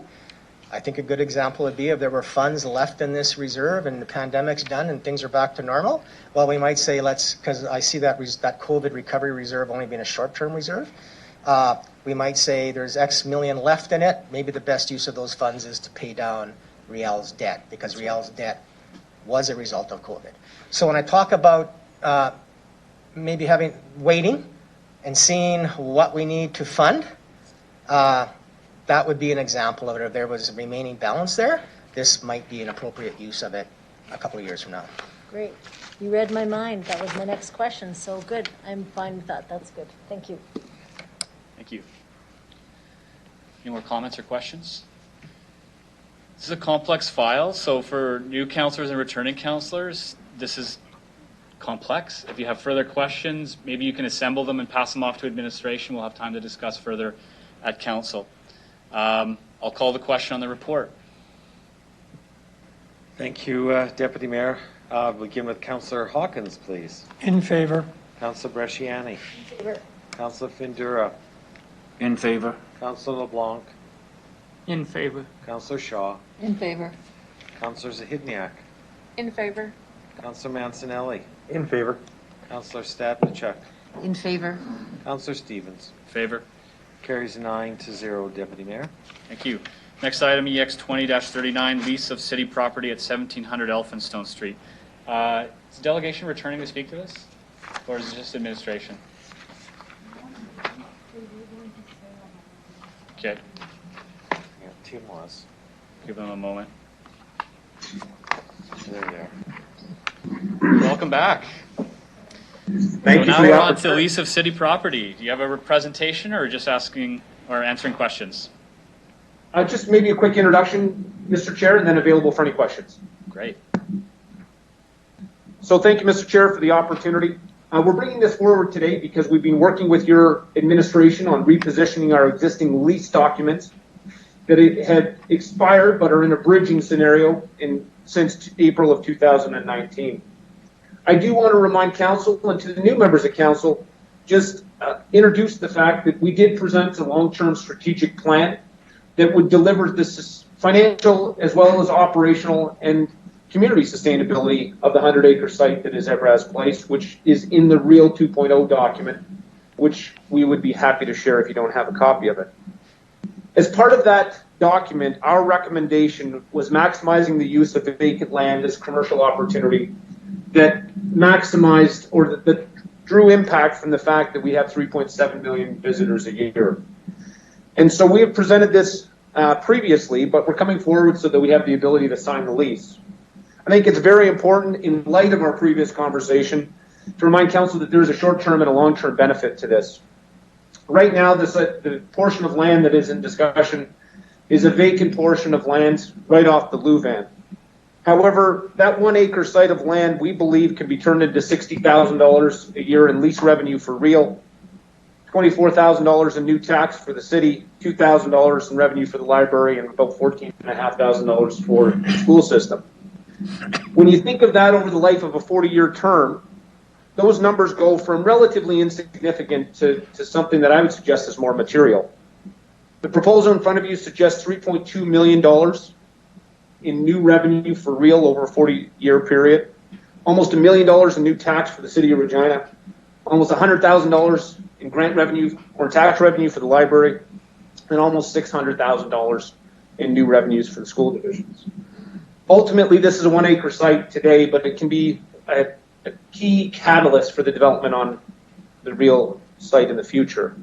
So consistent with our Evraz Place 2.0 strategy, and really consistent with some of the success that we've seen over the summer months around advancing the commercial development, we think that this is likely more imperative today than ever before. So we present it for your consideration, and we thank you for the opportunity to be before you today. Thank you. Before I ask committee for questions or comments, I have a question for the city clerk. If there were questions about the contract, the lease agreement that could jeopardize our competitive advantage in these negotiations, can this meeting be moved in camera? Yes, Mr. Deputy Mayor, at any time, if we're seeking specific legal advice, the council can move in camera. Okay, thank you. Questions or comments to the delegation? Councilor Bresciani. I'll move the report. Okay. You didn't have any questions for the delegation by themselves? You don't have to. No, I just do have one in general. Okay. It was in the report that there was a consideration for a consultant just to ensure that the lease amount was accurate or competitive with other, I guess, leases. Can you just elaborate on that? Absolutely, through the chair. So we did engage in a consultant to just confirm whether or not the valuations that we'd set against this property were reasonable. At the time where we were negotiating this, there was 6 other properties within the city of Regina that were deemed comparable, and we were able to validate that the lease square foot value was in keeping with what would be expected in other parts of the city. So they did come in place. They surveyed 6 other locations to validate the lease agreement that's in place, and I believe those results have been shared with your administration. and would be available to you, but I think it does define that the valuations that McDonald's have included in their lease are reasonable and competitive within the marketplace. That's all I have. Thank you. Okay. Councillor Zakidniak. So I just have a few questions. One part of the report mentions that the lease of the land was not procured through a tender process by Riel. Can you explain that further? I certainly can. Thank you for the question, and through the chair. This was approached from, so this was provided to us by a private vendor. And so at the time that this lease opportunity came forward, it had not, our 2.0 strategy had not been confirmed by our board or council, although it certainly was validated that commercial development was important to the future. And so this vendor approached us, and for that reason, we brought it to our board of directors for consideration, which approved it. Now, leasing isn't outside of the parameters of what we do. We've got about 27 other lease holders on the property today, everything from Subways to Tim Hortons to the Stock Growers Association. And so this group approached us. We went to our board of directors for approval. They wanted to confirm through a consultant that the pricing was reasonable, and then we brought it to City Council and the Planning Committee for approval as well. Okay. So other businesses didn't have the opportunity to bid on this development? Through the chair, they do. And for clarity, we've engaged Colliers as our real estate agent, and there's an additional 14.5 acres along the same existing location that would be available. So specific to this 1 acre, no, they would not have. Right. But there remains almost 15 acres of land adjacent to it on both sides that they certainly could engage our real estate agent if they were interested. Okay, I would be interested to have some sort of strategy for those additional, the additional developments to prioritize local businesses to assist with our local economy. Is that something that you folks are considering or would be open to considering? Through the chair, the two adjacent businesses to this one are designated for local or for local opportunities, but at any point the council would like an update, we'd be delighted to share. And I think we had, there was a transition between council, but I think it is on our agenda to come back to you just to give an update on what the site plan looks like early in the new year. Okay. And then my, I think, final question is, I don't know if a 40-year lease agreement is the standard for in general or for a large corporation like McDonald's. To me, that seems unnecessarily long. I don't know if reducing the amount of that lease agreement would jeopardize this deal, but 40 years just seems like a long time. Is that something that you folks, do you agree with that? Are you quite comfortable with it? Is it possible to reduce it? Through the chair, great question.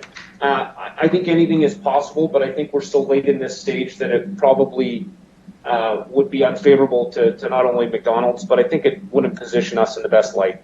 I would suggest, based on our experience and frankly on financing, a 40-year term is probably quite reasonable.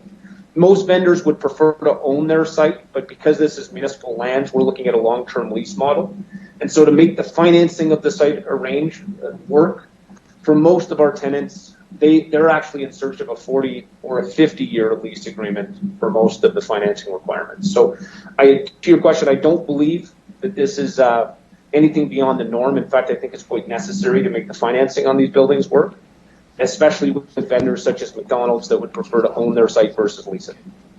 So yes, we could go back, but I'm not sure that would be the best process at this time. Okay, thank you. I appreciate it. Thank you. Councillor Mancinelli. Thank you. Through the chair, this is a brownfield build going on right now. Are there any problems or challenges in building in the brownfield location that are being encountered or that you can foresee or that have impacted so far? Through the chair, great question. And I think in this one unique scenario, no, and it's why the lease agreement is drafted in a way that those become the responsibilities of McDonald's. However, we are working with your administration currently on the larger site plan, which will have much more complexity just in terms of utility needs, both above ground as well as below ground. So in this scenario, no, but as we talk about a greater commercial build out, I think there'll be a greater need for coordination. This one site, we don't see any risk whatsoever. Follow-up question to that. You mentioned this is 1 out of 15 acres. With the remaining 14 and this breaking ground, does that provide a level of security for future builds for others looking to build in this brownfield location? Through the chair, I think absolutely this is a critical sign of opportunity. I will say throughout COVID, and we've shared this with your administration, we've seen a great amount of interest in our site, which is why we've secured a third-party real estate agent in Colliers to support us. And so anybody that was interested in having a conversation about site opportunity at Everest Place could certainly engage them or reach out to us, and I think we'd be open to any dialogue. But I think this is the first step in that build-out. It provides not only better campus activation, but I also think a significantly better bottom line for both the City of Regina and its partners and us as your owners and operators of this site. Thank you. Councillor Shaw. Hi, thank you. No, we talked about there's 15 acres and this is one of the 15 acres. I would like to ask, is there a vision for these 15 acres? And if there is, does this really fit into the vision of what we want it to look like? Through the chair, so certainly we have a concept plan for the entire 15 acres. In fact, we have a concept plan for the entire site for the next 20 years. I know we have shared elements of that, but we haven't had the opportunity to share that with yourself specifically, Councillor. So yes, there is a vision. However, I think our board of directors and council need to have a conversation to make sure that that's aligned going forward. Maybe the follow-up question to that is part of that core outcomes that our board of directors had highlighted that our 2.0 strategic plan that's been endorsed by council also supported is the addition of food and beverage opportunities, as well as local food and beverage opportunities or in that commercial development were a tier 1 priority.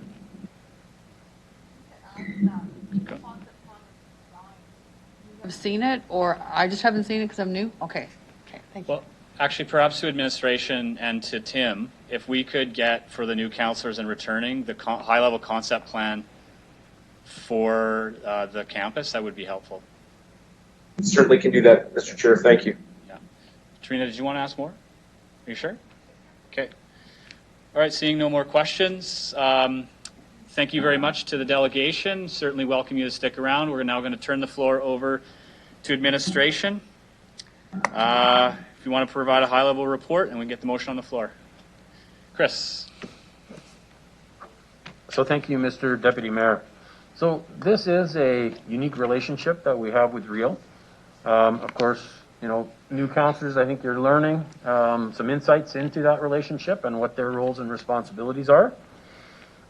They're responsible for the general management and the maintenance of the property and the buildings at Everest Place. At the end of the day, they're all owned by the City of Regina. So just a little bit of the history. So in February of 2020, Real presented its strategic plan, what they refer to as Everest Place 2.0, and we will get you a copy of that document. Mr. Reid indicated that, you know, he'd like to get in front of council with him and representatives of the board, and we're going to try to make that happen either around December 18th or very early in the new year. So you will get an opportunity to see what the vision is for the entire 100-acre parcel and where they want to go in terms of commercial development. The presentation that they did back in February was all about, you know, the infrastructure challenges that Real was facing and how they really needed to change the model in terms of what types of assets and properties they had on the site, and commercial development was one that was put forward and presented. So that strategic plan was endorsed by council. So since February, they've been working to try and work with interested proponents and advance those developments. So that required the first step back in April that council approved material alterations to Everest Place, which means if there's going to be a significant alteration to the property, ultimately, council has to approve that. So this first addition of a fast food restaurant was approved back in April.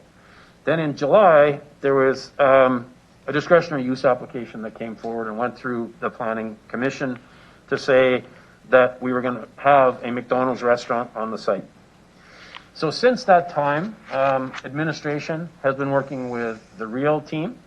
Ms. Harlock's team has been in very close discussion as well as our legal counsel, to make sure that at the end of the day, the proposed lease is, going to protect the interests and return on investment of taxpayers. But Real is the entity that has been negotiating with McDonald's. They're the ones that have entered into those discussions. And then, of course, because it's city-owned property, it's the city then that has to enter into the lease between McDonald's and the city. And then, of course, the operation and maintenance and oversight of that lease is done by Real as our operator of those grounds.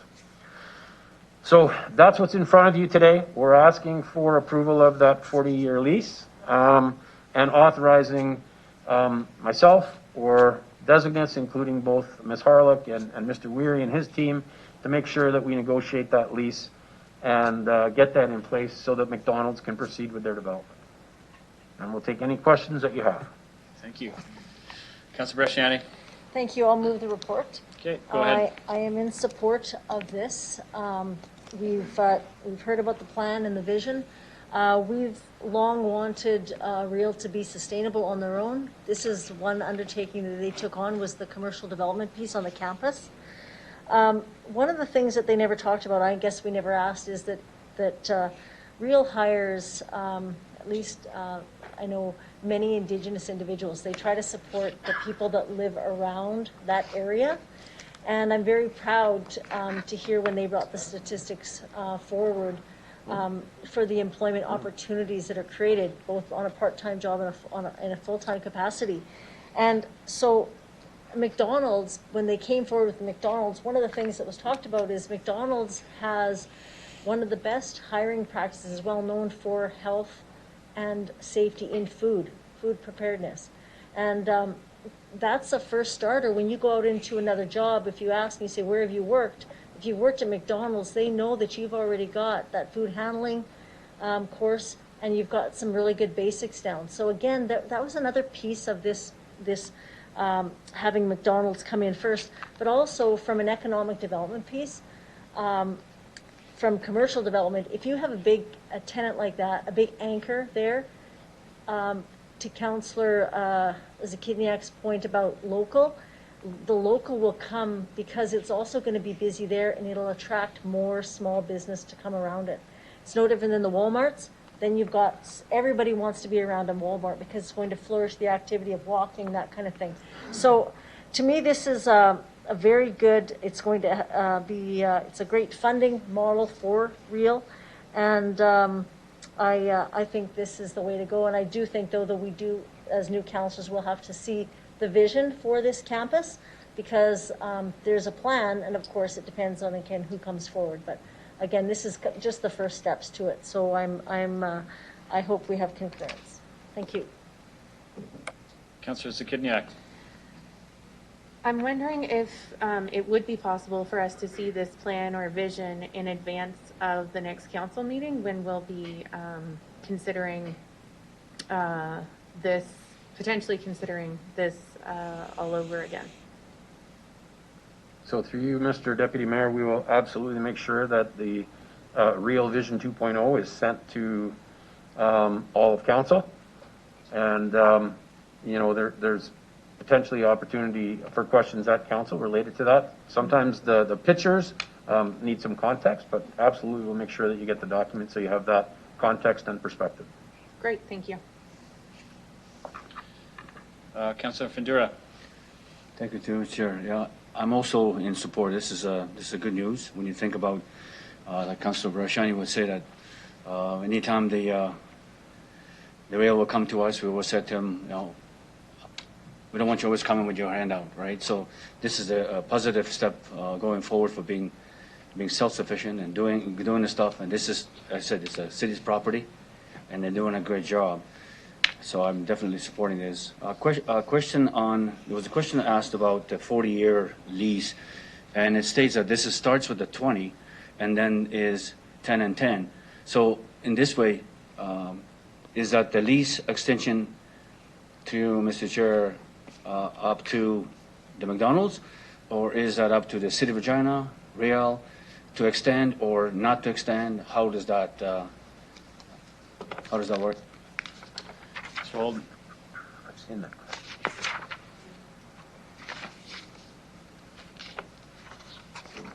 So, through you, Mr. Deputy Mayor, you know, McDonald's is the one that has the ability to say they would like to, you know, get out of the lease, but of course that wouldn't happen until after 20 years. There will be language in the lease agreement that spells out very clearly, you know, this is intended to be a long-term lease. Only if one of the parties is not really meeting its requirements or its obligations under the lease, would there be an opportunity to really step out. You know, if McDonald's is delivering in context of the lease requirements, and they want to continue into the lease, then we would look at continuing to extend. Good. Thank you. Thank you. Councilor Bresciani. Sorry, I just forgot to ask one question in regards to the lease. Is there anything in this lease, or is it more with Real, that say if there was another fast food chain that eventually wanted to go on, is there something that in this contract would say no, or is that allowable? Mr. Holden.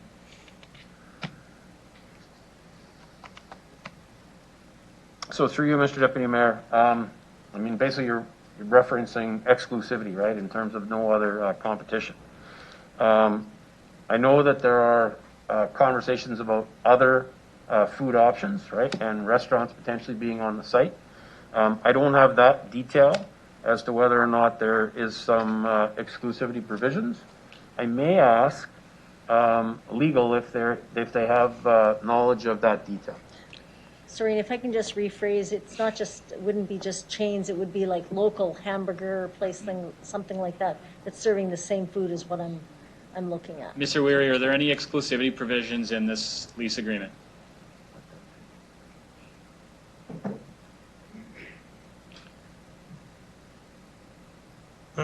Mr. Chair, there are, as I understand it, there are some limited exclusivity provisions in the immediate surrounding area of the 1 acre parcel, but nothing related to the Real parcel as a whole.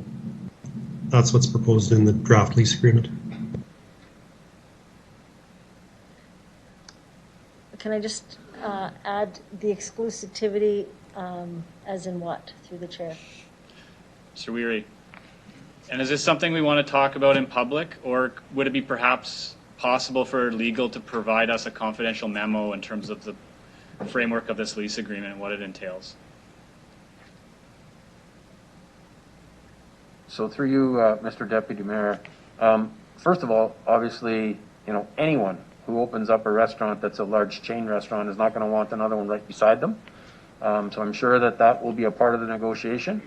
But just in terms of, there already are other, you know, food vendors on site, whether they be in the Brant Center or whether they be in the Cooperator Center. And the lease agreement will encourage local opportunities.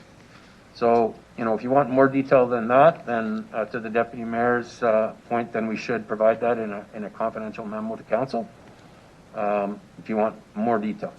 Thank you. Just because we are talking about promoting local as well, I just want to ensure that, I mean, it depends on, I guess, how it's worded. So if that can be shared, that would be appreciated. Okay. Yeah, so I think that's a clear request. Thank you. Further questions or comments about the report?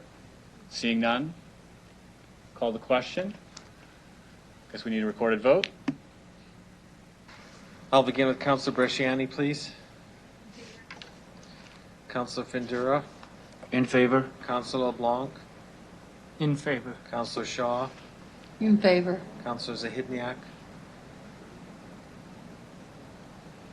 Opposed. Councillor Mancinelli, In favor. Councillor Stadnichuk, In favor. Councillor Hawkins, In favor. Councillor Stevens. Favor. Passes 8-1, Deputy Mayor. Thank you. Next item, EX 20-40, advance approval for capital projects and community investments. I'll ask Barry Lacey to introduce this, and in your opening remarks, if you could comment on whether or not this ties council's hands when it comes time to the budget in terms of amending money that might be going into projects or community grants. Thank you. Through you, Mr. Chair. So typically the annual budget's approved before December 31st, but there are times, particularly in the years where there's an election, that the budget is not approved until after year end. And as a result, it is typical and normal for administration to come forward and ask for advanced approvals on capital projects, and the community investment funding as well has been a typical one we've asked advanced approval on.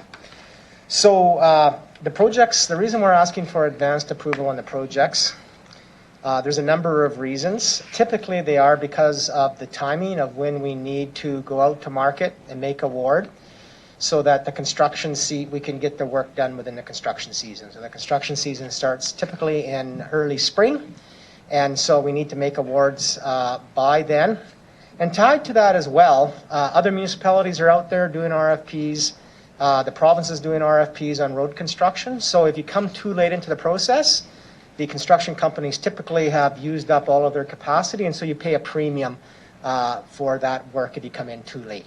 So for those reasons, second reason is typically same thing for equipment. If there's equipment required for some of that early work, we need to go out to market. And then there are some projects, I will call them, where what would be impacted is the timing for us to be able to deliver on some of the projects. With respect to the request in front of you, with respect to general fund capital, the total's around 52 million, which represents just under 50 million of what we expect the overall capital budget will be when we come in front of council with the annual budget. And on the utility budget, it's around 10%, a little bit under 10% is what's being requested with respect to those funds. With respect to flexibility, so because it is 50% or less of the budget, yes, there is flexibility. If council wishes to adjust the overall capital budget, there is that opportunity to have that discussion with the remaining amount of the capital budget, or adjust the operating budget if necessary, depending on how that conversation goes. Perfect. Thank you, Barry. Councillor Frindura, you move the report and have a question, presumably. I do, yes. In the number 2, approve 5 million to be provided for the 2021 utility fund capital project. I have a question and a comment. Well, first the comment is I don't believe that 5 million is enough in the utility, because in a sense when we talked about adding previous council, we adding more percentage into poor roads, it comes to mind that when we don't invest enough into utilities, we're not going to get after some of the poor roads. So because we're going to be debating this going forward, I would like to see more on the utility to kind of tackle the, to you, Mr. Chair, to tackle the poor roads. So my question would be, how can we do that? Is there room to move some stuff somewhere else and add to this? You're talking about 10%. I'm thinking that we need to go more so we can tackle some of the poor roads. And I think this is so I feel that the investment into the utility is not enough. It's holding us from getting into more poor roads. I mean, I know we want to be balanced, but I just like to put that out. John, this is water and sewer, right? Correct. So we're not talking about a road budget. Are you? No, but this is so this it helps when you do the roads, because if you don't invest enough undergrounds, then you can get into the poor roads. All right. Thank you. Do you have Mr. Lacey? Sorry, maybe just if I followed the questioning, I think the questioning was just with respect to whether or not there was a sufficient capital budget. So when we do road work and underground work, the water people work very closely with the road people to make sure if there's underground work that needs to be done at the same time we're doing the road work, that there's a coordination. So in bringing forward this budget, there has been discussion between the groups. And so specifically, we wanted to ensure that on the utility side, there was sufficient funding for that to go along with the road work, because they do coordinate. There is some utility capital forward from the previous year, funding from the previous year, so that was taken into consideration when we made this additional capital request. If there are detailed questions about the various projects in here, I will be referring them to my ELT colleagues who have responsibility for those particular projects, and maybe I'll just ask if Mr. Onright has any additional comments to make with respect to Councillor Findura's observations. Through you, Mr. Chair. So Mr. Lacey is right. Just to keep in mind, this is the amount of money required for pre-approval. This is not the total amount of money for the utility capital for 2021. Okay, thank you. Okay. I guess just a comment to committee. If you have specific questions about these projects, rather than rushing through this, what you could do is ask the questions now with the expectation that administration can supply us with a short report in advance of council when this comes through. Or you can send them the request to administration directly. So just a request, if you have specific questions about these projects, perhaps you can frame them as questions with the expectation that they would be answered at council next week. Just a thought. You can ask whatever you please, but I'll just put that out there. I don't want anything to get missed. I want questions to be asked and answered, but maybe in a more timely way. Councillor Stadnicek. Thank you, Mr. Chair. I'd like to just clarify the necessity for approving this in advance is because of the tendering process you said you have to go through. But is everything tendered, or is some of this work actually done by our own in-house staff? I'd like to take that. That could be answered later. Thank you. That's a great question. Some of the capital program is done by in-house staff. I don't have the specific splits here. Most of that's through Mr. Onright's area. Maybe I'll ask Mr. Onright to comment on that. Mr. Onright. Through the chair. Mr. Lacey is correct. Some of the work is done internally. The reason for the pre-approval is just the time it takes to put the packages together to get them out to industry. As Mr. Lacey had indicated, it is a competitive market. Provincial government has already released all of their 2021 projects. They did that about a month ago. So there's some urgency for us to get the packages out, to get the bids in, but it is a lengthy process because there are a number of conversations have to happen once the selected proponent is notified, and then the discussions start about scheduling of the projects, complexity of the projects, detailed design of the projects. So it takes quite some time to be able to get to that point. Thank you. I can follow up in writing on some of the more detailed questions I have.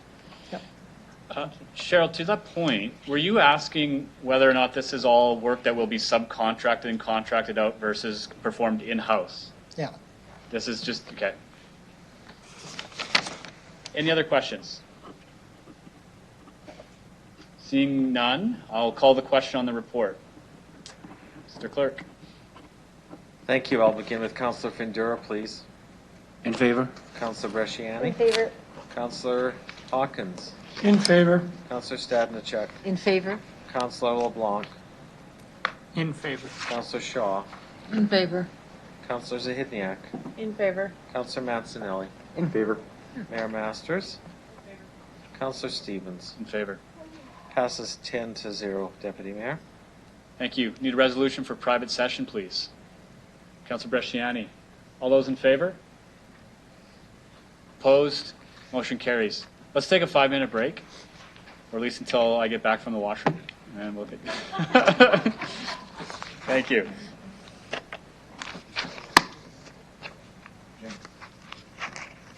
Oh.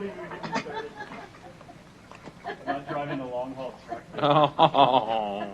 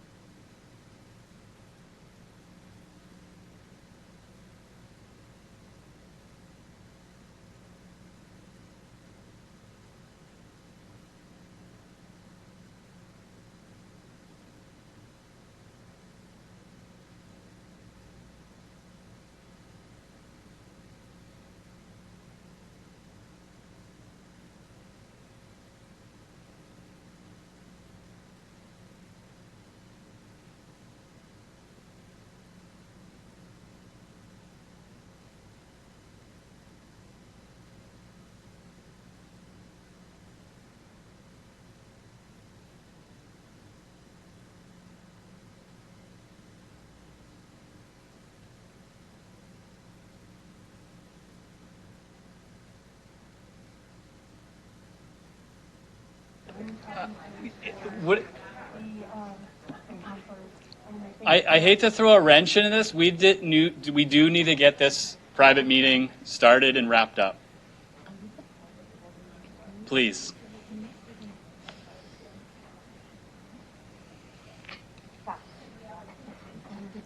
No. No. I hate to say it, but no. We had 5. We really need to get this wrapped up.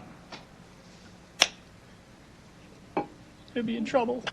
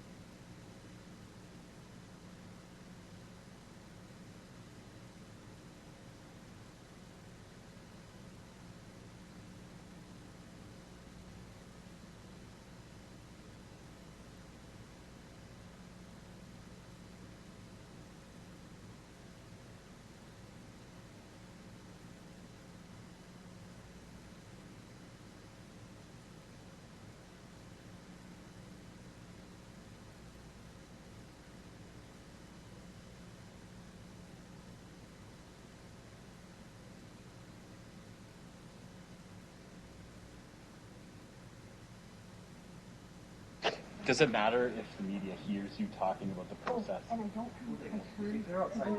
Okay.